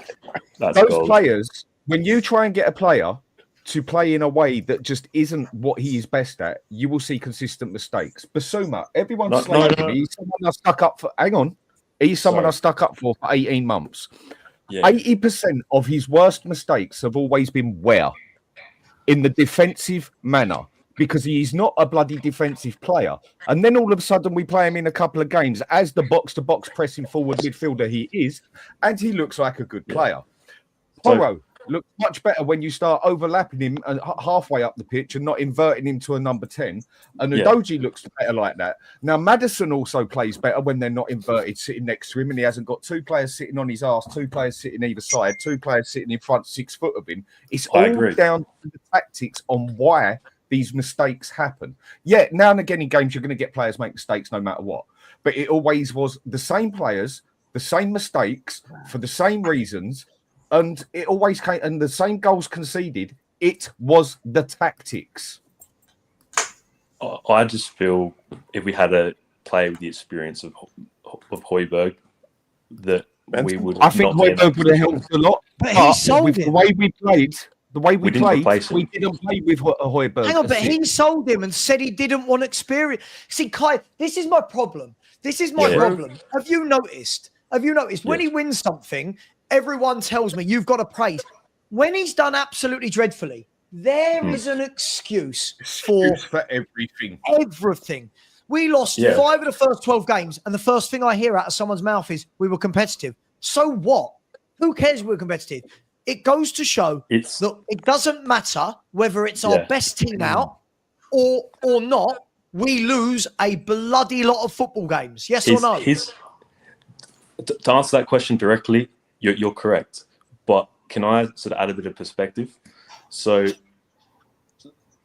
with Ange, he views it as, I'm not trying to be an Ange sympathizer here, he views it as like the big picture. So like if it's competitive, that means there's development. It's a young team, they're strong. If they're not performing, he'll say it how it is, they're shit. And that annoys fans rightly, because they're like, hang on a minute, why is he saying this is good? We lost. No one wants to lose, but he's trying to see the big picture. Can I ask you a question? Progress. Yeah. About your big picture? Okay. Yeah. So as a manager, that again, see, I feel like this is just all Ange fan propaganda. That's like fair. I've been told for 2 years, what you don't understand about Ange, Savva. I'm like, oh God, what now? Because everything everything you Ange fans told me in the summer, he's not done any of it this season. I was told, but what you'll see this year, what he'll do, none of it's happened. Yeah. If your manager, Kai, if not I think if any manager of any football club is looking at the bigger picture, they are going to watch these games and go, where are we getting exploited every game? Right. We don't have a DM, and our inverted fullbacks means that every winger that plays against us has a field day. If Ange is really looking at the bigger picture, he's going to look at that. First time this happened 2 years ago, 20 months ago, and go, I've got to stamp that out. We're 2 years down the line. He's not stamped it out. We're 2 years, hang on. We're 2 years down the line, Kai. We're still playing inverted fullbacks in Premier League games, and wingers are still having a field day against us. So please explain more about the bigger picture. Yeah. So he wants to ingrain his system. He's done it at every club he's been at. And I know this is laughable. I know you think it hasn't worked. That's correct. But he just wants to keep going with that style of play to keep overwhelming teams. And then when he gets to players, overwhelming teams, is he? No, but it ingrains that. Like, look at Johnson. Look at that run Johnson makes, right? If he hasn't ingrained that in training, he doesn't do it, does he? So all he does in training, he doesn't work on tactics. He just works on that last man run. You've seen it on the line. So that's not a good manager then, is it? That's not a good manager. I mean, really, when we didn't have the defence and we was up shit street because we had all the injuries, I think a manager with half common sense on him would have said, right, this gung-ho football that I want to play, whatever, and that, and it just ain't going to work for these games. So I've got to adapt and do my job as a manager and get as many points as I can in this league. Right. Now we have to shut up shop and go a lot more defensive, even though I don't like that, but I still want this squad, this team to succeed. Look, not just be stuck so far up his own arse he can smell yesterday's dinner and I'm only playing that bloody way and cost us 17th in the league. Yeah, I'm trying to understand it as best as you guys, like, because obviously I'm in Australia. I get up at 2-3 in the morning, whatever, and I'm like swearing at the TV. I'm swearing at the TV. I don't go to away games. I don't pay all the money, so it's nothing, by the way. I'm not trying to brag. Swearing at the TV, like, why in God's name are you not just parking the bus? You're up. Like what? Why are you not just leaving the fullbacks? Like, how many games cost us when he could have sat back with 10 minutes to go and shut up shop? But it annoys me. So why I'm making this point is I'm trying to figure it out as best as you can. And the only way that, based on his track record, is that he's not satisfied. The system's ingrained. He's got young players. The board have obviously given him young players. They're not that young. No, he's got a young squad. And I can rip this theory apart. They're not that young. He's not playing the young players. This is mental. Okay. Take age away. For everything. Sorry, take age away. Right back. Yeah. Take age away. Inexperience. Could have covered Archie Gray. He's a right back. But no, he puts Archie Gray there. Right, we go into the Europa. He doesn't even pick Spence in the team. Spence is our best player for about 3 months, bar 1 or 2 games. And the second Udogie comes back, who's been shit since the start of the season, basically, drops him straight away. Yeah, answer that one. You don't see what happens in training, though. Like, you don't know what his mindset's like. So it's hard to see. Like, it's an excuse for everything. This is mental. That's the problem. That's his mindset. He's so set in his way, he won't change it. Let me ask you a question, Kai. Right? Yeah, go on. You've just acknowledged that for 2 years his system hasn't worked. You acknowledge that, right? 100%. Right. Okay. Sorry. Okay. Not not enough to be in a good position. We're 17. Well, it's not worked because for 20 months he's lost 34 games in 66. So it's not worked, right? It's not worked, right? What he's done in Europe is not the system we use in the Premier League. So I'm going to ask this. Is it a good manager that sees their system not working over and over and over again and then goes straight back to the next game and goes, go on, do it again? Because here's my thing. When you've got Ben making excuses for the injuries and stuff, right? What most teams would do is if they've got injuries and you need to put an Archie Gray at centre-half, for example, what most teams would do is go, all right, Archie Gray is not really a centre-back. Do you know what I'm going to do? I'm going to stop inverting the fullbacks so that both fullbacks are next to him to support him. I'm going to drop the midfield two to sit in front of him to protect the young lad, right? What Ange does is go, no, keep doing what we're doing. So Archie Gray is now covering the right back because Porro's not a right back and never in the right back position. So now you've got an 18-year-old kid at centre-half. Bless him. I feel sorry for the lad who's having to cover the right back area, cover the centre back area. You've got no one covering the left centre half because the Dogie's inverted into midfield. At what point does the manager go, I need to change this? And he doesn't. So Vince Vigari, I think his name is an Aussie journalist who's followed Ange all the way from the start of his career. And one thing that is consistent with what he says is that he will not start adapting and play. You know how he played in the Cup? He just adapted, didn't he? He will not adapt his philosophy until he feels like it's ingrained. Now, you can just say that's BS, and maybe it is, but the only thing I can say is wait until next season. Maybe next season he gets Champions League players. We've all said he might get a few games, and then not the players, but it's not the players, Kai. It's the system. It's the system. Let's have a look. Nottingham Forest. I wasn't finished my point. 2 seconds. So when he gets those players, then he might adjust the system. Do you know what I mean? He might actually. That's what I'm saying. Based on his track record, okay, start shutting up shop. Start playing different. Start playing on the counter. But he just wants to ingrain that attacking way. It's different. No one's seen it. It's weird. It's stupid. It pisses me off. Excuse my language. So yeah, that's all I have to say, really. Okay. So what we're doing here is we're condoning that no matter how many games you lose, you keep trying to ingrain a system. Not saying you, but he wants to continue to ingrain a system that is set up for failure, that sets us up to concede the sheer volume that we do, that doesn't help any of the players we've got and improve them because of what? Ego? Because I look at Nottingham Forest. Nottingham Forest don't have top players, but they've got a system that works for them, right? Yeah. Nottingham Forest have a system that works for them. Look at Brentford, Fulham, Bournemouth, Brighton. These clubs don't have it. You Hostel. So these clubs don't have top footballers all over the park, but they've got a system that gets the best out of them. Why is it that Ange seems to be the only manager in the world that doesn't do that? Because he doesn't have the players to make his system successful. So he's just weighing it up. Based on what? Based on what? This is the best squad he's ever had. So based on what? I can explain that. So teams he's found out, as you said, after that 10 games, he's been found out.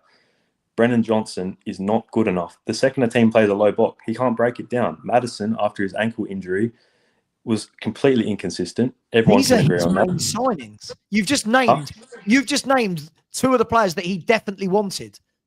That they were on his list. How do you not know, of all the other players that he wanted that he didn't get? You never know that. This is mental. Sorry. It is. It is mental. So you saw the Brighton team that played yesterday for Fabian Hürzeler, right? Yeah.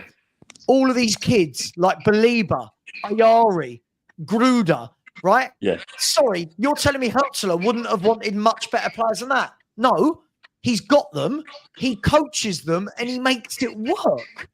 Yeah. But I guess the point I'm trying to make is it should be different next season. It might not be, but it should be. That's all I'm trying to say. I heard this last year. it should have been different this It's last season, year. but it wasn't. It should have been different when he realised we're conceding the same goals every bloody game, no matter what defence and team we've got there. But it didn't. It should have done a lot of things, but it didn't. In this stage, I'm sorry, you do not get 3 hits after season to make it when you're at a top that need a team, a club that needs to be at the top. And Ange's got us a cup. All the credit in the world. Fair play, mate. Excellent. Love you for it. But I'm sorry, you are not good enough to take us further in the Premier League, which is definitely what we need. There's your extra 1.5 million, mate. Baked potato. See you later. We need a better manager. If people can sit here and tell me that Johnson hasn't deserved to be in that first team for next season because he scored 17 goals, I know, but we need a better player. I can then turn around and say, well, Ange's had 22 defeats and we need a better manager. Okay, so which manager do you want to get in then? Which manager? Glasner. Glasner is one I definitely wouldn't say no to. I mean, I don't think he's leaving Palace, to be honest. I think he would. Okay, no, you just asked who we'd love. Another one, Nagelsmann. You need to actually be able to retain them. Nagelsmann is another one who I think would be a brilliant manager for us. Again, he's not Xavi. He doesn't do well enough in the cups. See, but again, have you noticed? You've got every excuse in the world for Ange, and then every excuse why every other manager is not good enough for Spurs. What I want is one, a manager that's actually attainable, and two, a manager that's actually good in the cups. By the way, everyone's going to hate me this. I wouldn't even mind Erik ten Hag as manager. I'm not even joking. Away. Yeah, I mean, look at the state of it. Look, first of all, he's just joined by Leverkusen. I know we won't get him, but so he's not attainable. But so who would you get that's attainable and actually wins cups? Because we need both of them. So but Ben, this is the key thing when you're saying actually wins cups, right? If we're going to say we can only go and get a manager that's won a cup, then you're discounting 95% of football managers in the world. Because I want the best for my club and I want managers. I want to win trophies. I want managers that can win trophies. Well, you don't want the best. You don't want a manager that's lost 22 games in this season. I want managers. You're comfortable with 17th. You don't want the best for your club. The cups and trophies are paramount. So at least give me a manager that wins cups. That's what I want. If you're only going for cups, then how are you going to get better in the progress? You can, but okay, exactly, so Elijah. But the thing is that manager might not be available and might not exist. That is my point. Because guess what? Yeah, there's no one better out there than there's no one better out there for us than Ange, right? Right. Let me put it this way. Let me ask you a question. At the start of this season, yeah, any of the teams that basically finished above us, I'm going to go with Palace, yeah?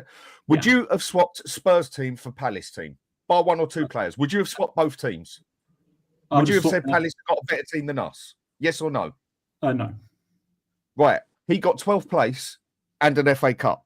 He's not attainable. I agree. Glasner's a great manager, but he's not attainable. Like a team like us. Why is he not attainable? Why not? Because he wants to take Palace. He wants to do the Europa League. How do you know? You don't know him. How do you know that?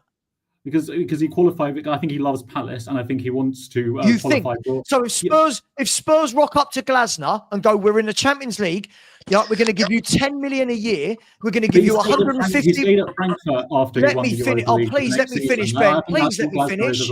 That's what Glasner is a manager. But he hasn't. I'm asking you a question. The way this works, please. Oh my God! When I'm asking you a question, the way this works really well for YouTube is if I ask you the full question, then you answer it, right? Otherwise, I'll be honest, mate, I can't clip up anything because you just butt in on me every time I'm asking you a question.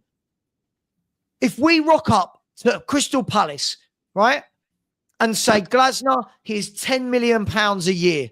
I'm guessing he is on nowhere near that at Crystal Palace, right? 10 million a year, a Champions League team. You got 150 million. You've got all these good young players that you can work and coach with as well, right? Look at our stadium. Are we seriously saying that we don't think we can turn Glasner's head? I think no. I think every manager is different, and I think Glasner will stay at Crystal Palace. I think he'd want to do the Europa League with them. Yeah, that's my point. I think every manager is different. Not every manager has the same mentality. Why don't we look at football? Carry out the Europa League that is qualified for, which we're Crystal Palace. But I agree, Glasner's a good manager, and I'd be happy to have him at Spurs. But my problem is when people are suggesting managers like Iriola or Thomas Frank who have won absolutely nothing in their lives, that shows to me a lack of trophy-winning mentality. Well, why don't we look at football like it's a job, though? See it, look back. It's like all you gotta do is look at football like it's job, like it's still employment. Like are we not gonna, like, if let's say you're an employee, right? Let's say you're a supervisor, and let's say you're a manager in it at a retail store. Let's say Sainsbury's in it. You get an opportunity to transfer to a better store where you could earn more money. But because you've been working at this store and you know everyone and everyone's cool with you and you're successful here, you're telling me you wouldn't take the opportunity to level up, to be in a better place, to earn more money in a bigger spot with more responsibility, with more money. You're telling me you would turn that down because you like where you're at right now? Well, I mean, I think being a manager of a football club is completely different than working at a retail store. Those are because it's still a job. In terms of the passion, in terms of the money you make, those two are completely different. No, because it's still a job. You're still, the premise is the same. Differently. I'm not Glasner. I look at what Glasner did. He stayed at Frankfurt after he won an unprecedented Europa League, and he competed in the Europa League, Champions League with them. And I think he'll do the same thing with Palace. He'll try and go for the Europa League with them. The only thing that's different is the amount of money you make, but the premise is the exact same.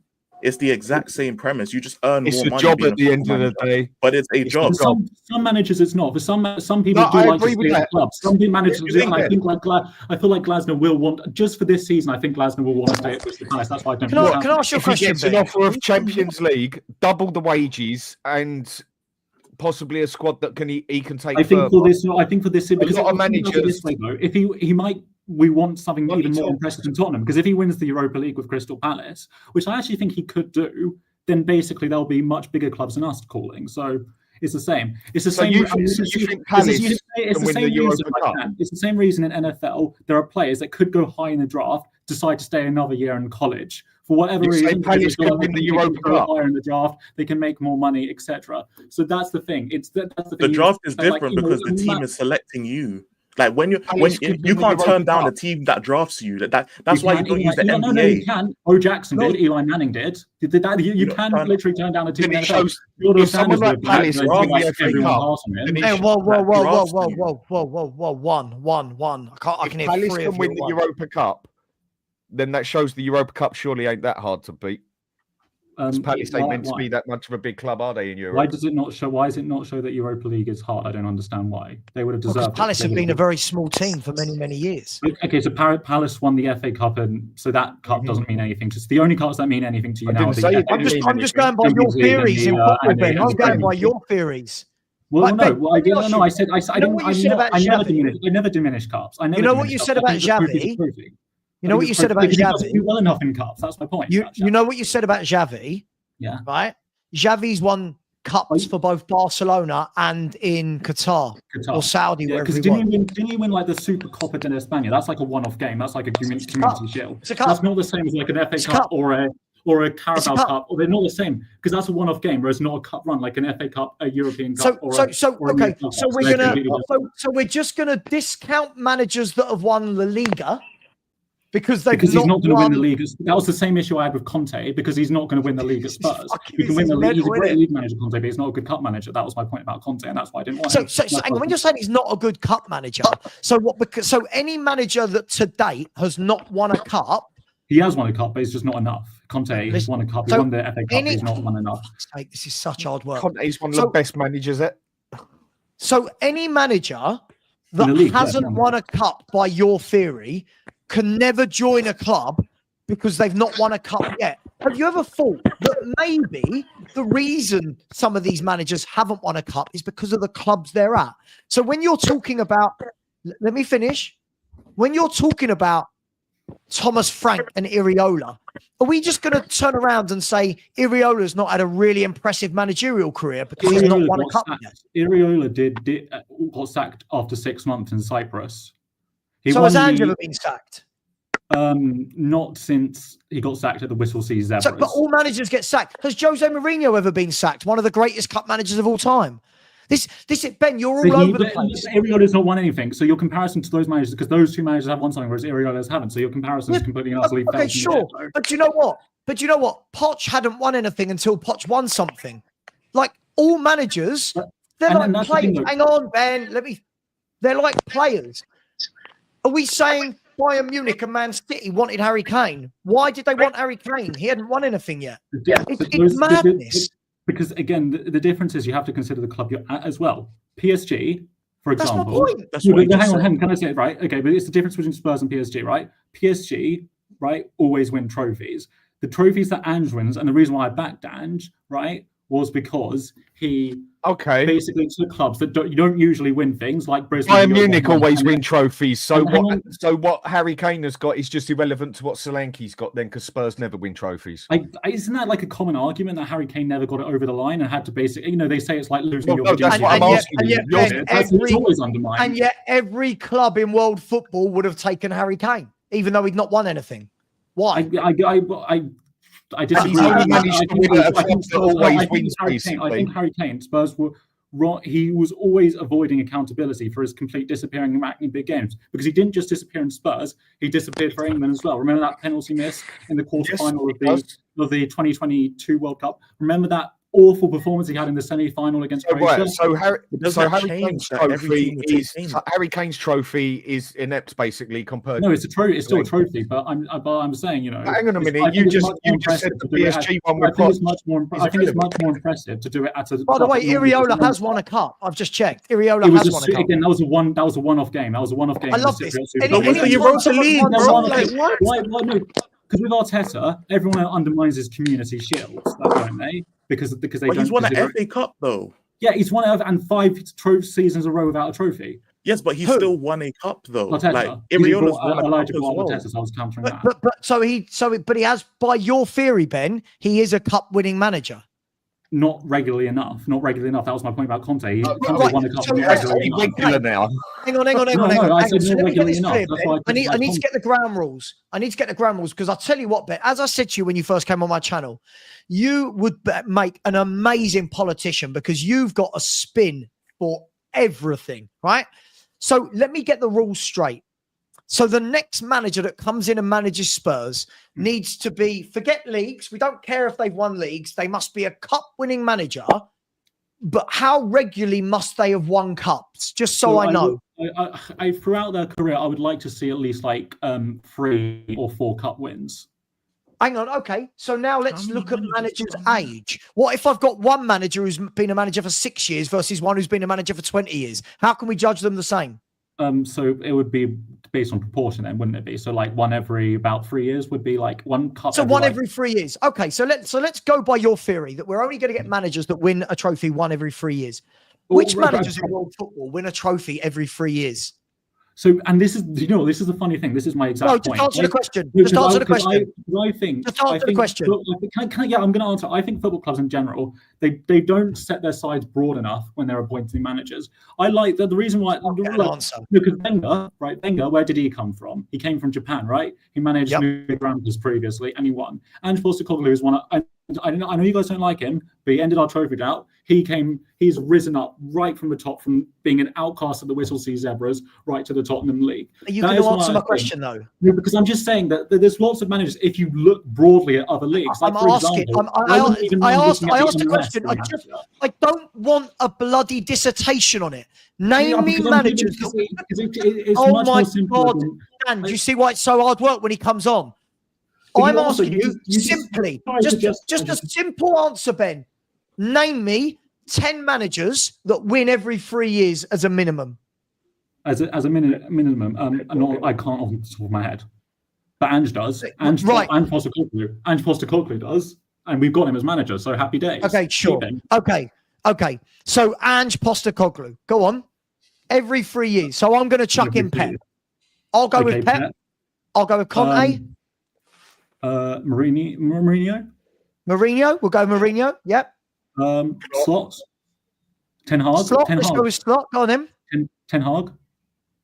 Go on, I'll take Ten Hag. Yep. Ten Hag. Ten Hag. Do you see what? But you see the metric you've put on this is such a small pool of managers now. What you're doing? No, let me talk. Let me talk. Yeah. What you've done is put such a niche banding on what the metrics are for the next manager that you're making it impossible for Spurs to get a new manager, because you're not getting Hansi Flick, you're not getting Pep Guardiola, you're not getting, we've had Jose. Let me finish. I'm talking. You're not getting Jurgen Klopp.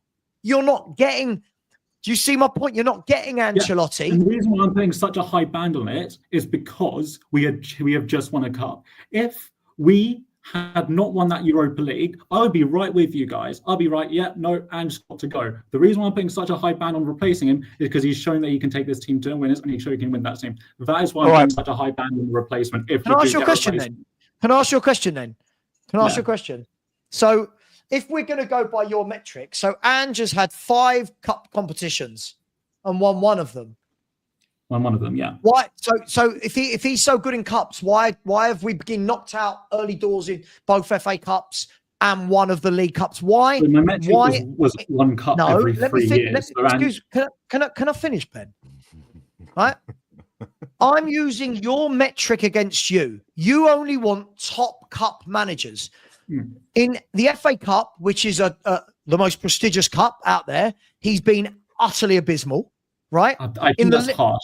I think it's a bit harsh here. Okay, if we're being a bit harsh, I watched the Tottenham team get harsh here because of the teams you've played in the FA Cup in the 4th round against the draw. Oh my God! Sorry, I can't just what? I'm doing what you do. You can't just go like, you need to. Yes, I can. Basically, my metric was 1 cup every 3 years. You put them on the pedestal. Tottenham, I'm going to judge it. He won at Scotland, and also he won the Asia Cup with Australia. Scotland. He's won an international trophy with Australia, the Asia Cup. The only, that's the only major thing. They didn't win in 2007, 2011 without Ange. 2015, they won it with Ange. Okay. 2019, so can I go back to my point? You always talk about Australia and Japan. I don't care, right? But so in the FA, oh my God, Ben. In the FA Cup, right?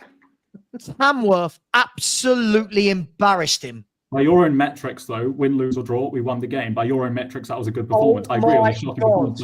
Ben, let me talk. Ben, let me talk.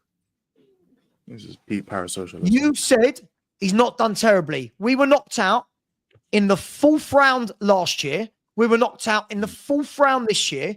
We scraped past a non-league team that should have won the game in the last minute against us, right? In the League Cup, right? Yes, he got to the semis this year and we got utterly embarrassed by Liverpool, right? And in the League Cup last year, he got knocked out in the 1st round. So by your metric, as this great cup manager, why didn't he do better in those cups? So you say by my metric, I said 1 cup every 3 years, and did that. So I don't understand why you keep bringing my metric, because my metric, this is mad. So far. You say this is mad, but you're changing my metric. You said 1 cup. I said 1 cup every 3 years, and I just done that. This is mad. So no manager can join Tottenham, guys, if he hasn't won a trophy every 3 years. Because I basically don't want to. I don't want to have another 17-year trophy drought, do I? And I don't want to have another season where I finish 17th with 22 league defeats. So we're not taking into account any of the size of the clubs that the managers are going to come from. So, for example, Thomas Frank at Brentford isn't measured by winning trophies. His club shouldn't be winning trophies, should it? When you look at all of the... Hang on. So you don't... Hang on. Thomas Frank has the lowest wage to point ratio in the Premier League. What an achievement that is for a small club like Brentford. Right? But you're going to judge him. Oh, well, Brentford haven't won an FA Cup with him. Please may I answer that? 2 things. Go for it. So, number 1, who did Thomas Frank get knocked out to in the FA Cup this year? I can't even remember. It was Plymouth, right? Plymouth are not a Premier League club. They got relegated down to League One. Furthermore, you go the size of the club. The thing is, though, the same argument you make for Ange, look at this club, to not make excuses, you can make for Thomas Frank. Swansea, Wigan, Crystal Palace, they're not so huge at the beginning clubs. Of the season, I agree with you on that. But at the beginning of the season, right, Thomas Frank, right, no one is putting Brentford to win a trophy in any way, shape or form, right? So when we're going to judge whether he's a good manager and we're going to judge it based on winning trophies when he's at that level, why would we not judge it on where he's taken Brentford from and to? So let me give you an example. Let me give you one example of a guy that blows your complete theory as nonsense and out the water. Is it going to be Eddie Howe? Eddie Howe. is a superb coach and a superb manager that has only just won his first trophy. Are you telling me you're not having Eddie Howe over Angepostecoglou at your football club? So do you think we can attain Eddie Howe?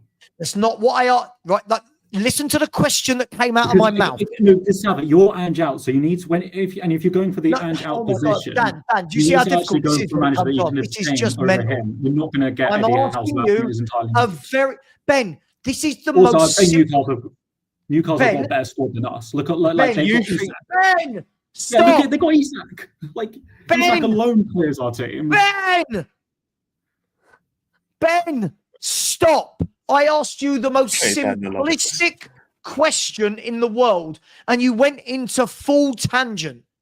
Would you take Eddie Howe over Postecoglou? Forget if he's obtainable. Forget that he's not leaving. If I offered you right now, Spurs are going to announce Eddie Howe as manager, would you take it? No. But right there tells me it doesn't matter. No, what we say, you can't see anyone better than Ange. It's nonsense. What do you mean? No, it's because no, I can't see anyone better that's won Spurs before. Yes, because Spurs have been consistently under club. So and anyone that does that, I don't know they can win a trophy with Spurs, but I know that Ange can win a trophy with Spurs. That's why I'm still Ange. So what would you take? One day Ramos back at Tottenham then, I guess? He won a trophy. Like, we don't know it until we didn't know if Ange would win a trophy until. Why are you going on about one day Ramos? Because I mean, you can make that same argument about any trophy, because there have been managers that have won the league that have also had shockers after that, like Mourinho and Ranieri. So you could say, Wandy Ramos won a cup and did shit. Well, managers have won the league and done a shit as well. So that's your point is again entirely. Sure, but Ben, the point was this, right? Man. The point was this. We turned around and we said, by your metric, a manager to join a club the size of Spurs, right, must have won a trophy every 3 years. Newcastle United were in an absolute shambolic state. Do we all agree with that, guys? Right? They were in a shambolic state. Eddie Howe rocks up there with... See, it's okay to say he's got Alexander Isak now, right? But Alexander Isak wasn't the Alexander Isak now when he signed him. And when he first joined Newcastle, he didn't have Alexander Isak.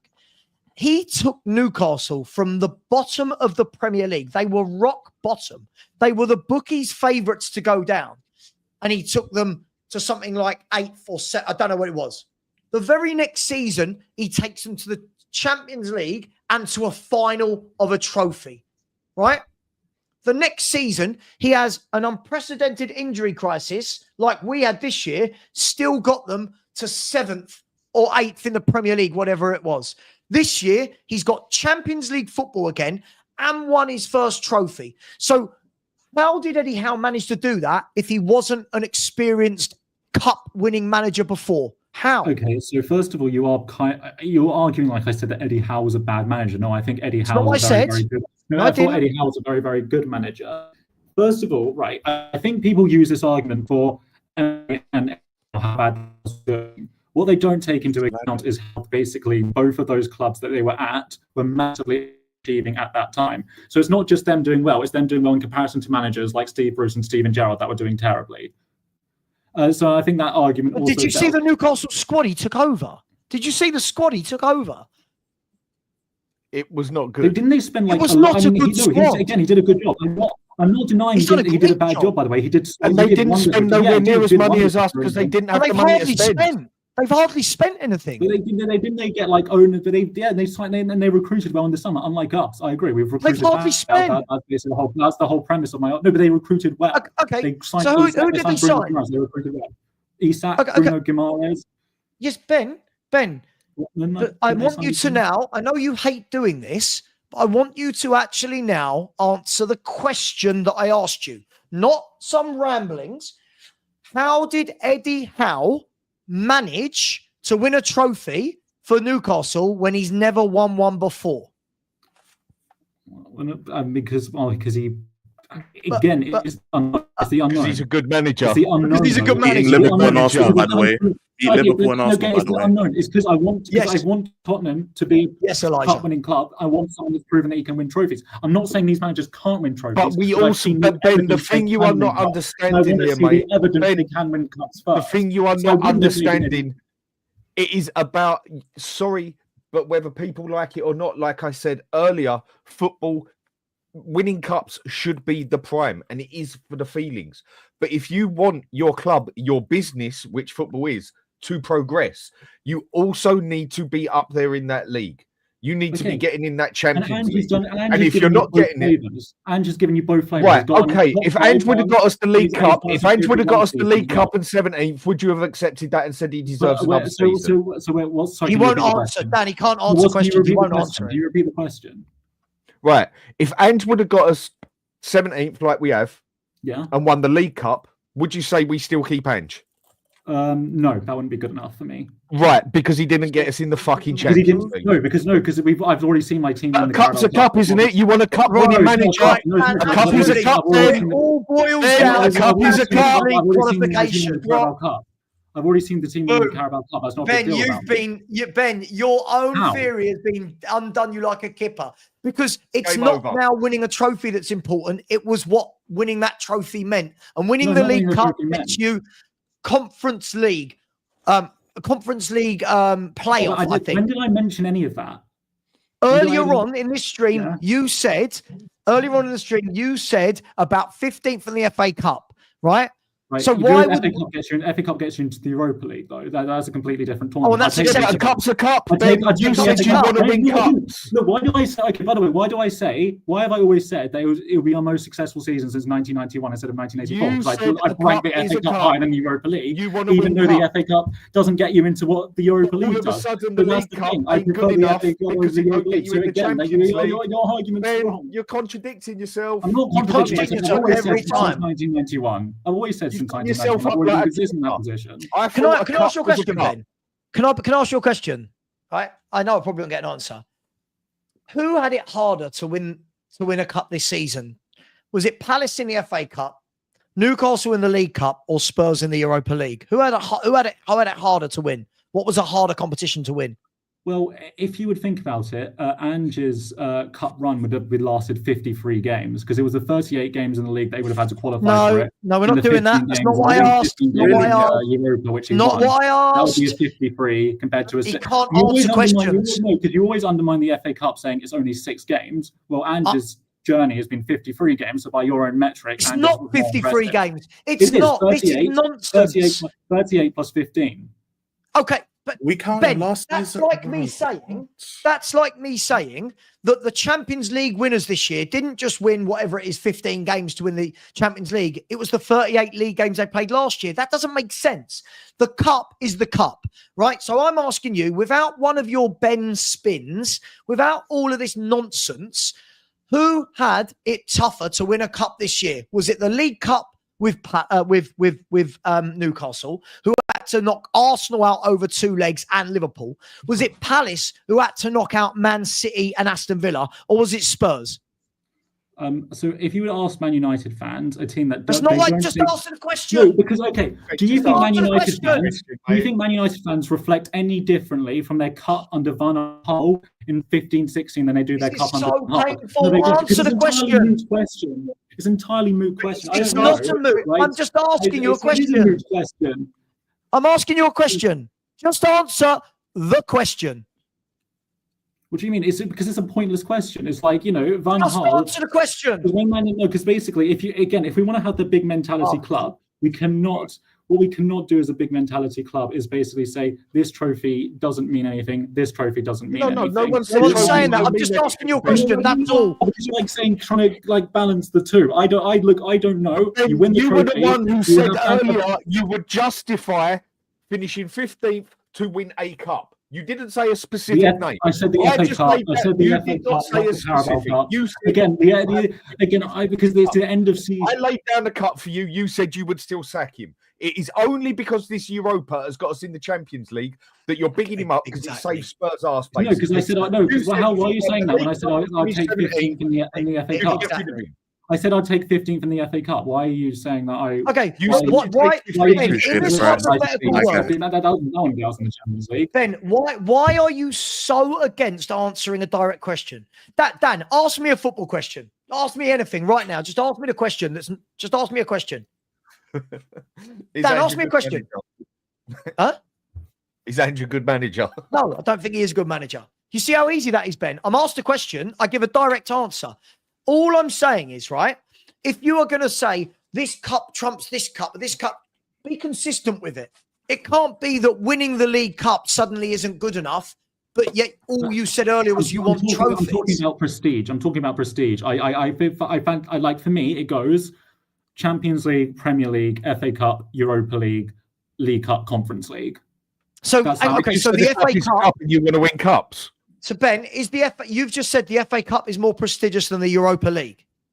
Because back in the day, right? I'm not disagreeing. I'm just saying yes or no. Just yes or no. No.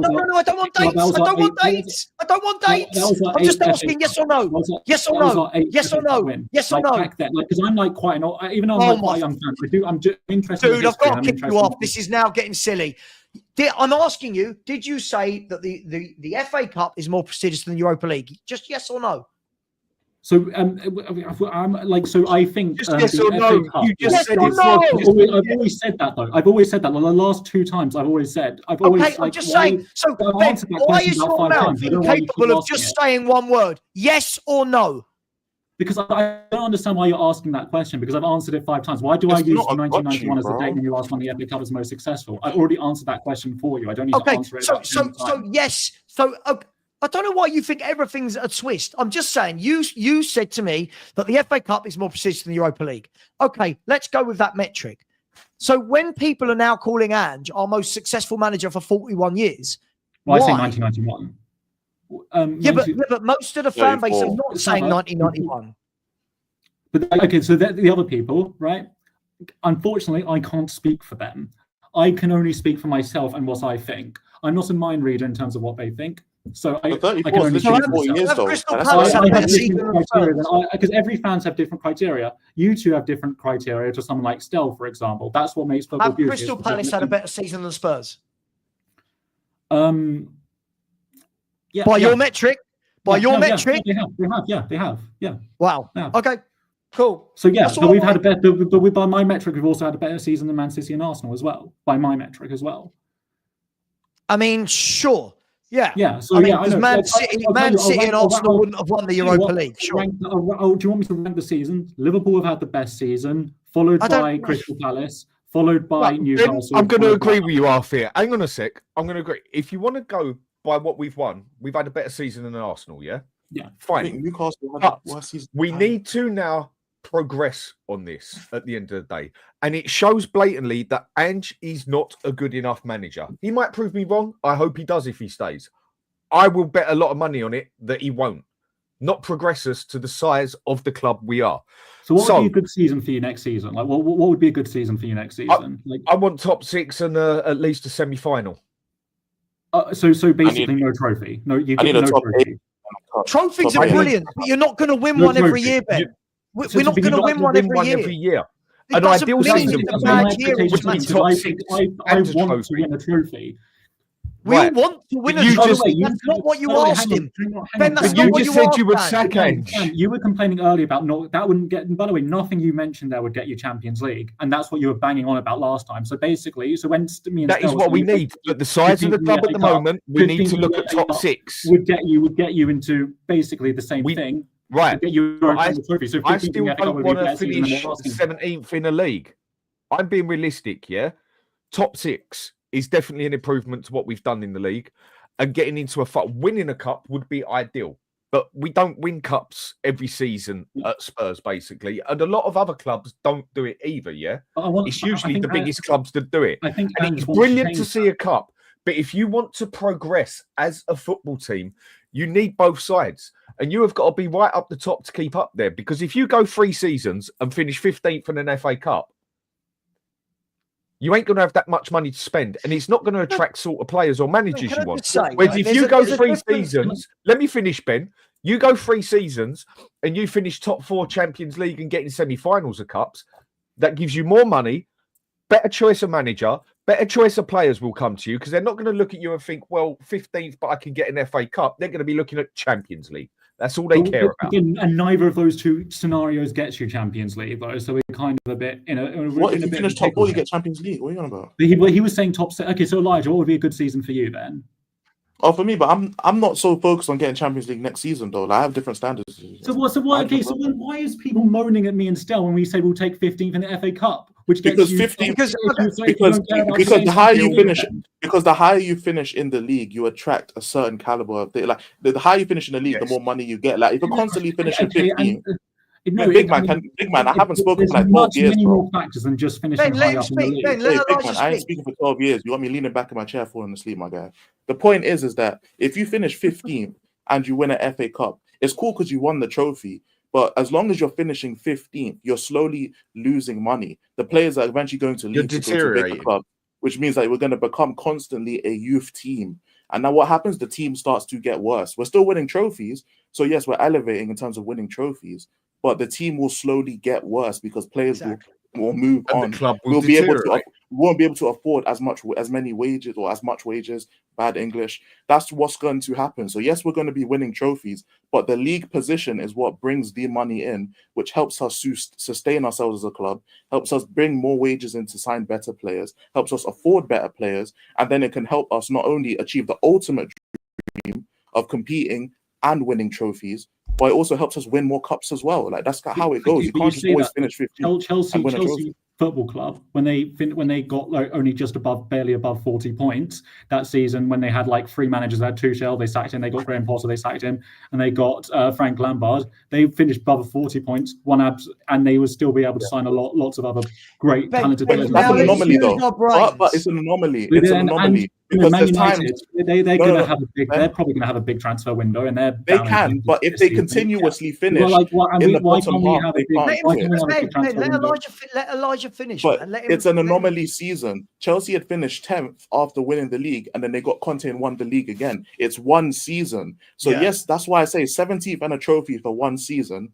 Cool, no problem. It's acceptable. But we can't continuously finish in the bottom half of the league because that anomaly season where we can spend money, there's a reason it's an anomaly because it's not going to happen year after year after year. It's just the finances. Like you might not like, of course we want the trophies, we want the glory. Wait a second, my G, please just wait. We want to spend money, we want to win trophies. I understand. I'm happy with the Europa League. Don't get me wrong. Of course I want to win a trophy next year. Don't get me wrong. I would take a Carabao Cup. I just want to win a trophy. I'm with you on that. I agree. But I'm just saying that, yes, Chelsea finished like with 40 points. They spent big and they got back up there. United finished 16th. They're already looking to splash money. I get it. But if they kept finishing year after year, let's say 3 years in a row, they finished 16th, 15th, 14th. All of a sudden, they can't spend big because they don't have the money. That's what the point is. They won't have the money to keep spending big. Elijah, do you know the only way they would have the money? The only way they would have the money if these clubs, if they kept doing that, would be to sell assets. And by assets, I mean footballers, right? So you watch, like, for example, I think Villa this summer are going to have to sell somebody for 60, 70, 80 million. That's why Durant was sold. Whether that's a Watkins or someone like that, they're going to have to if they want to keep spending money in the transfer market. Right? That's why Durant left to Saudi, because they needed the money. It wasn't by choice. So Durant was performing better than Watkins. Right, Elijah, I make you right. The difference here is when people are asking a question like what's a good year next year, I think it goes without saying that we all want to win a trophy. I don't even think that needs to be said. What's a good year next year? Well, if every season we're going to say win a trophy, win a trophy, win a trophy, right? It just then says that every other year that you don't is a failure. And the problem is there's only X amount of trophies across the world that any Premier League club can win. I'm talking about the mentality I want the club to have. Hang on, Ben. Because that's like the mentality Ange has. Like for Ange, if he doesn't win a trophy, that would be a failure to him. And that's the mentality I want the manager of my football club to have. Okay, sure. And we all agree we want to win a trophy every year. But I think what we're in the stage of now is fans seem to think that we've won this one trophy and now suddenly we're going to win trophies every season. It doesn't work like that. There are Arsenal. Look how good. We can mock Arsenal all we like, guys, right? Look how good as a team they've been for 3 years, right? Look at that 11 compared to ours, right? Look at how good defensively and well drilled they are. They can't get over the line, right? Villa can't get over the line winning a trophy, right? Winning a trophy is tough. Newcastle have taken this long to get over the line to win a trophy. We're talking about it like it's a given every year. So I don't subscribe to this notion that just because you don't win a trophy, it's been a terrible season. You have to add context to the season. Yeah? Which is why when I said earlier, Ben, if next year we finished in the top 4, if people are really going to look down their nose at that after finishing, I think Ange deserves even more praise for winning it. And it's exactly my point that I think it's not guaranteed that the next manager that comes in doesn't completely fail to win a trophy, and then we go on another 17-year trophy track, which is just even more. I've muted him. Sorry, I can't. I let me get my point out. There's context. If next year we're going to turn around and say, after finishing 17th, that suddenly we're back in the top 4, this whole fan base will celebrate. And anyone who tells me differently is a liar. We will be sitting there on the last day of the season celebrating when we finish in that top 4, right? I don't care if we finish top 4 before and not kicked on. It would show progression as a club, Ben, wouldn't it? It would show massive progression because we've not qualified for the Champions League through the league for a number of years now. So it would show massive progression. It would show massive consistency in the league. It would show that we're not losing many games, that we're winning loads of games. That would be progression, right? Well, you say we'll celebrate. We will definitely wouldn't go. I definitely hope my club would not go for a parade if we get top 4. No, I'm not talking about a parade. But you say celebrate. I don't. By the way, if anyone in the fan base celebrates top 4, I mean, you can be pleased, but celebrate top 4 would be that fan base. But who do you think we are? Who do you think Tottenham Hotspur are? 1 trophy in 17 years, and you think people are not going to be elated that we finished back in the top 4 next season? We finished top 4 so many times. We're under Poch. Not for a long time now. Not for a long time. Last time we did it, it was, I think, the 21-22 season with Conte. Yeah. Right. So I don't think fans were parading in the streets after that, nor should we parade in the streets. Sorry, Ben, you're doing that thing again. Well, you said celebrate. I do not want to celebrate top 4. The only thing we should celebrate is trophies. Jesus Christ! Can someone else please explain what I mean by celebrate? You mean celebrate as in like it's a good achievement, like be happy about it, like not like throw a party, celebrate. Like when you win a trophy, you throw a party in it, but like not celebrate as in like just congratulations Tottenham, you got top 4. Let's go. Please, that's my exact point. But we can't be using words like celebrate because that's just pathetic. Celebrating. But we know. But let's read between the lines there. We know what he means, isn't it? Like we know what he means. We don't mean celebrate. I'm not exactly. Yeah, you're lagging, bro. I just don't know how we've suddenly become this arrogant fan base that expect a trophy every season now because we've won 1. Like, so what is my standards are too high? What it is, people have got a taste for blood now, yeah? They want more, like me. I want progression. But what I'm saying is with the progression, what I keep saying to people is it needs to be progression on both sides. And that league is too important to just throw away for a trophy every season. Now, you know what? I'll step down a peg here, yeah? Give me once every 5 years, we sort of finish 15th and go get a Europa Cup or an FA Cup. Okay, I'll take that one. But like, how am I taking that for 5 years straight? Because the club will just dismantle and fall to pieces. You have to finish up that table to get the players, to get the money to spend. The league is the bread and butter at the end of the day. Whether it's what is morally right and not isn't the point. The fact is, you do not get in that Champions League regular or get regular income through finishing high in the league, you deteriorate. You are not going to attract good players because you've won an FA Cup 3 years on the trot and finished 13th, 14th. You will attract better players if you finish 3rd, 4th, or 5th and get in the Champions League for 3 years on the trot. Will you not, Ben? Well, what top players have we attracted getting top 4? I'm talking about how it usually works. I know, but that one goes down to what you say with Levy or whatever. But we want So Levy the to ar- change so the for others argument, doing it for so, morals. so the argument, so the But argument what a doesn't big club flush. needs to do. But we still attract better players than we would if we were out of Exactly. Europe every season, right? Like you might who? get away with it for one season, but if we weren't Like in who? Europe every season, Yeah, but Savva, slowly but can I ask you guys this question? Because this is where I think I disagree a bit here. I don't believe we're going to finish as low as we finished this season again next season. I don't bloody believe hope not. I think worst case next year, worst case, assuming we spend our money wisely, right? Big if. I don't see Spurs being any worse than mid-table next year. Worst. I expect With us this to be. manager. Yes, because, and I'll tell you why. He got fifth playing one game a week, so it was just like league. We went out of all the cups early doors. He got fifth, so he's shown he can get top six, but the cards have got to be stacked in his favour with regards to the number of fixtures.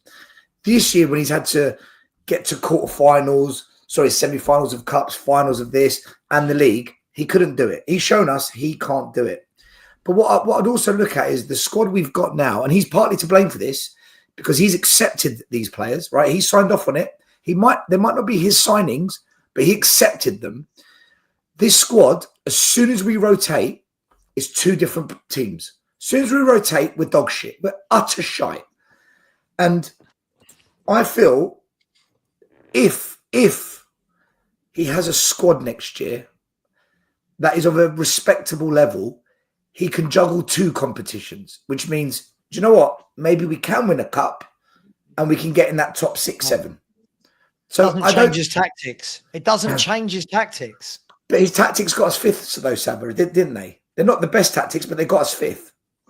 When playing one game a week. Yes, exactly. They did. So now, if you have better quality that comes off the bench when we're resting or there's injuries, it gives us that.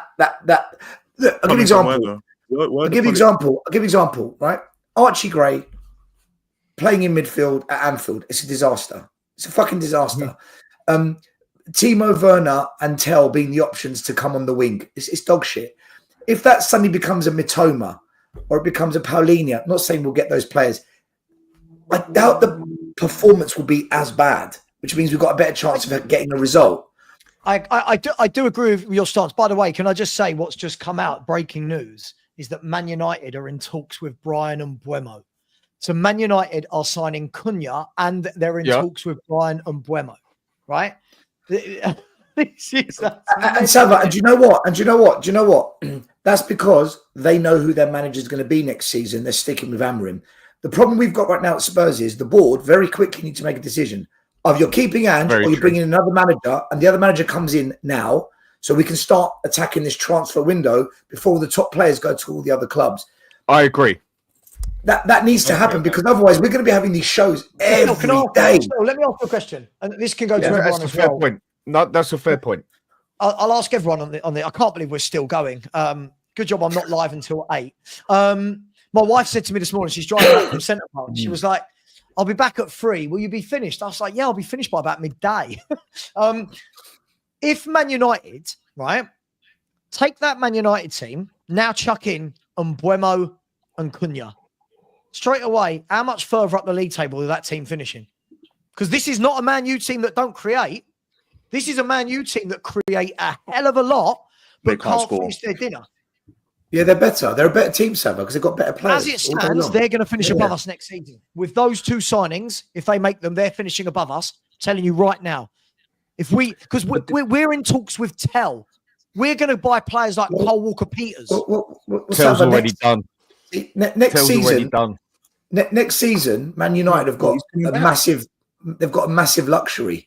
They're not in Europe. They can do what we did.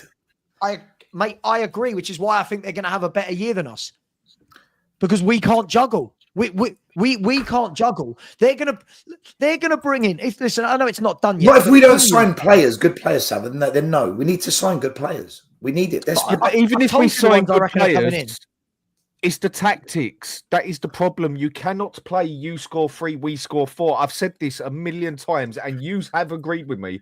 that give me the best defense ever out there and stick Paolo Maldini and Nesta and Cafu on the side, we are still going to concede 50+ goals a season. You're right, but at the same time, this season we've created quite a few chances in games. Yeah, and that front line can't hit a barn door. If you get better forward players, and again, listen, Ange is to blame for this because he signed off on these players. He agreed to this. He doesn't get away with it. But if we don't sign better players that can put these chances away, if we don't sign midfielders that can control a game of football rather than misplaced passes like we've seen too often, then yeah, you guys will 100%.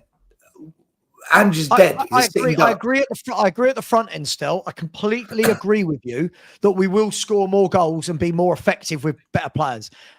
But it's not like we've got shit defenders, right? And again, when it comes down to the tactics, if this guy doesn't stop inverting and doesn't get a number 6 in front of that back four, I think we're going to be in for more games that are 3-3, 4-3, rather than saying, hey, we're blowing teams away. Because we're all, do you know, this year, Ange will get sacked, Savva. If he does it again, he'll get sacked. He will get sacked, 100%. 65 goals, by the way, guys. Do you know the last time we conceded that volume of goals?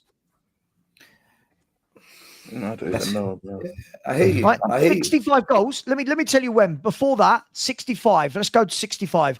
Here we go. I'm still going up. I'm currently in 2002. 65. I'm too young for this, man. No. So 92, 93, which, if I'm not wrong, was the first ever Premier League season, right? The first ever Premier League season, we conceded 66. And we had players play. I don't even want to talk about the players we had playing for us in 92, 93, right? That's where we're at still for me. That's where we're at. He's got to sort that out.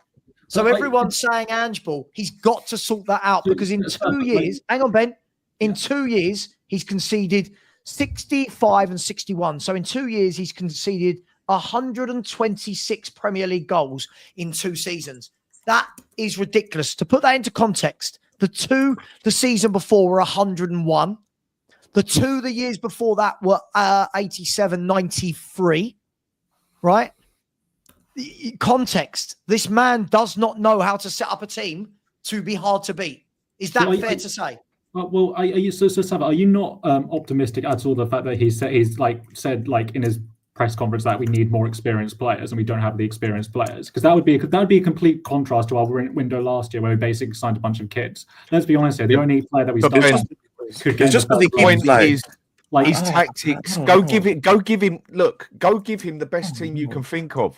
If you go and play players out of their sync, not what they are great at, you are not going to see the team do extremely well. And out of our team he's got there, he plays about 8 players every game out of sync, basically, not to their advantages, not to what they're good at. And that is why you see us concede the same goals over and over again. I know, but that is why you see the same problem with the same players over and over again.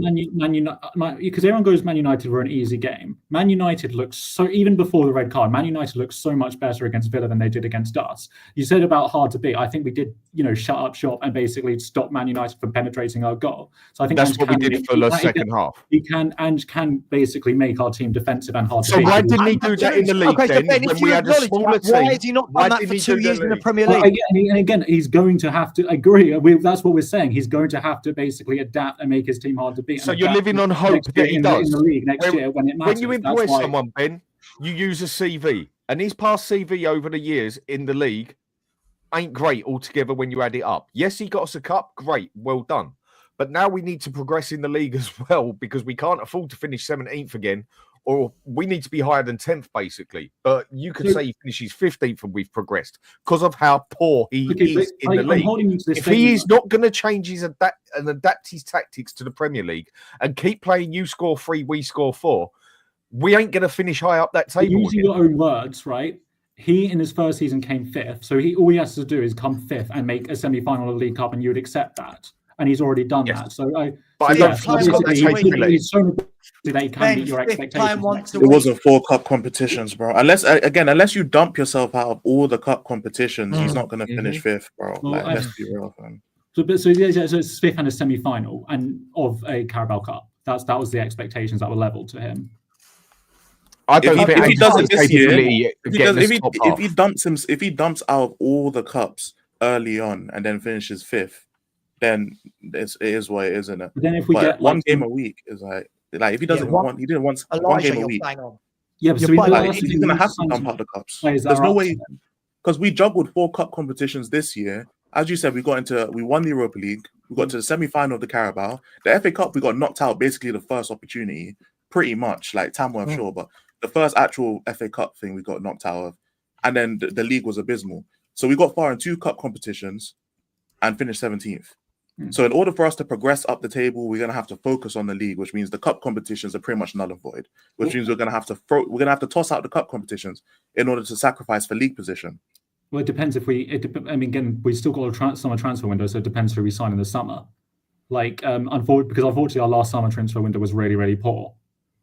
But he said by his own admission that's what he wanted. This is the thing, Ben. This is where I'm struggling. He signed off on it. Fans like you want me to say, oh, but don't you take anything, Savva, from the fact that he said that he needs more experience?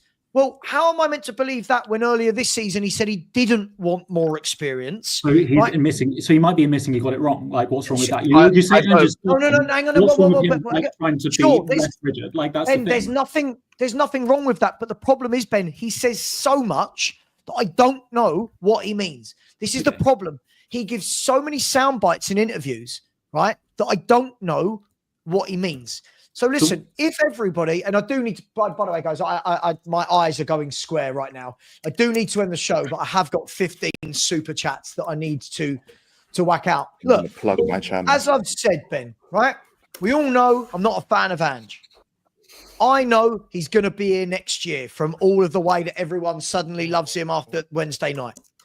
If he's here next year, we've just got to agree that there's no excuses now. There's no injury crisis. This guy has got to perform.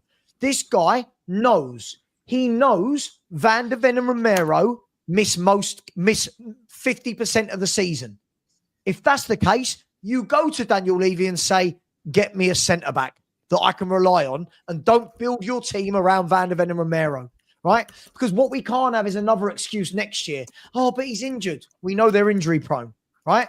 What we can't have is another excuse of, oh, but we haven't got a number 6. That's on him. Go and buy a number 6, right? So, listen, I'm going to do the super chats. Big up to everyone. I'm going to rattle through these. Big up to Angered Chimp, which is a great name. He said, if Ange wins the Super Cup, he deserves the season. I don't look at these things on one game. He's going to have the seed. By the way, you can't just give someone a season. If he does terribly in the first 10 games, he needs to go. Big up to you, Angered Chimp. Big up to Jordan. Very generous indeed. Said a club like Tottenham shouldn't be accepting 17th and 22 league defeats in 38 because we beat Karabag, Ferencvaros and Bodo Glimt on route to a final. Poch got top 4 when playing way harder teams in Europe. Jordan, again, this is my feeling on it. I know others don't feel this way.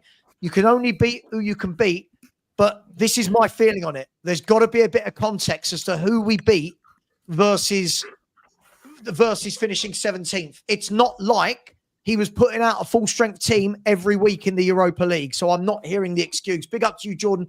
Really appreciate you, my man. Vinny, thank you very much. He said, no players improved in 2 years. Bang on. Romero might leave too. Bang on. Good luck next season with Ange. Even he knows he's out of his depth, hence the posturing. Well, he knows he's out of his depth because he had to change the way we play in the Europa League because he knew that his style of play wouldn't have won the Europa League. Big up to you, Vinny. Big up to a user who said, we need to build stamina, not consumer Red Bull. Bang on. Bang on. Consistency, not just one-off cups and finishing low down in the league. Absolutely a user. Big up to you. Jordan coming again. Very generous Jordan today. So Newcastle finished 5th and won a cup, but we are supposed to believe Spurs can't do it. Absolutely. Absolutely. Chelsea have just finished 4th and they could win the European Cup on Wednesday. It's just a nonsense, Jordan. I completely agree with you, mate. Thank you very much. Olu, big up to you. I said, reminds me of Wigan, FA Cup win and relegation. Well, our fans are starting to sound like Wigan fans, if I'm completely honest, the way we're going on. But big up to you, Olu. Thank you very much. WNF Goals has said, finishing 17th means flirting with relegation. How can people not understand how dangerous it is to go into next year with this manager? Scary stuff. Bang on. Absolutely. WNF Goals. Completely agree with you. Morton Barley, big up to you, Gary. I said, I need to know if Ange is concentrating on league or cups next season because I'm not buying a season ticket to watch that crap again. Gary, bang on. We can all sit here and say what we want, but those fucking people that spend their money and pay for season tickets don't deserve to have the year we've just had at White Hart Lane. 6 wins and 10 defeats. Utter shambles. Utter shambles. Big up to you. Chris Kendall said Xavi doesn't do well enough in the cups. He won 5 cups in Qatar and 1 with Barca. Yeah, but come on, we can't do that. He's nowhere near Ange's level, Chris. Big up to you, mate. Completely agree. Chris Kendall said, Iriola has never won anything. He won a cup with AEK Larnaca. Big up to you. Yeah, absolutely. Big up to you, Chris. Thank you very much. AB has said, big up, Ben, holding your own. Yeah, big up to Ben. It's not a witch hunt. At one time earlier, I had 3 against me. So, big up to you, Ben. And I love Ben for coming on. The one, Ben, whatever we row about, I love that you come on. A lot of these other people talk a great game and shit their pants. Big up to you. Jordan's come back in again and said, Ben wouldn't have taken Eddie Howe because he didn't win a cup with Bournemouth. Yeah, unfortunately, that is true. Sorry about Ben. Big up Izzy and JD. Said teams that finish 17th do not win trophies consistently. Teams that finish top 6 do. Bang on. This season is the anomaly. Clubs have to be able to challenge. Bang on. Bang on. One off will take it. Never again for me. Big up to you. And WNF Goals has said, Gray said in the trophy parade, then he sent him on in the final with no instructions. Laugh out loud. What sort of a manager sends a teenager on with no instructions? I can't get into that right now because if I talk about Archie Gray, then Lubo reappears and then we're here for about 15 years. Big up to all of you. Please go and subscribe to the Hotspur Hood. Please go and subscribe to Too Much of E with Elijah's channel. Please subscribe to Tottenham Away. I'll be honest, I'm really disappointed. The number of subscribers we've got today has been really poor considering we've done nearly 5 hours. Given you a lot of guests and we've only had 10 subscribers. If you haven't subscribed, please smash the subscribe button before you exit. There is the link. It's the final comment that I've just put in the chat. Thank you, Stel. Thank you, Dan. Thank you, Elijah. Thank you, Ben. I now need a 5-hour nap. I'm back at 8 p.m. tonight for Savva and Perchi, the What Are We Doing Here podcast, and we'll take it from there. See you later, everyone. And as always, come on, you Spurs.